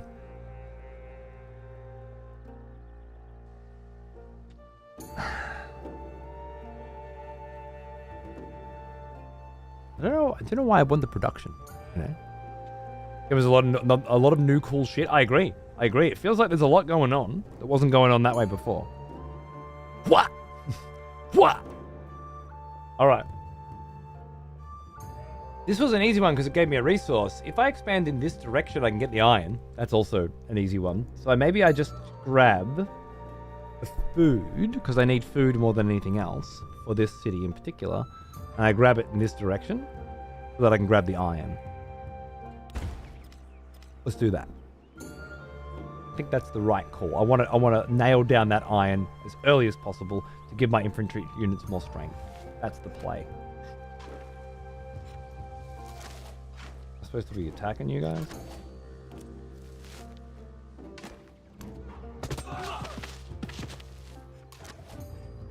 I feel like I should be attacking them. Sending a message, you know? Back off. I have more hoplites here, and I have no idea how they got here. Free hoplites appeared. Could that have been my gift? From a military state?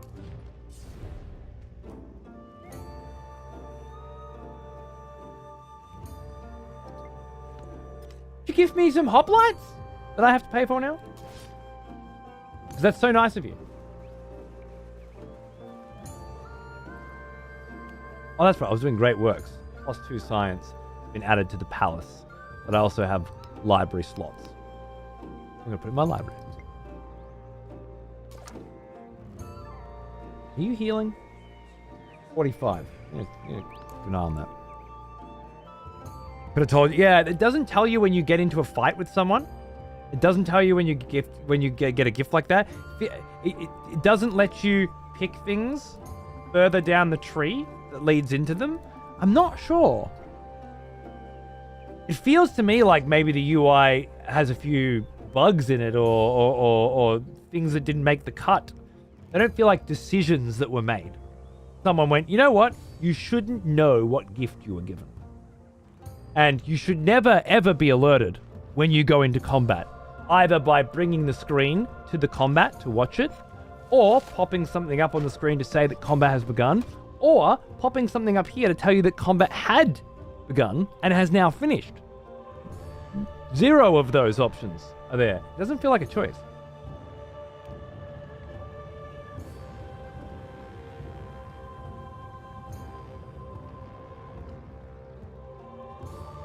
Active volcano. Could be a game. You'd think so, but then you go into the gameplay settings and you find there aren't a lot of them. These are just crap, and then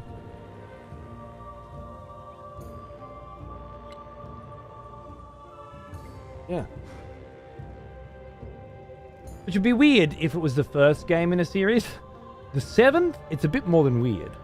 It feels like a choice, but it can't be a choice. Can it? Somebody have sat down and went, this is the way Civ should be? Maybe they're trying to reduce notifications? Doesn't feel like it though. You're still at 45, so you just stay there. I'm just going to skip turn to see if you actually heal. Oh, that's right, I was choosing a technology. I finished mastering this, which means... Actually, I got to try that.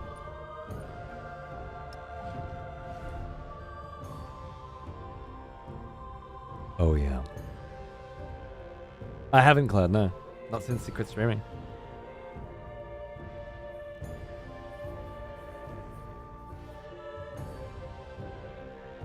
It's for you to find out, yeah? See if you notice.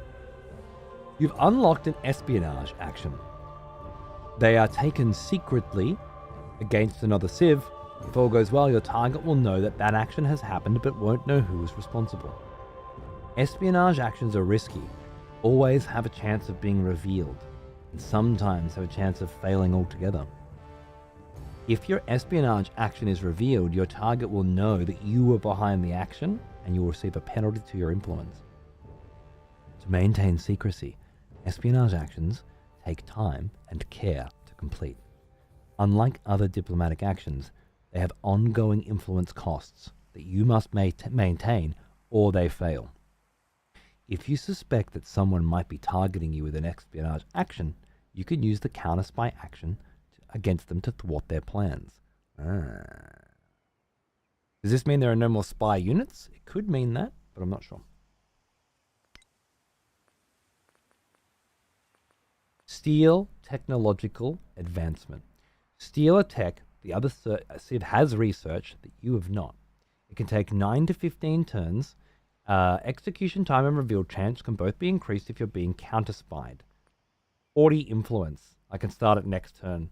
It has a success chance of 100% and a reveal of 50. Lovely. We're gonna steal some techs!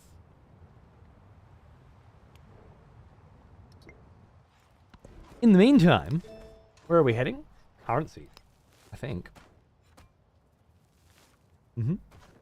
Yeah, absolutely. Bronze working would be nice. We'll get to it later.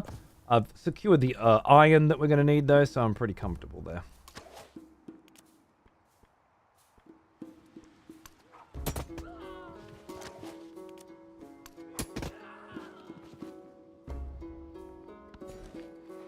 Oh, finally a city growth point. Oh my god. Okay, so I need a place to build some shit.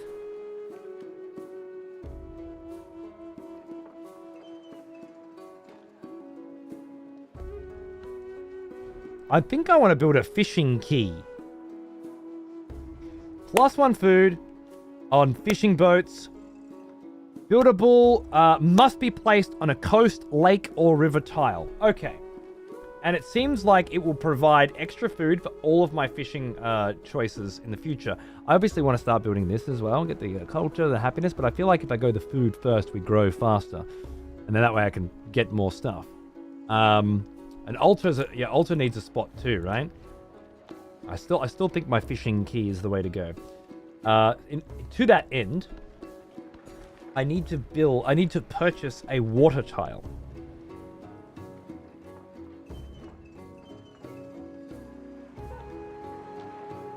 What about this one as the fishing quay? It's quite centralized.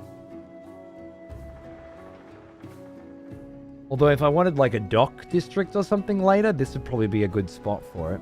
Well, this could be as well. Maybe the fishing key is better down here. And that's the open ocean. This is my little nook.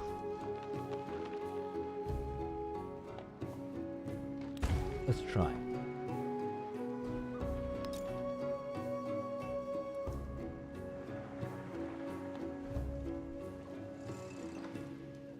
Maybe next turn I can build it there.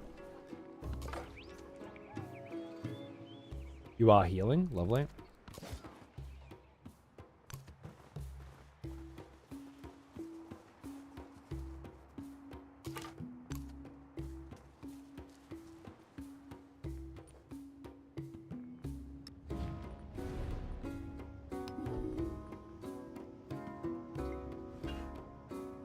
Some tech going.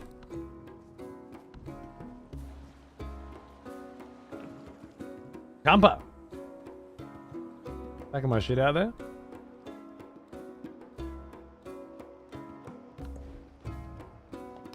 Damn! Why?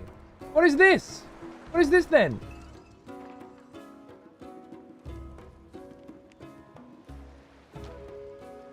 Is this nothing? What did I buy? The one place I wanted to put it. Made a mistake. I've erred. How did I err? Must be placed on a coast, a lake tile, or a navigable river. That's a navigable river. This is a lake coastal tile. Am I missing something? It's too far away from the goddamn city, isn't it?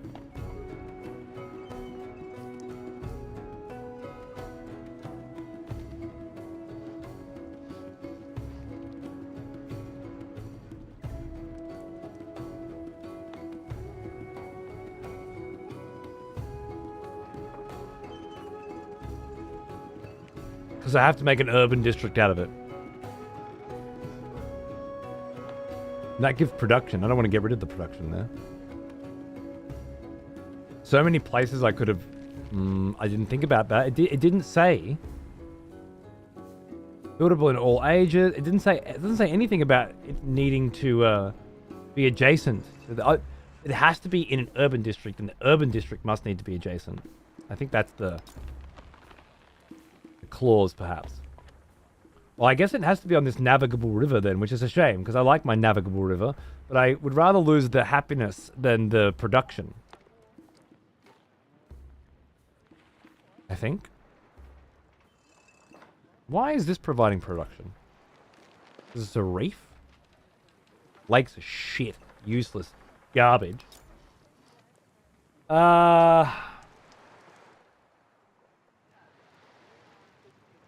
I'm getting rid of it. Yeah. I'm doing it. I'm doing it. There'll be plenty more fishing bits. I don't know why that one had one production, but I don't want to get rid of my lovely little key because it's so beautiful. Oh, sorry, my lovely little river because it's so beautiful and it flows into my key.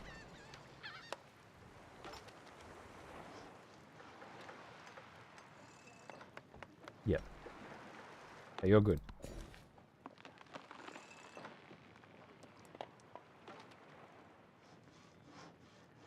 Why did I get another one straight away? No idea what happened. But I'll take it. I need it. I haven't bought that little river there yet, have I? Have I? I thought I could build there. I'm very confused. I think I could have put that there even though I didn't own it. Guess it doesn't say it needs to be adjacent to a palace? A new expletive has joined the court. Dracos! How are you, mate? Thanks for the sub, dude. Cheers. Welcome to the expletives. Good to have you here. Hope you're enjoying a bit of Civ. So then, if I buy... There's 2 production up there.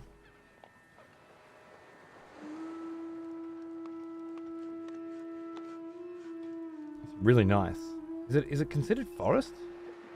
Vegetated. Flat tundra. Two production on that. Well, I guess there's quite a lot of two production tiles up there now that I see it. They're all lovely. More food here, food here, food here, food and happiness here. What I really need, though, is a place to put an altar.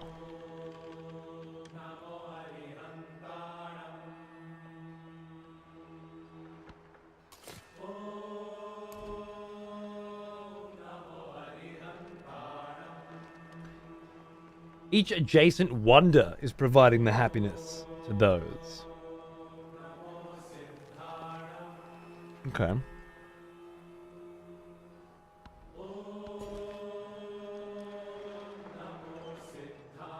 I don't want to get rid of the producing resources here because it's providing science right now. I can't put an altar on that. I think I take this then. And then maybe we get an altar. Maybe this one.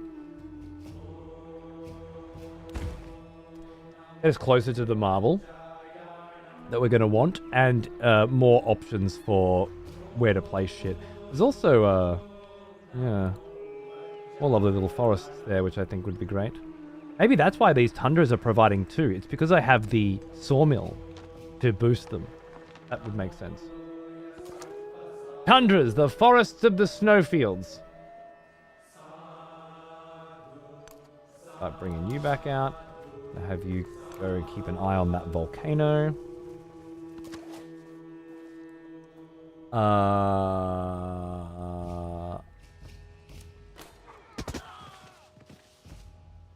You guys are just gonna sit there all day. I think I broke their AI because they didn't want to go south. They wanted to go through here and they couldn't get through. 2 more turns. Amazing. And over here, 4 more turns. Amazing.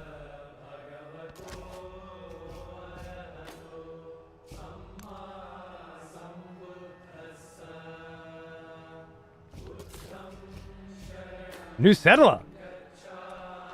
Ew.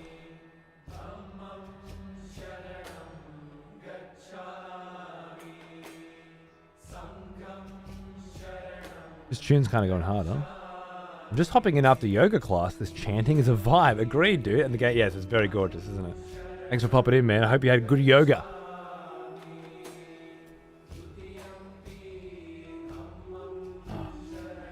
I've got to go out tonight. Gotta go to a picnic at my kid's school. And they're doing a dance. Be fun.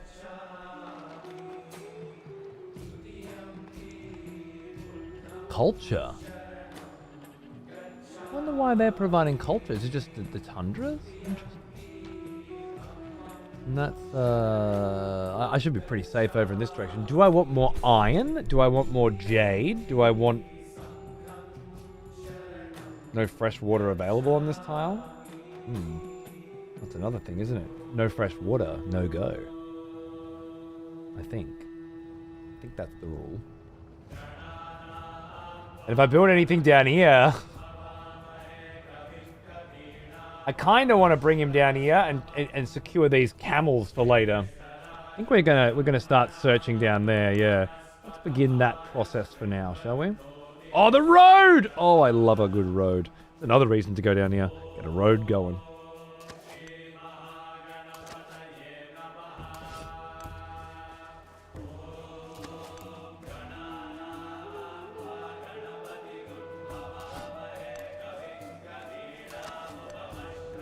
Seems the fortifications stay for a while after you've built them, but not permanently, I think. Uh-oh.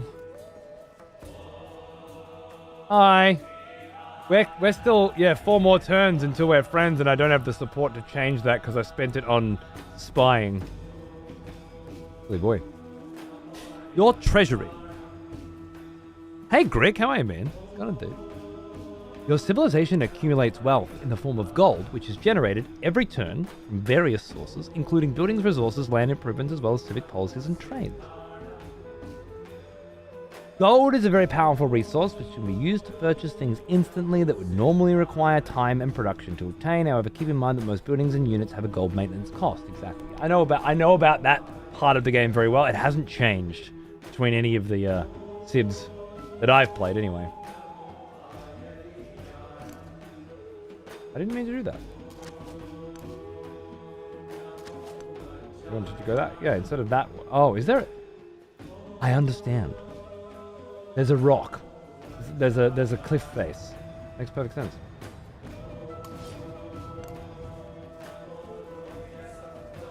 Nuku Leka and Champa.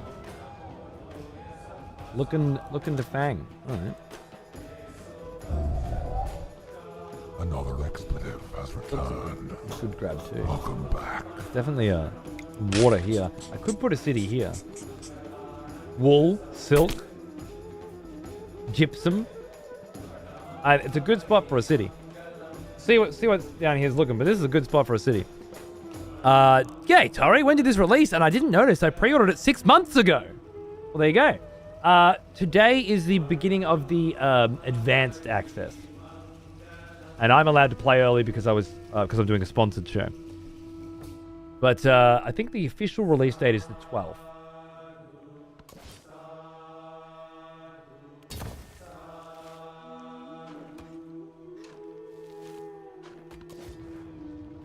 Can I cancel that actually? And just attack? Probably took my turn to do that, didn't it? Yeah, whatever.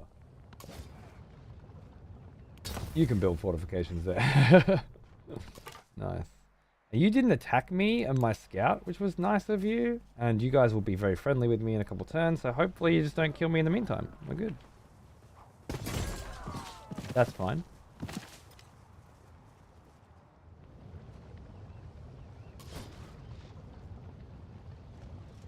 Stalemate. Righto. You're attacking me as well. Fair enough.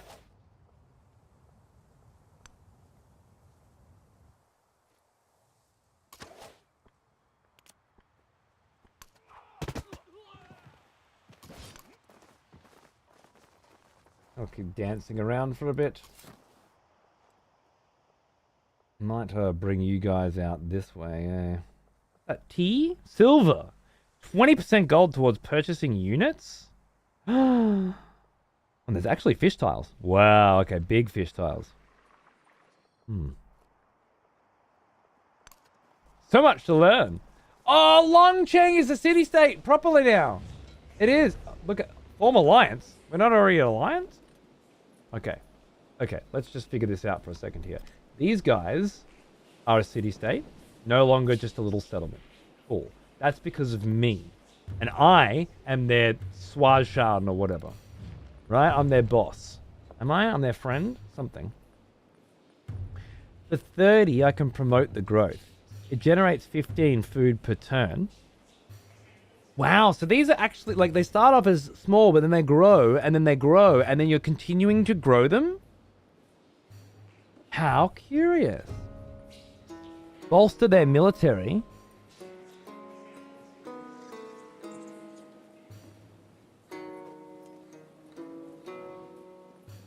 Just create a military unit for them for 3 turns. Levy a unit. Select from a unit to permanently take control of it. Huh. And incorporate this city-state into your civilization as a new town when the diplomatic action completes. 240. All right. Relationships are good enough for an alliance?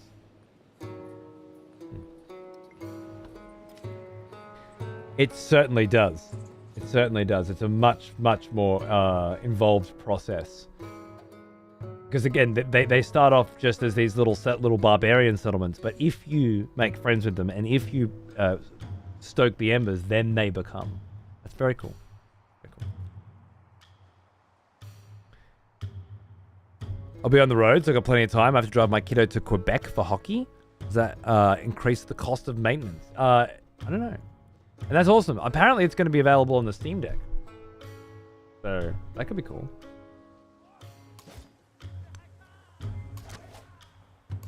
The town's growing further and faster. We love to see it. I wonder, I guess we grab the iron right now.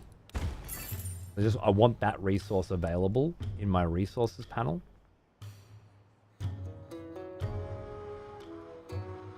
Maybe you need to be able to mine the iron to get it. For now, though, infantry units gain +1 combat strength. Then, in science...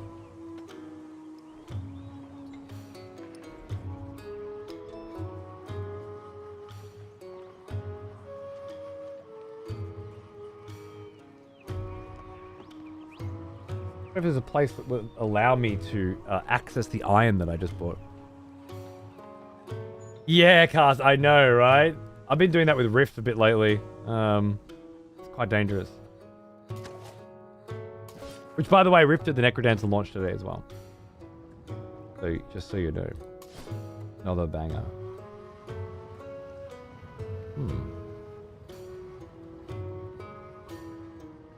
You need to go here.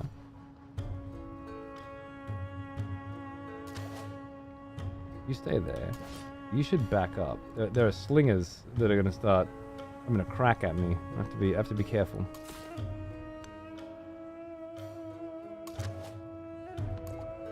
Oh, choose your city. Ah, here we go. This is what I was looking for. Suzerainty. Congratulations. Through thoughtful diplomacy with this village, you've become the suzerain of a new city-state. Suzerainty grants you visibility of its units, powerful ways to levy its resources, and a bonus determined by its specialty. Choose your bonus now. Mind if I do? Hill Fort allows the construction of the Hill Fort improvement. It provides +2 production, gives +1 sight, and +5 healing per turn to military units on the tile. Wow. It's a fortification with +6 combat strength when defending. But it must be placed on rough terrain. That's pretty huge. Yeah, sick, Tori. That's awesome. Commanders get more experience. Combat strength to ranged and siege units for every city-state you are a suzerain of.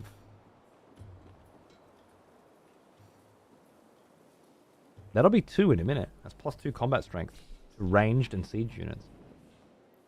Allows the training of the Federati land unit. +1 combat strength to infantry units for every city-state you're a suzerain of. Wow!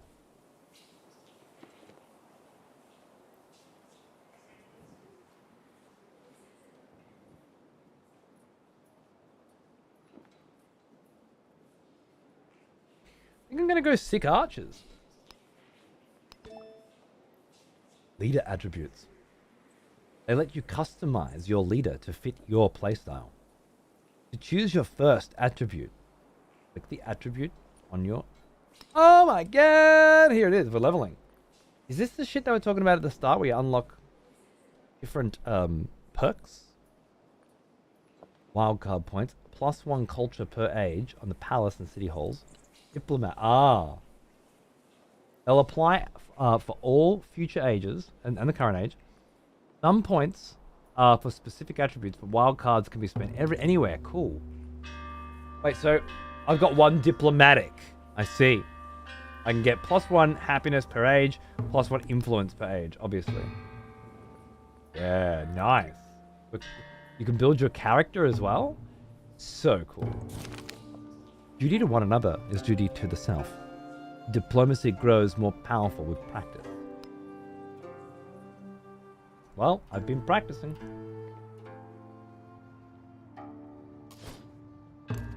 Pull you back, I think. Any point trying to fight you? I don't think so.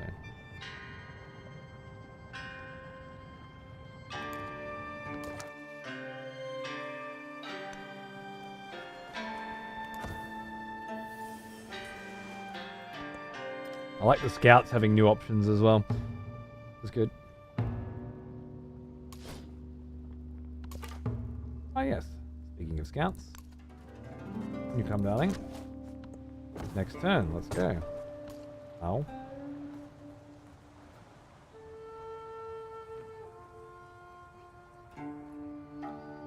These guys seem to have a little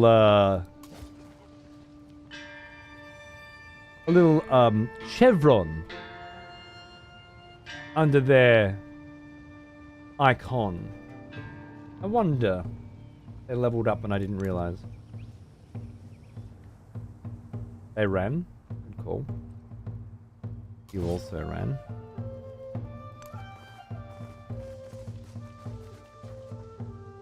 I can't see the angle that, like, I keep thinking I can go there. It looks straight, right? But it's actually not. You can go up there, but you can't go around there. Okay. You should probably come down this way anyway.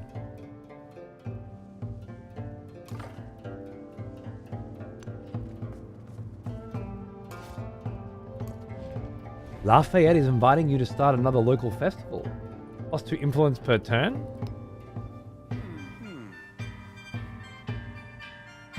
I'll take it. Huh! I didn't know you set up an observation post. Yeah, that's cool as. Scouts have got a few more interesting options to play with, and I'm here for it. Looks like a governor revamp from Civ 6. Oh yeah? I don't know if I tried that. There. Lovely. Do nothing which is of no use. Fair enough. +1 scout movement in sight. Huge.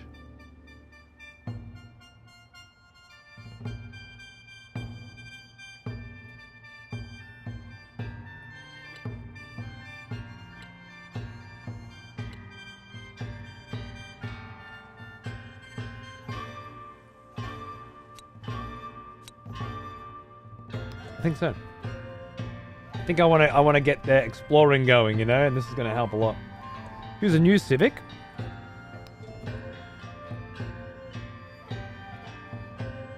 Do we want to master discipline? What did discipline give us first? The scout movement and sight, which we took. A free commander, which I want. Because we're actually doing quite a bit. Like, we're putting enough troops to really benefit from that, I think. Yeah, cool. Mastering that would give +3 combat strength against independent powers. I'm not sure if that would be... I'm only fighting independent powers now, but later I intend to be uniting them. +2 support on all wars. If you have a gate on all nations. Okay. I've opened up multiple options here, though. Tactics would be... Yeah. Drill, baby, drill. The Terracotta Army Wonder. Yeah, the +2 influence per turn is a bit big. Petra, desert terrain. We're building in the desert. A free merchant. If action is accepted, permanently increase the number of trade routes you can establish with a particular civilization. Also good. I think we're going Code of Laws, dudes. We're going Code of Laws. Yeah, feels right.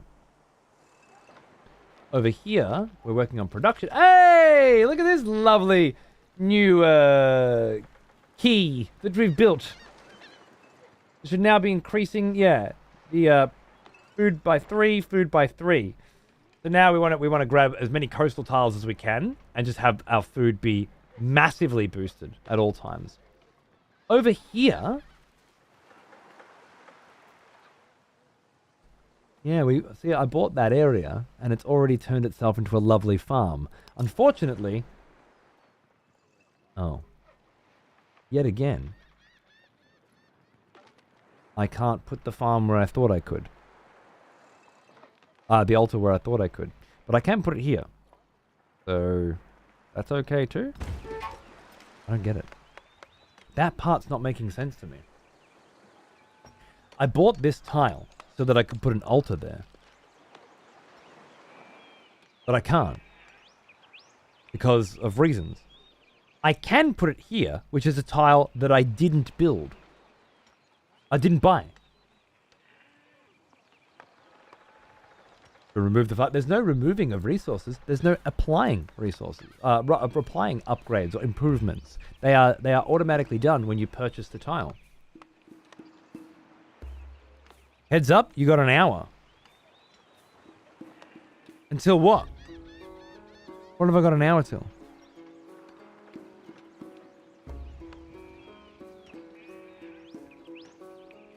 Yeah, it happened here as well. I bought this tile. So, which I needed to build a fishing quay, which had to be done on a lake, coastal, or a river tile. I bought this, and it wouldn't let me put my key on there. And I figured it was because, oh wait, a key needs to be in a district, and a district needs to be attached to the city. Okay, that makes sense. That's why. But now I buy this tile. I didn't buy this tile. I bought this tile. No, I didn't buy this one either. It says I own it. But I didn't buy it. Anyway, I bought this one so I could build my altar on it. I can't. But it did allow me to build it here instead. I wonder if building gives you the land for free? It might. It changes everything, doesn't it? You just get a free tile whenever you put a building down or a district down or something. Because this isn't a district. Oh well, I guess it'll make more sense as we go. But that process, while very interesting and satisfying, is confusing as well. Our settlement of Sparta stands unguarded in these dangerous times, but not unnoticed. The forces of the Nukuleka approach, and we must bear our fangs to protect the citizens. Yeah, good point. Needs must. Protect our dudes.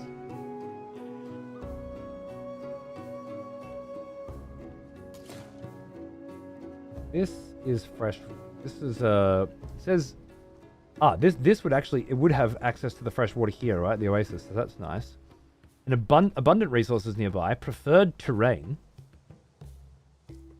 strong yields within 3 tiles. But no access to the gold, the camels here. I want that silk, though. I feel like this is the tile. I'll be able to get the gold. I'll be able to get the gypsum. I'll be able to get the silk. I'll be able to get the wine. I feel like this is the one. This could work, too.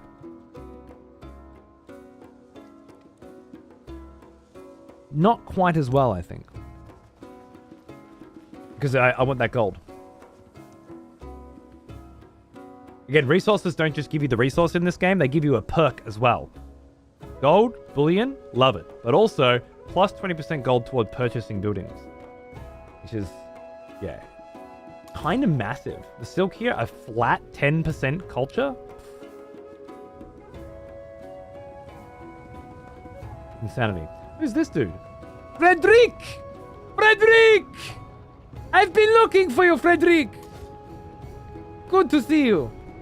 You're living a little too close to that volcano. Have you seen it? Okay, Frederic. Do your thing. You going for my scout up there? I think you are.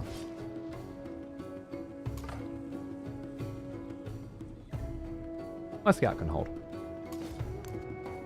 Let's keep surveying Frederic's, vibes.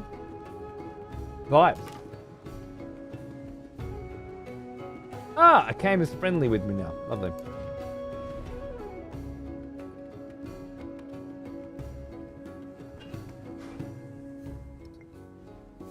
This is good. Now I need to find the Champa village, which I think is over here somewhere, and begin friendly machinations with them.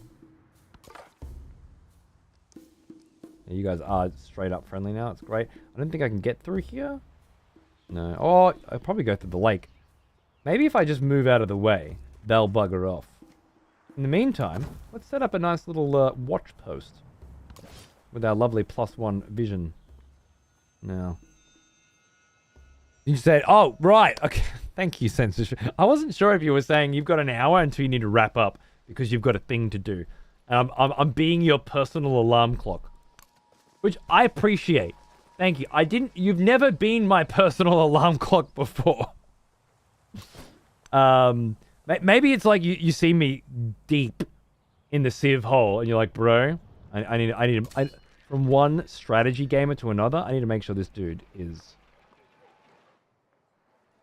kept in the loop for the schedule, because it's easy to forget. Fortunately, I have a wife and a son that are going to do that for me as well. If I forget. But you're right. You do kind of fall in holes in this game. It's been over 5 hours. Woo! Feeling good. You just changed trajectory because you want to go for my bloody settlement? No. No. My town. My town.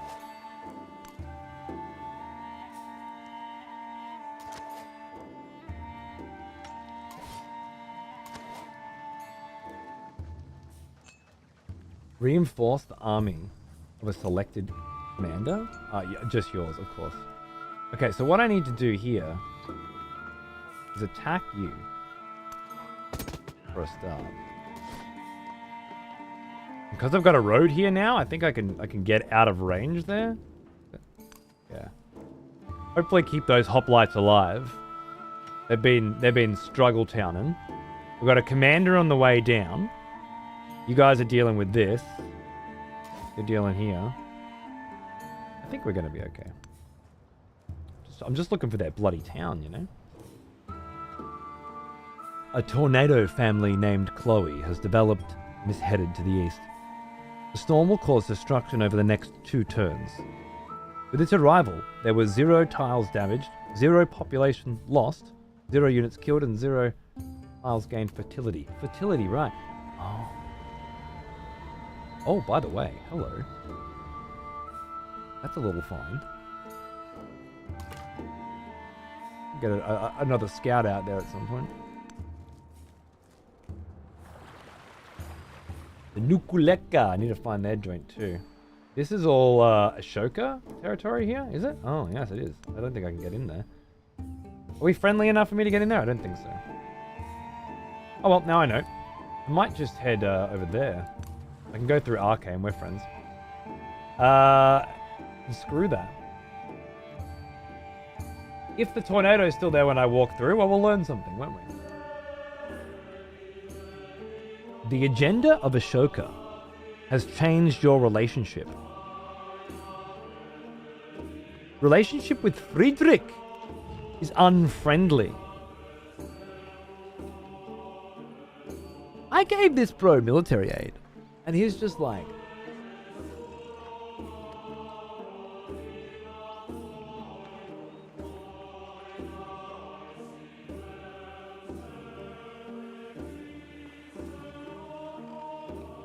interesting.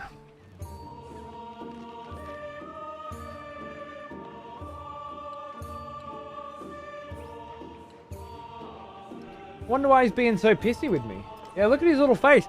With his little cane. What's all that about? Very aggressive. Maybe he knows.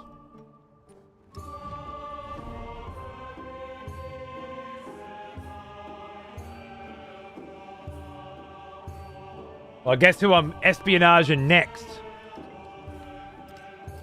Alright, I'm spending my influence on getting these guys, getting as many city-states as possible on my side. I'll levy their forces if it comes to it.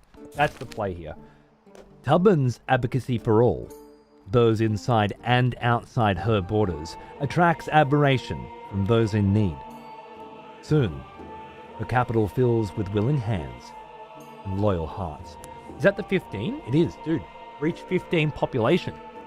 We get a migrant. What's a migrant?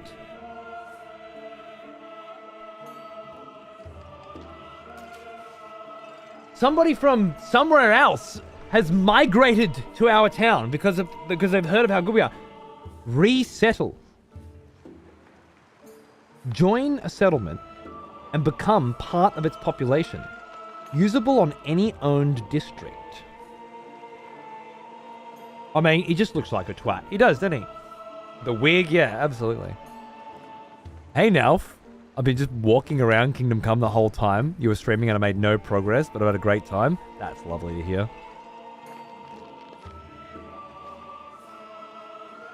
So, unless... Well, I found sleep finally.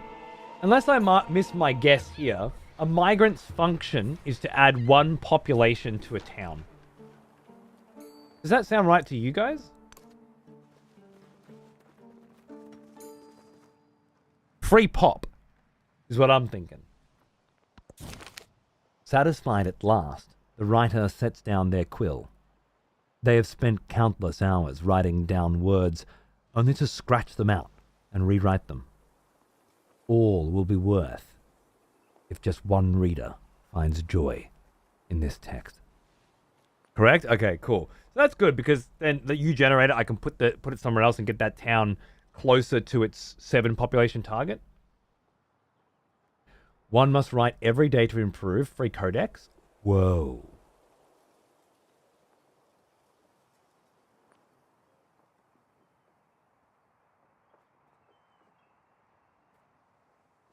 I think the codex is better. Yep. Put it in the library. Oh, you know what? It can stay in the palace. It's not a book, is it? 2 science. Yeah, I think 2 science forever is going to be more valuable to me than 75 influence now. Because it's only like 4 turns worth. But it's still... I still kind of want it. Is this... No, you're fine. My slinger. Army commander's coming. You, I wanted to attack there. Yeah, it doesn't matter. We just need to grow the town here, huh? Okay, so do I want the gypsum first? Provides the gypsum. +2 production to the capital and 4 to any other city. I mean, yes. I do want that. However, I also want the silk. You know what, the gypsum's just... Oh, I don't think I can expand that. I'll just grab this one for now and grab the silk next. That's fine. I think this because there's a dude on it. Unless I already own it.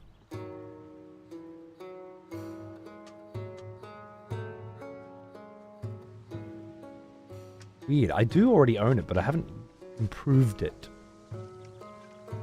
That's what I'm missing and starting to come together.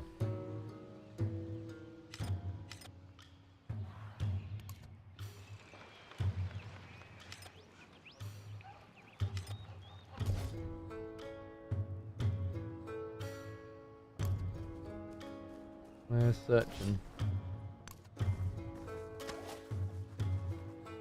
Let's see how this goes, shall we? You've reached the limit on how many settlements your civilization can easily maintain. If you acquire another, you'll take a -5 happiness penalty to all settlements for each one over the limit. Look for settlement limit increases in civic tech and attributes trees to further grow. Lovely. How'd you get a migrant? I had a legacy path. Well now, he is an old one. Almost as old as me. I'm not sure. I had a goal, like a quest. I had a quest that I had to choose, and I chose that one. De Perry, 75 months. What's going on, brother? Good to see you, man. Hope you're doing well. I feel like it's been a minute. I remember Happy New Year. you. Back from war, are we? On the old Death Hound. I'm just popping in from the VOD channel. I had to watch the post-Lawrence kill pop-off. What was the post-Lawrence kill pop-off? Did it just happen? Seems I just killed Lawrence in the Bloodborne run on the VOD channel. Nice. Was it good? I missed it, huh? I was distracted for the Lawrence kill. I'm sorry. It'll be back on again, you know, next month or the month after or something. There'll be... I think the Souls channel is going to have to be Bloodborne into Demon Souls. Although I feel like it should have Sekiro first. I guess the order doesn't matter. Because there's some second Sekiro and Demon Souls. Then we have Sekiro. We got Dark Souls 1, 2, and 3. Second time around back to back. Then there's also Elden Ring, which needs to go on there, which is still being made. And then there's like the OG Dark Souls run as well, I think. Parts of that, maybe. So there's... It might be a little while before Bloodborne comes back around, but it'll come back around. No point. Oh. Wants to share military aid? I don't have the influence right now to both gain the benefit. I don't want to give you +2 combat strength, so... It's like we're worsening our relationships, sir.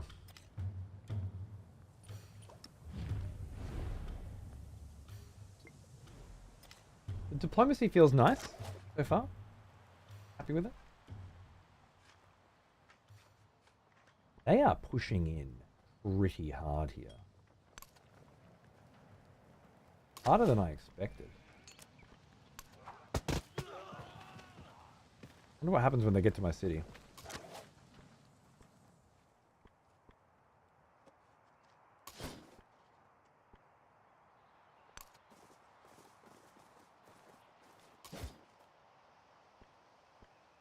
Only a minor victory. I'd rather keep running.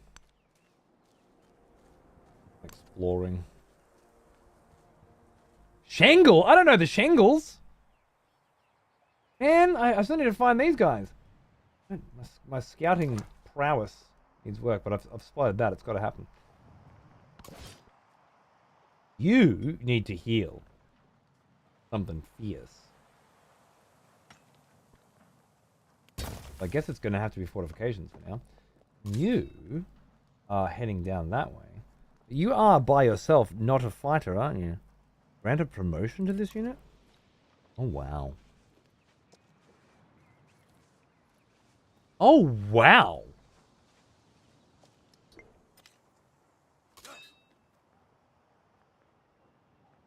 Well, that's looking way better, isn't it?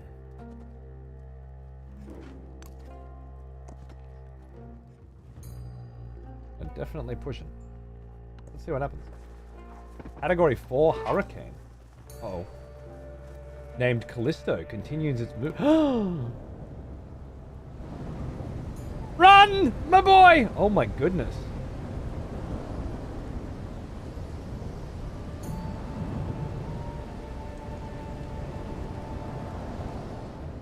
Crazy. Someone's been trying to watch God of War 2 the whole time. I did sort of stealth throw that in there, and I'll keep just putting things in to see what people are feeling, you know? You never know when a new playthrough is going to drop. I'm going to have to do something with... I've been focusing on the Souls channel, so the main channel has just been looping The Last of Us 2. That must be finished for a second time soon, right? Using channel points to change the channel is gold? Well, the idea is to encourage people to lurk in that channel, right? That's the whole point. If you lurk in that channel a lot, or you just leave that channel open, getting channel points, then when a part of a show you really want to watch comes on, you'll have the points to hide the remote. That's the idea. I know they're coming, don't worry. I'm trying to distract them.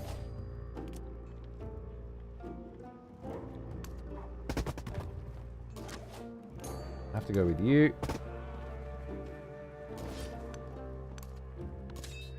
You're coming down to join in with my troops in a moment.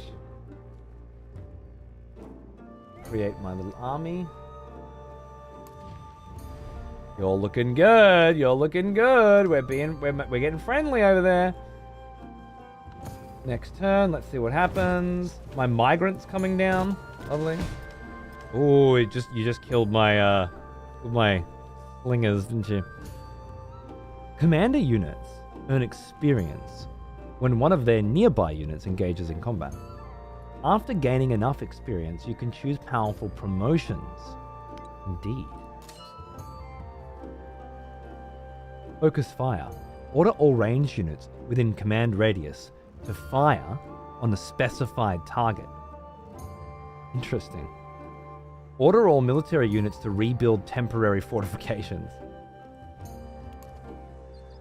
How rad. I am legitimately impressed with how good that feels already. Big fan. You got E? Oh, I'm getting bashed by Shengle? My goodness.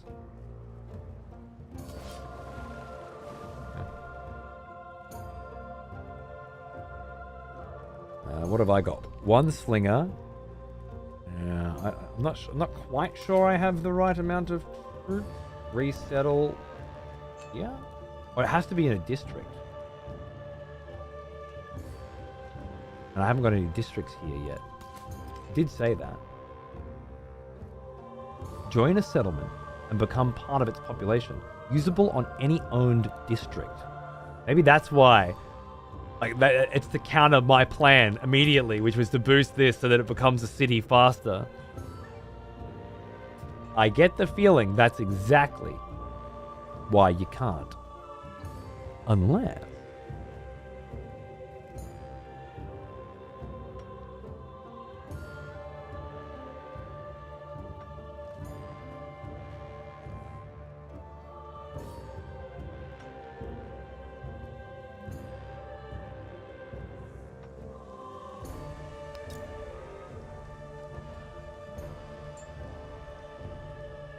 I feel a granary here could be cool. Then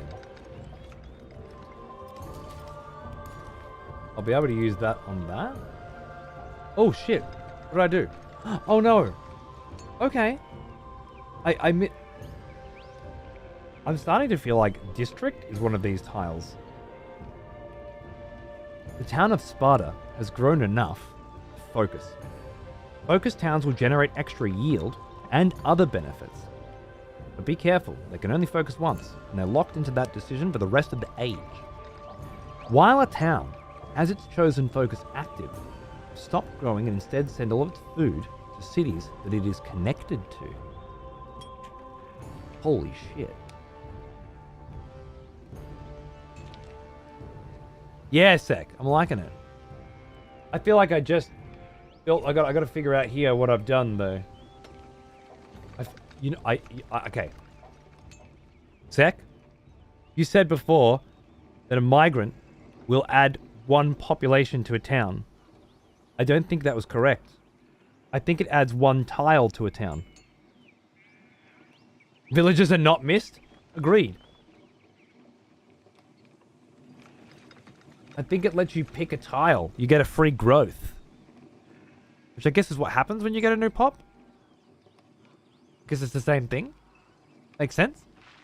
It's the way in which you... Yeah, I think that's cool. I just grabbed a bit of wood cutting, I guess. Fair enough. A bit of production and happiness is good. A town... so yeah, this is where it gets interesting here. Once we pick a focus for this town, the food from this town is then sent to other cities to help them grow faster.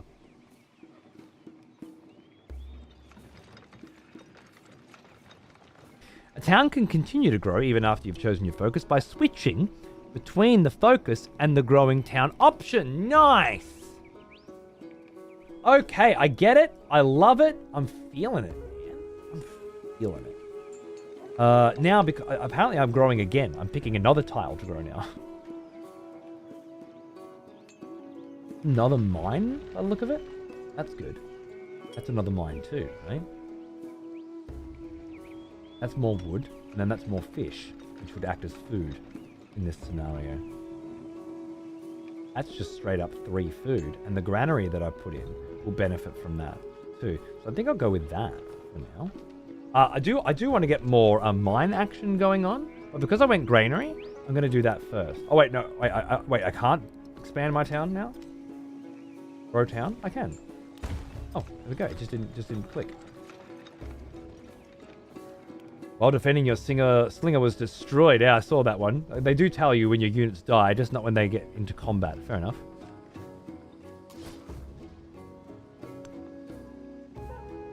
You're heading that way. Lovely.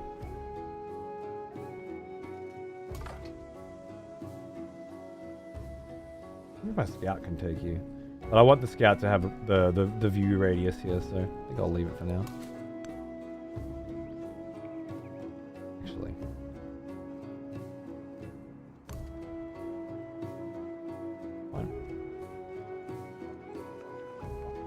The commander?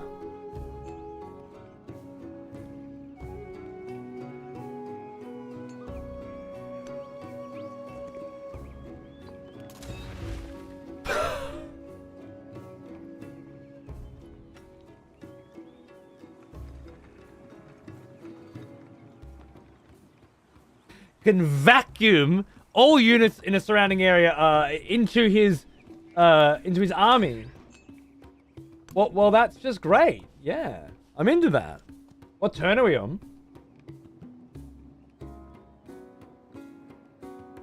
44.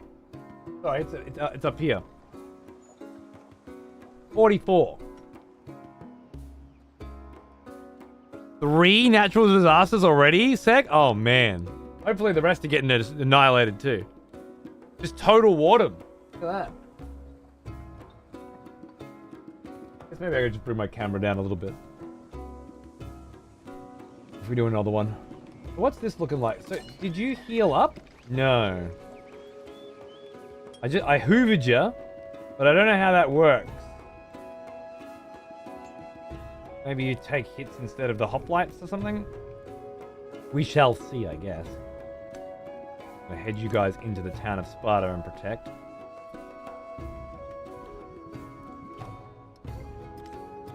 Now, I spent my money on a granary instead of units. That's fine. I wanted to. How do I choose a focus? Convert to a city. I want to choose a focus. Oh, here we are. Lovely. Fort Town. +5 healing to units. And +25 health to walls.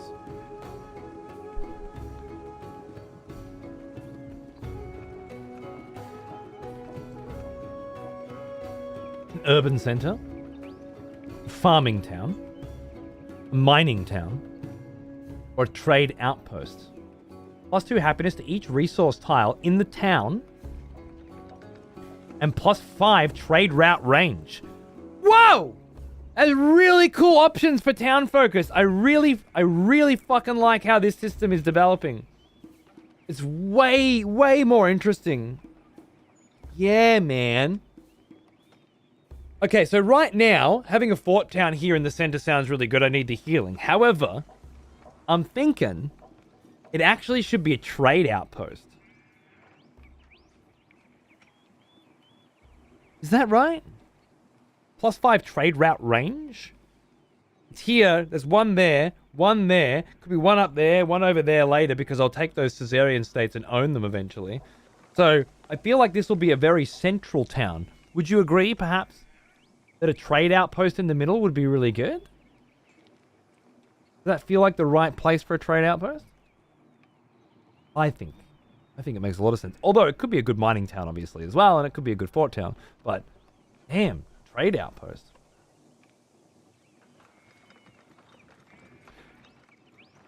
I think I'm going to go for it, and then I can switch it to growth afterwards. Trade ranger certainly helps. Trade range certainly helps. Yeah, I think so. I think that's good. We're going to make you a trade outpost. For now, each resource is providing more happiness, which is lovely. And we're just waiting for 350 gold to come in so we can convert it into a city. And then that city... Will that city still be a trade outpost? I think my understanding of it was if you convert to a city before you choose, then it won't be. Once you've chosen, it will be. That's my understanding of it. You can't ever change them again. Actually, Nelf, you can just switch between growing and that. Once you've picked, that's what they are. The tutorial said the focus lasts until the current age ends or something. Even if I convert to a city? Oh, interesting. Emissaries from Arcane have arrived and pronounced that the Greek Empire deserves all glory and respect. To honor the friendship between the two peoples, they present a generous gift, which I don't know what that generous gift is, but I'll find out next turn. Hopefully there's more hoplites. The essence of all beings is the earth. I think The the earth gift was water. irrigation. The water plants. Plants man. And man speech. 1 settlement limit. You can expand again. Amazing. How's this looking? They took the hoplites out of the army, right?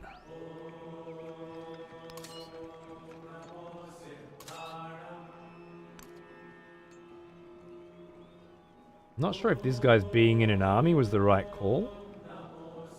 I've got support coming. But I don't know if it's enough support. Did you guys just grab that shit? Shoga just grabbed it. Cheeky bugger.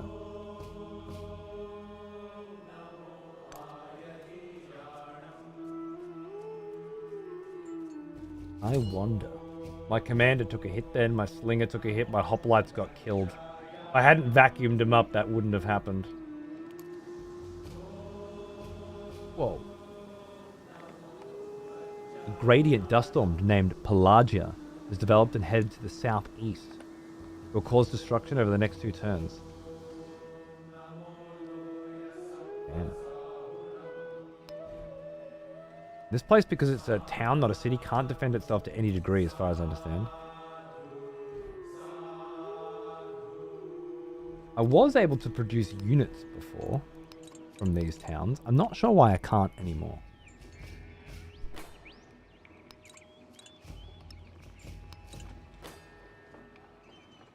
It might just be that I don't have enough money.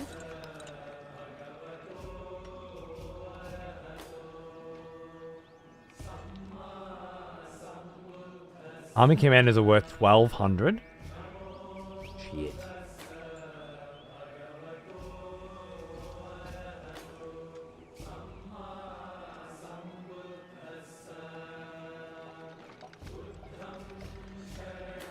I can almost build a hoplite here. As long as I don't kill my army commander too quickly.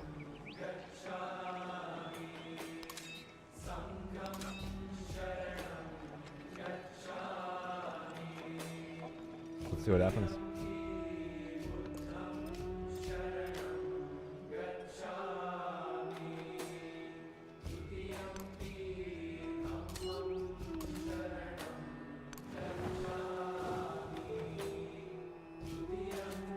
Bad. Oh, right, you can't. I see. Backing out? Negative 12 defenses. I think they're attacking the city.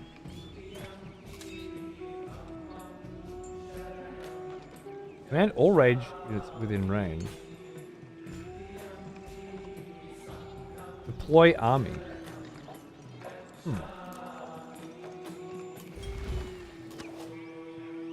Yeah, that's certainly interesting. I feel like when you want your army together when you're moving across long distances, but once you get there, you want to deploy them and move them around. That's how it's feeling to me.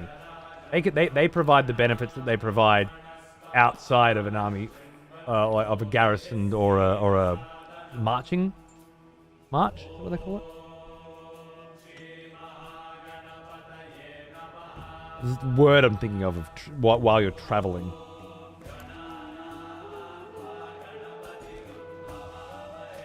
Which town are we going now? Oh, the new one. Lovely. We can grab the silk. Yeah. Grab my lovely silk. Plus 10 culture. Well, that'll come in handy later. Settlement under threat. I know. We're doing what we can. Resource assignments available. Oh, our lovely silk. There you go.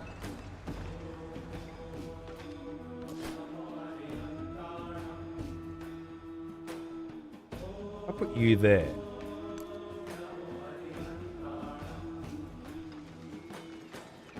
Got to get up in the face of. I like that. What do I want with you? We're down this way. Not sure if I want to just park a Like a lookout here. Maybe I should get around to here. Are you attacking my scouts?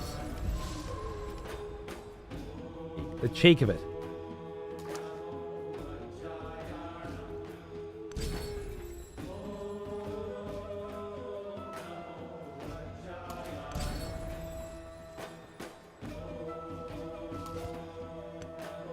The utter fucking cheek of it.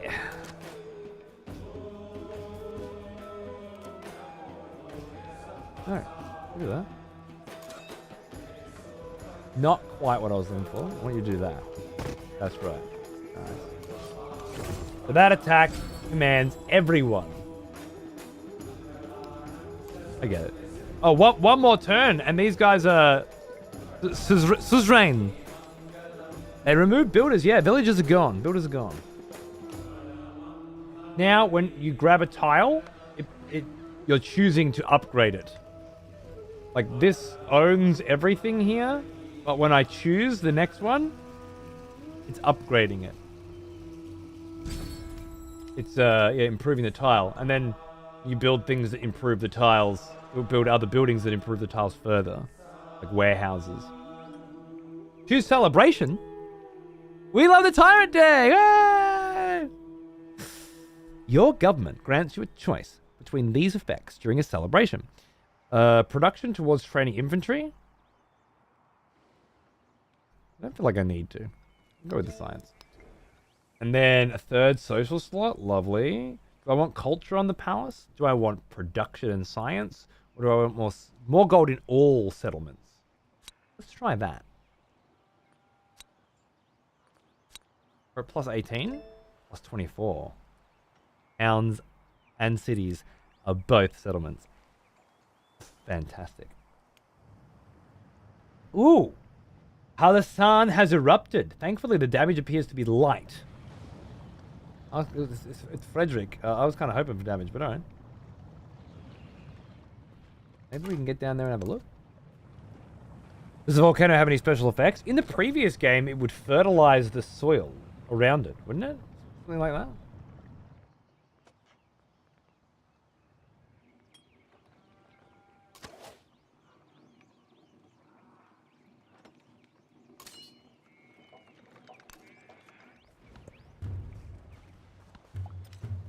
Your leader screen.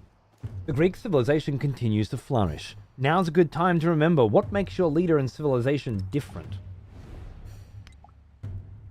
Diplomatic, independent, government, and unique. What makes my civilization different? Is this what I'm supposed? Is this what they want me to look at?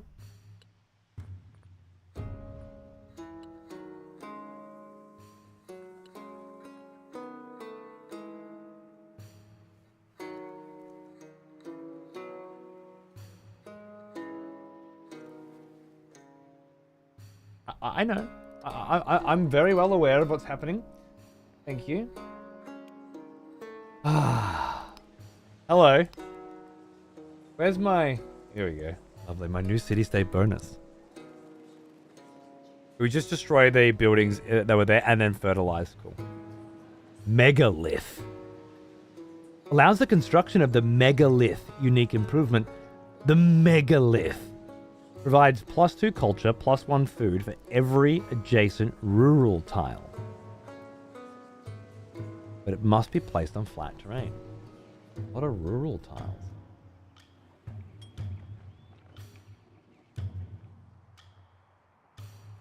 I don't know. Don't know if I could use that. +2 culture for monuments. Receive a free civic when you become a suzerain of a city-state, including this one. +1 social policy slot. Ooh.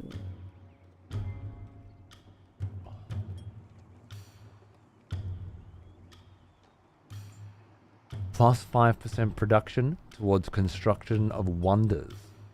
For every city-state. You're a suzerain of. 10% production towards wonder construction already? I know. But you gotta work hard to get suzerain now.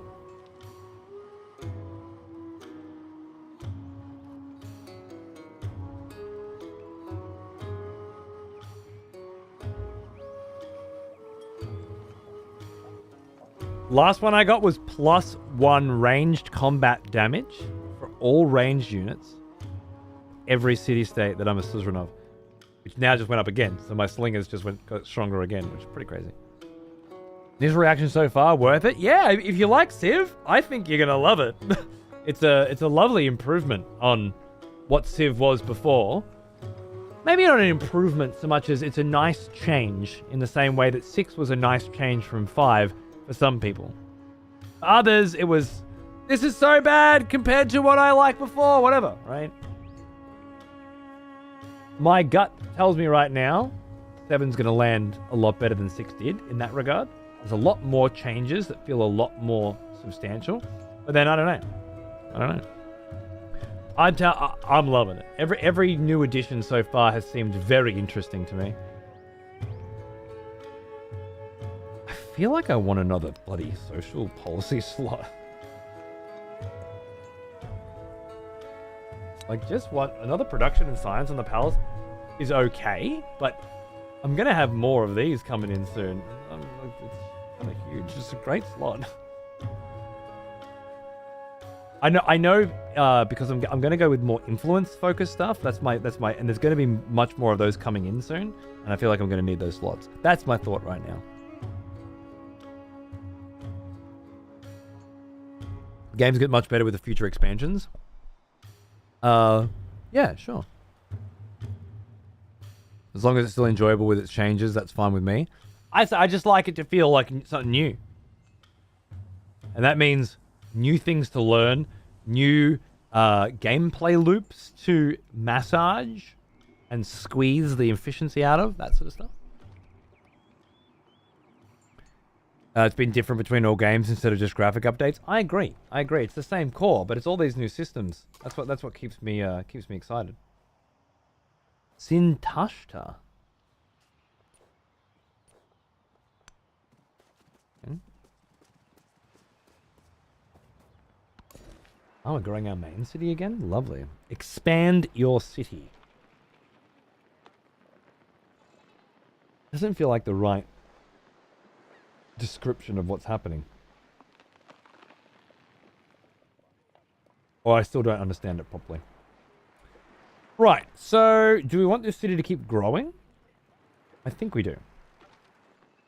In which case, I could grab the marble. I don't think so. I think I want to continue to grab as many coastal tiles as possible. Wait, unless I need to build something. Hold on. I need to build an Odeon. Where do I build my Odeon? I can build it right there.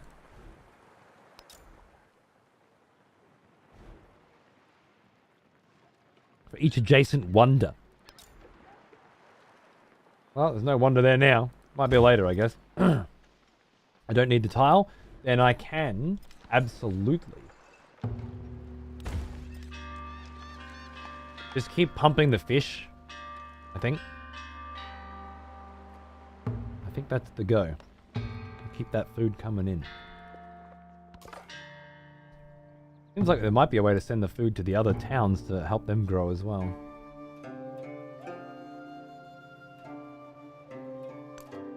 Oh, I was gonna go have a look at the volcano, wasn't I? Whoops.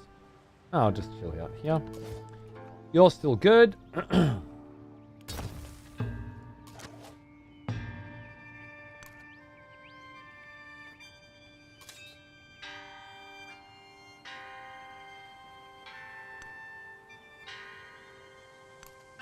Nice. And if we want to hoover up this army at any point,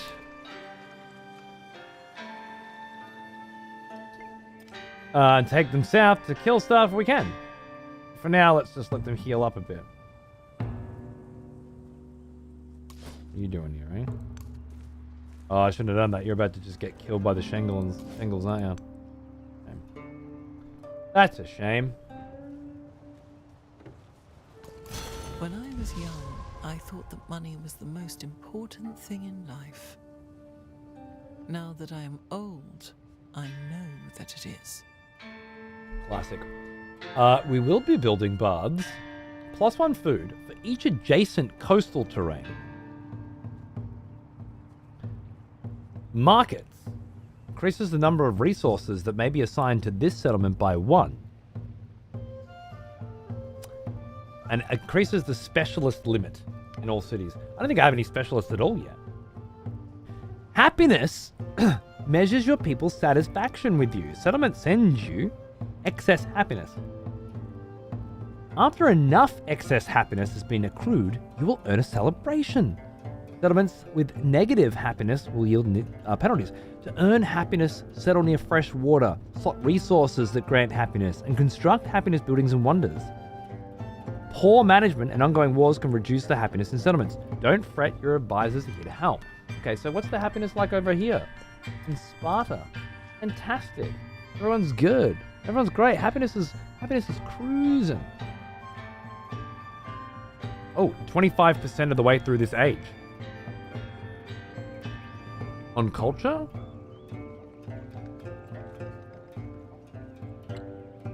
Military, science, economic. As far as I can tell, culture hasn't moved at all. But military, science, and economic are working their way through. Nice. And yeah, we're nearly through the age.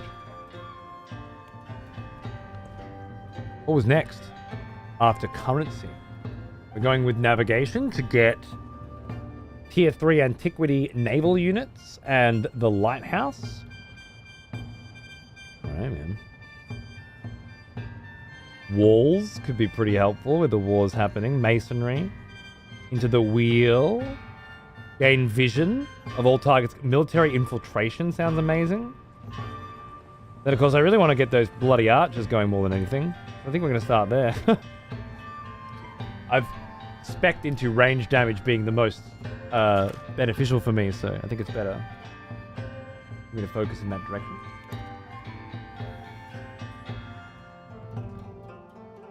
Pumper? I swear, their town must be freaking here or something.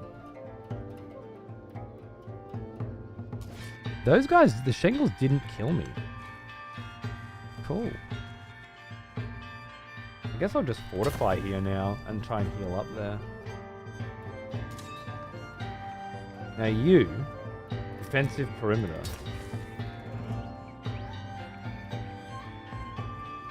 What if I pack you up, assemble the army, and then fortify?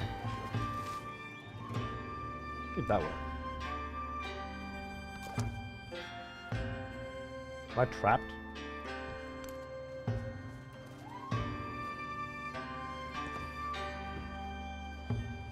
So how we got? We're almost at 6 hours. I reckon we'll probably go a little over because I started a little after. Or you know, I did some chatting and stuff at the start. We can go for a little bit longer, I think. But we are approaching the end of 6 hours of Civ.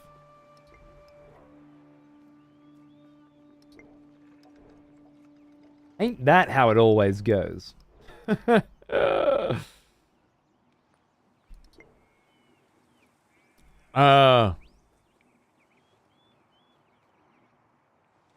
Longsheng's not very happy with me?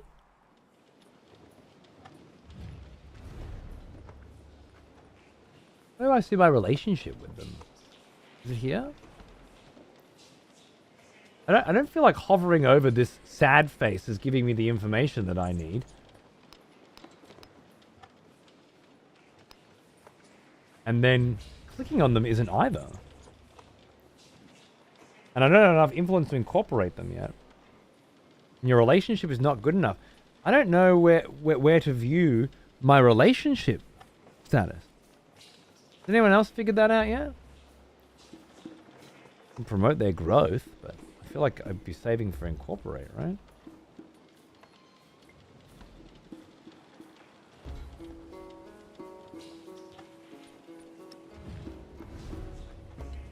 City states. Longsheng.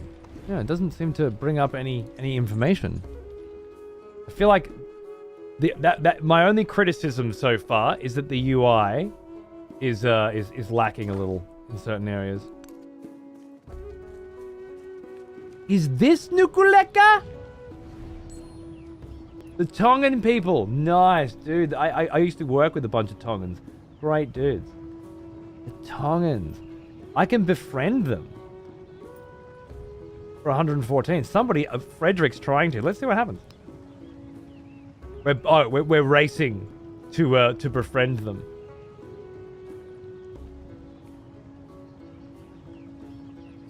What happens? Plenty to learn there.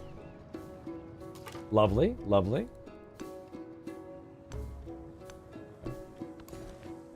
Grow this town again. Nice. Let's grab that gypsum production. We love production. You are currently providing happiness to each resource tile, which means your happiness output is 10. If I put you back into a growing town, your happiness goes down to 6.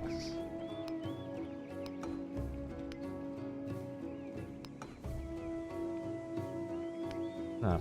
I think we'll get you expanding a bit more first. The money's coming up, so I can turn it into a city and see if that works pretty soon. And there's our gypsum. +4 production to any other city, but we only have one city. Soon we'll be able to add that and get more, which I think will be very, very nice. Cool, we finally found the Nuka-Leka people. I've been looking for that for ages. I just need to find the chumpers, man. Where are those chumpers at? Did I tell them to build a fortification and then cancel it? Seems like something I'd do. You're good, right? Oh, just keep peeking. Fortifications are complete there. Nice.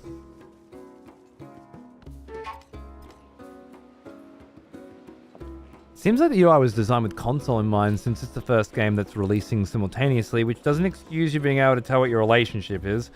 Unless maybe once you become suzerain, you can't lose that status? Maybe. If there's going to be a sad face, I need to know what the sad face means, you know? Also, as a point of interest in terms of design, somebody has created this extra layer here at the top, and I think it's supposed to denote something. But to me, it denotes something is hiding and I can't get to it.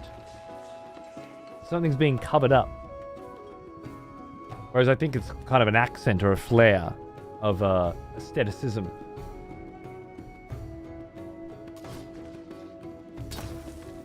Be more eligible on a Switch or a TV at a distance? I don't know about all that. I'll try it on Steam Deck tonight.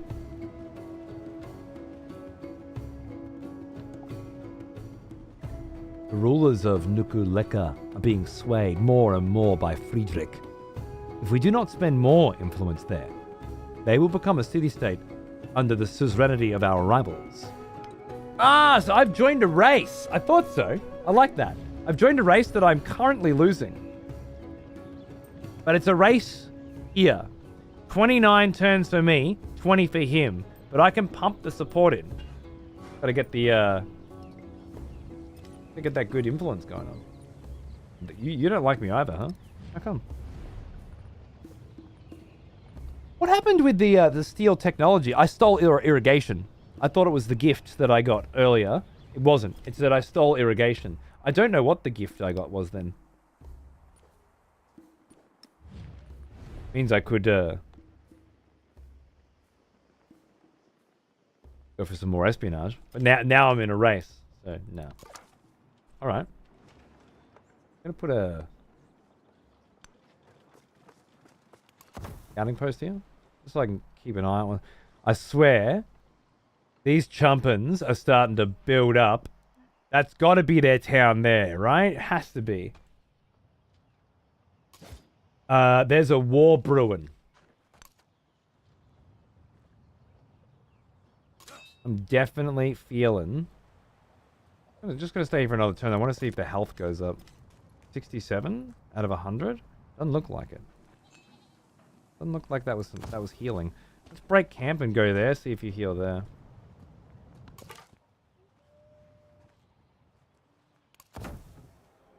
Lovely, lovely.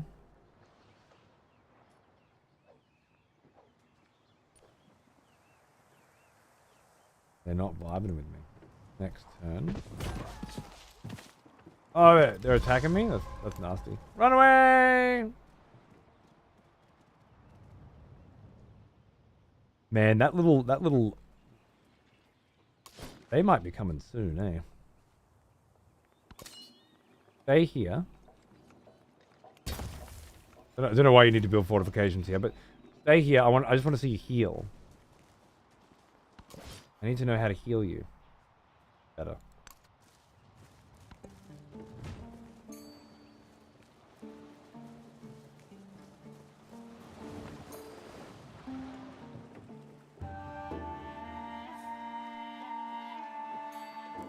What a lovely tune. You don't get the extra line above yours? What about here? It must just be that... Wait. Is it... Because I'm scissoring with them? Is that it?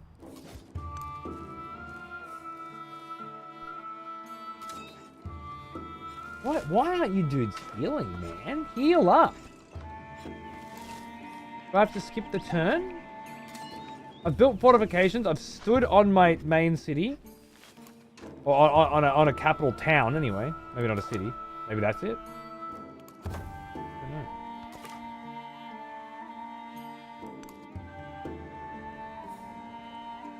Lafayette! This is where you are. Down here with Frederick. Huh? What are you guys doing? You're backing off. I feel like there's a push coming. You now have the ability to place specialists in cities. Like rural population, which can be placed on unimproved tiles. Specialists can be placed on existing urban tiles to create dense urban districts. Be careful. While they increase science, culture, and other yields, they increase happiness and food needs. Oh. Well, let's have a look. My first... Oh, I can't click on it. I thought you... Obscene. Obscene. I just get told I have a specialist. I want to click on one of my districts so that I can put the specialist in there. I can't even look at the district anymore to see what buildings are built there. I'm worried. I'm very scared. Hey, Jib, how are you, mate? What's going on, dude? Hey, Fred, what's up? Yeah. I know I can place a specialist in here.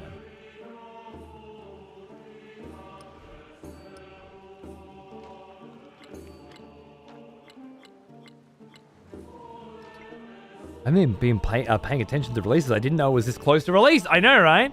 It's technically available in advanced access today, but the official release is Feb 12, yeah. And it is, dude, I've been playing it for 6 hours now. It's got a lot of new ways of doing things and, you know, a lot of new shit to learn. It's seeming cool. Some things are like right now, I don't understand why left clicking on my districts gives nothing. Should a panel not come up set? So I can apply a specialist?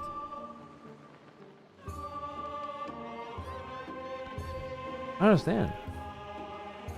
I can't build that because building maintenance.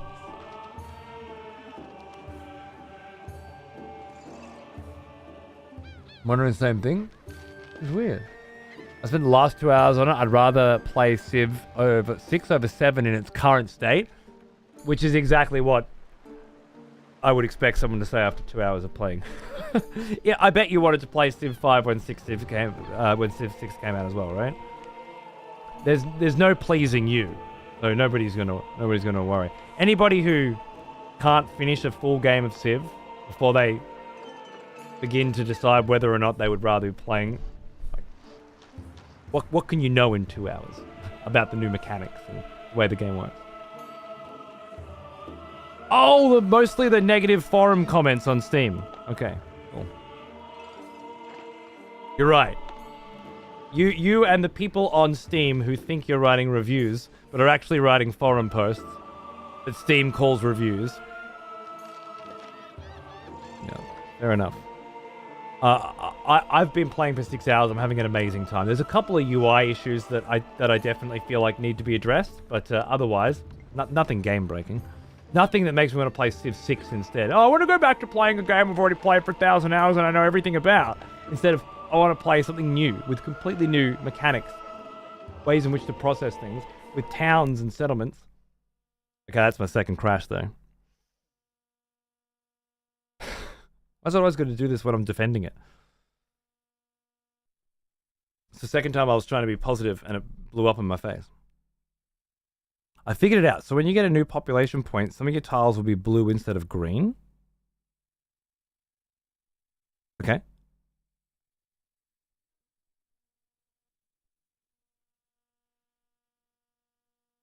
Let's say the UI is great, but it's not worth tanking the game.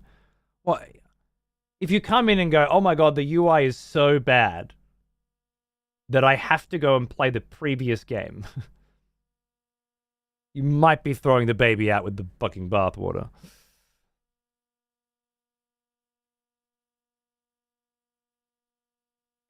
Yeah, Eric, sure. For the specialist. Okay, so I have to wait until I get a new population point, and then that population point is the specialist? Well, that's exactly right, Demon. Yeah, we talked about it earlier. The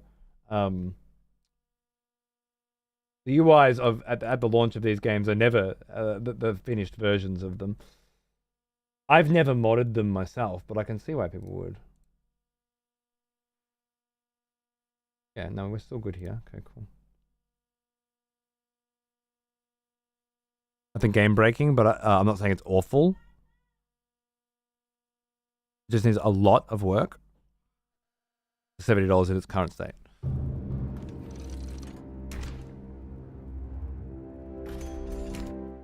I Past is respectfully disagree. Not because I'm being sponsored to play it, by the way. Together, debating music and politics. I am being sponsored to play it. And obviously, it would be bad form to sit here and say, I don't want to play it and write negative reviews. But it's just not the case. It feels... There are a couple of, little things that have been like, that's unfortunate. But mostly my 6 hours has been learning the new mechanics and figuring out how they work. Deciding that this is going to have a trade town focus, which is going to increase the trade range from this town to all other towns around it. Learning how towns work, how they're different to settlements, how they're different to cities, how focus works. If you want to build a town into a city immediately, you can, but it costs more and you lose the ability to focus the town. Switching between the town's focus and then growth. How all of the food that it produces after it doesn't need it anymore then goes to other towns and shit. Like, this is all...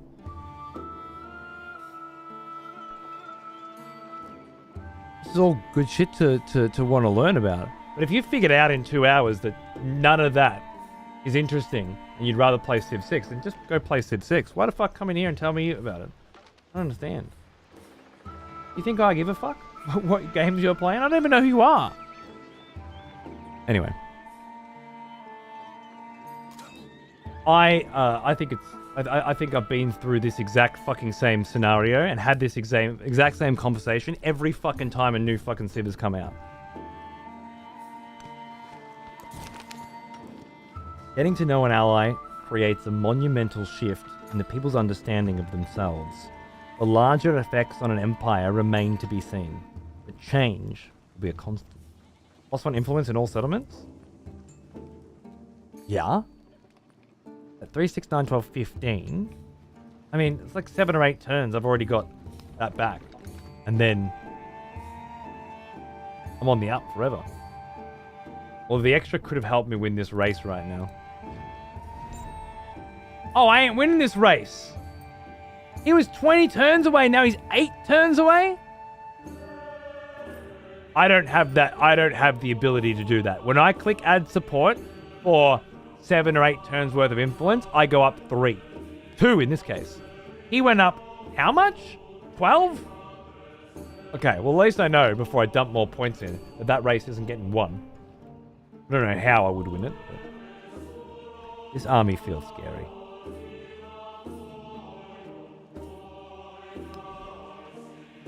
I don't know why I can't build a pantheon. Any ideas, Sec?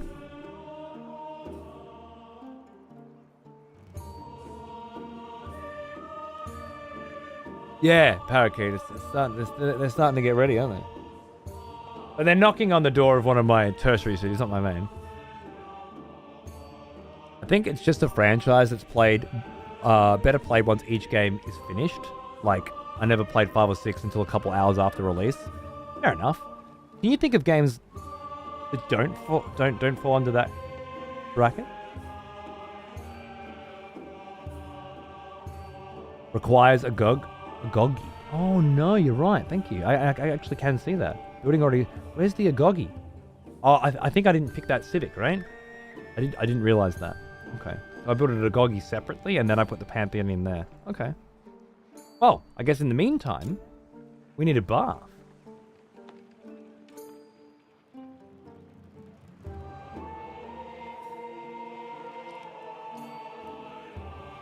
This is currently providing 3 food, 1 gold, 1 happiness. If I put this in, it'll provide bonuses from the tile plus 4 food.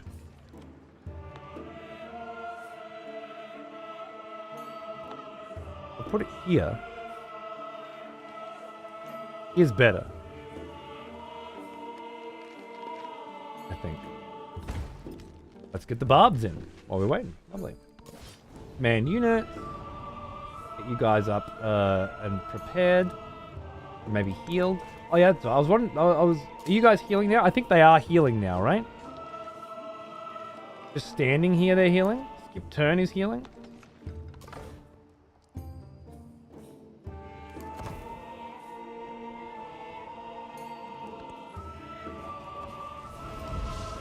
I think they're coming.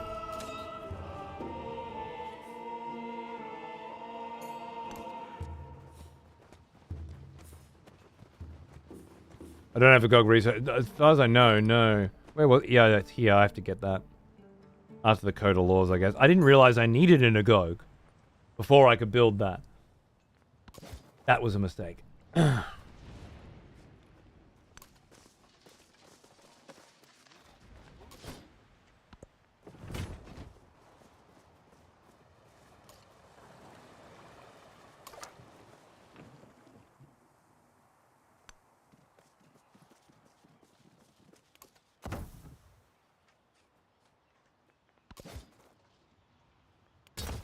Fortifications.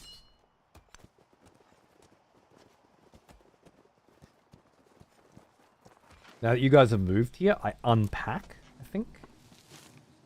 Unpack here? Right. The commander stays back here in the town. You guys chill in here. Might even bring you back there. I'd really like another slinger. But or an archer. But it would cost the cash. I really feel like it would be beneficial.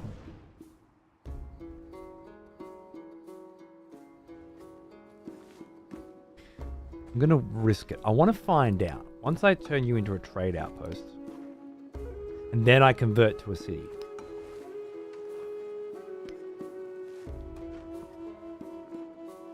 Challenge complete. Urban upgrade. Cool. How do I find out if this is still a trade city now? Or if it's lost its trade city bonus?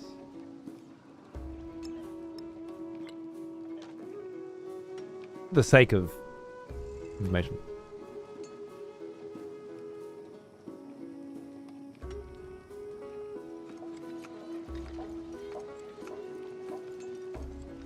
Commander was at 67, now 87. What does that mean? Oh, health, right. I think it only keeps it as a town, but I'll see if I can find anything up.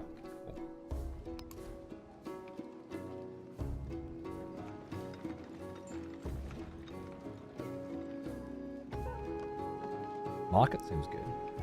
You know, there's actually quite good production on this place already, so probably just grab a slinger.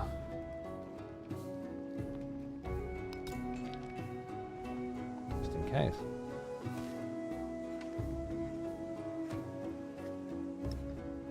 That in there so that the production there is +4 now.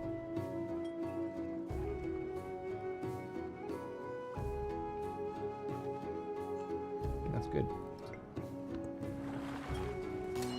An eye for an eye. Legacy Path, Silk Roads. You have a code of laws, and more importantly, a merchant. If you send the merchant to a settlement beyond our borders, it will acquire for us riches beyond our dreaming. Make no mistake, this is only the start. Objective: create a trade route.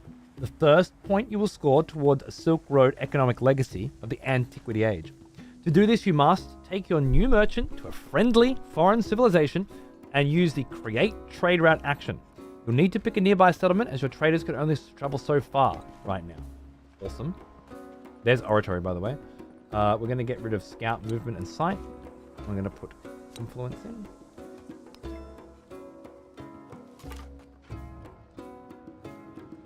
Okay, where's my trader then? Okay, he's here. Lovely. To Longcheng or to Arakim? Awesome. +2. +2. Gaining an access to another resource. I'm going to go with that one. Our new support unit, the merchant, should be moved to a foreign settlement to establish a trade route. You will need to train a merchant. Okay, should be moved to a foreign settlement to establish a trade route. Does that mean there's possible trade routes? Out of range, out of range, out of range. Okay. Well, I guess I just tell you to go here then. And then you begin it once you get there. Seems right. They moved, don't they? Love it. Hello, my friend, Laviette. For 60 influence, you will give +3 happiness to both leaders. You'll give me +2 influence again. Yeah, give me that influence, man. That's the good stuff. And then with that influence, hostile. Well, I want him to declare war with me, so that works. Oh, I'll steal his tech as well. Why not? Reconciliation, don't need it. This guy's friendly with me. Improve trade relations. If accepted, it permanently increases the number of trade routes you can establish with them. Oh, yeah. Yeah. I get bonuses when they declare war against me, +5 war support. So I'll be trying to get Frederick to pursue that path now, I guess. You're not really getting the range that I wanted there. I'll pack you up and move you down that way. Cool. And when you do this, what's this? Defensive perimeter. Order all military units within command radius to build temporary fortifications. Within command radius. Is that what just happened? Did I order all units within command radius to build temporary fortifications? Because if I did, I don't feel like I did. Ah, that's why. Yeah, now we're talking. That's fantastic. Everyone's fortifying. Delicious. That's what we wanted. I want to find out if this is still a trade empire. It's I'm getting the feeling it might not be. Only now a Goggy. Lovely. Fortifications are up. Lovely. I guess we can keep exploring with you now. Seems good. Lafayette's down that way. We're growing this wonderful new city again. Which way are we growing it? More production, more production, more production, more production. I guess we should head this way so we can get those, get that wool. Or this way to get the gold. Oh, head towards that gold.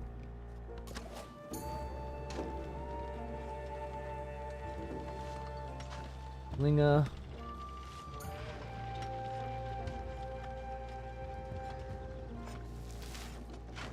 What are you healing? Bring the slinger back here. Here. No catapults or anything. That's good.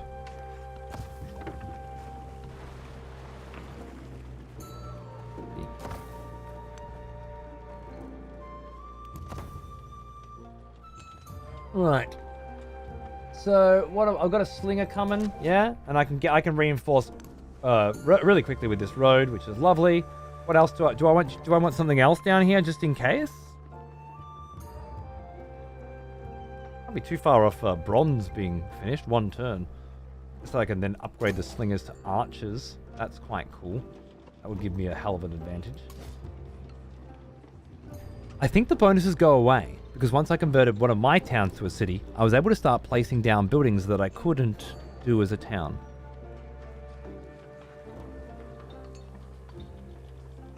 I don't see the connection between the two. Obviously, a city can then place buildings because towns can't at all. Such as a market, yeah. Yeah, no, they have no production. You had to buy everything, now it can produce. The way I read it, though, was like, if you want to turn a town into a city straight away, you can't give it a focus. But if you give it a focus and then make it a city, then it's a city with that focus. Maybe that's not the case?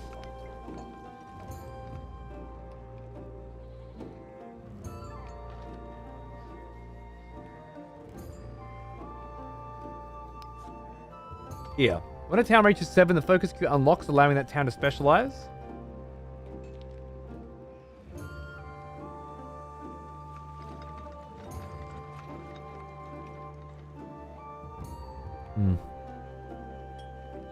Maybe only towns can focus? That's what it looks like.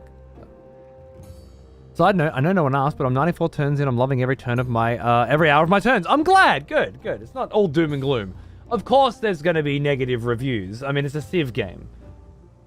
It's the same with 6, and now people are saying, oh man, I want to go back to 6. It's just how it always is. But if you're it doesn't seem like a terrible new Civ to me.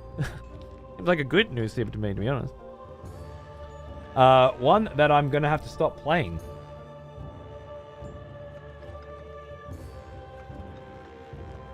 I don't know how I feel about that. Forgot what drawing yourself away from a new Civ feels like. It doesn't feel good, does it? One more turn.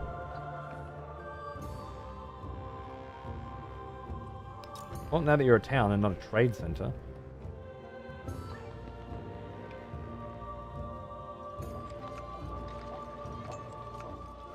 Do I want a bath?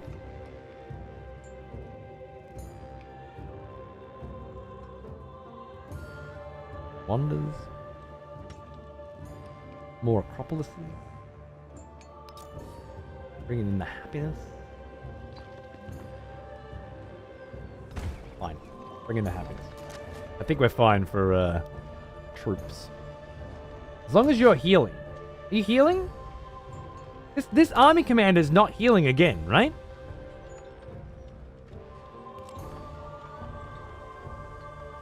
Every turn, not healing. Why aren't you healing? Wake. He's asleep. Why isn't he healing? Have you figured that part out, Seth? Because it's driving me nuts.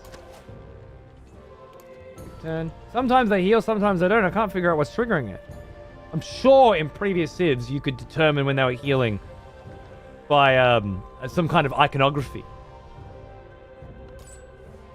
Hey, we made it. Our first trade route.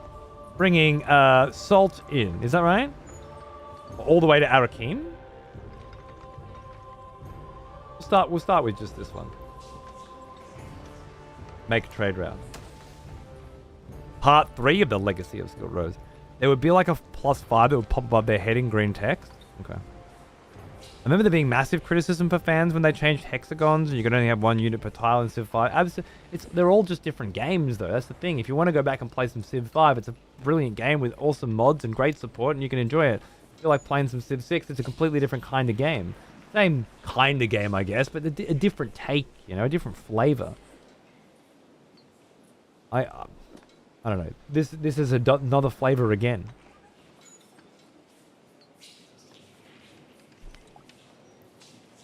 Trade route has been created between your 2 settlements.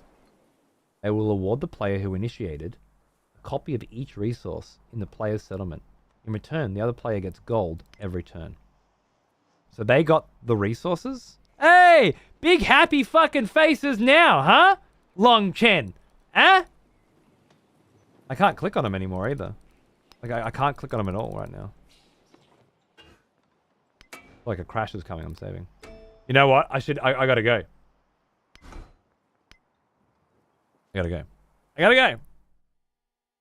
That's it. But if I just keep one more turning, we've all been here before, right? Can't happen. Ladies and gentlemen, hi. How you going? Thanks for hanging out with me for a sponsored gig.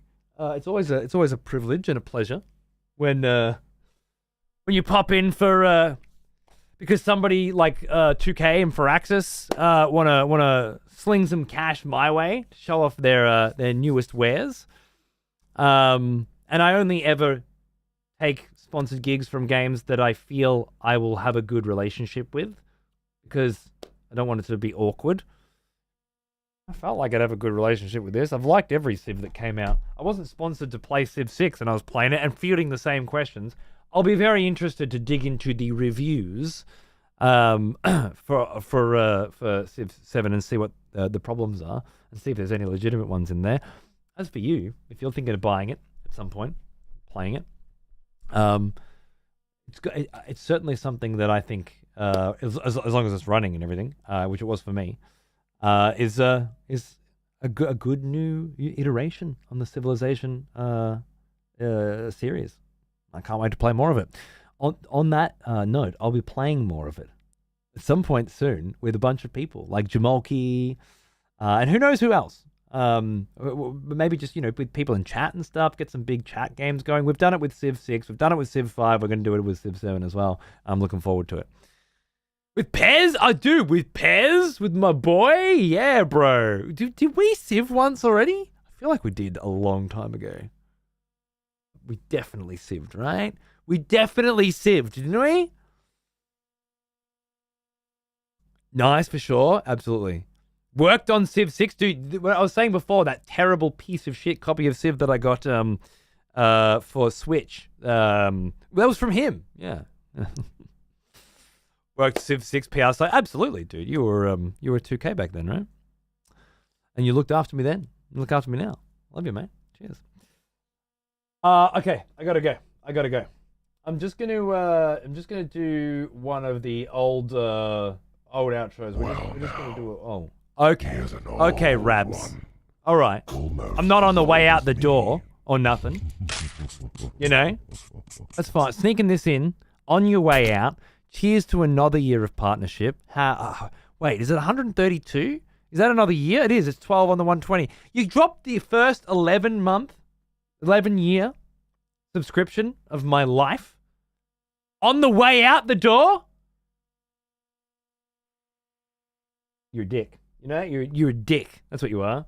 Which is exactly the kind of people I've been cultivating for 11 years, apparently. And I couldn't be happier to have you in my We have a little tune that we community always since the play very for first the day. Thank you, Rabs. I love you. Thank you all for watching. See you tomorrow for Elden Ring. Cheers.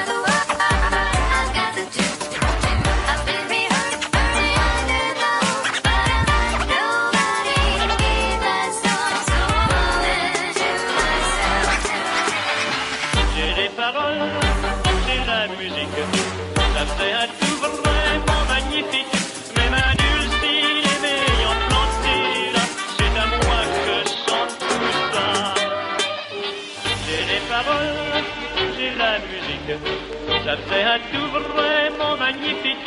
Mes mains dulcinées m'ayant planté là, c'est à moi que chante tout ça.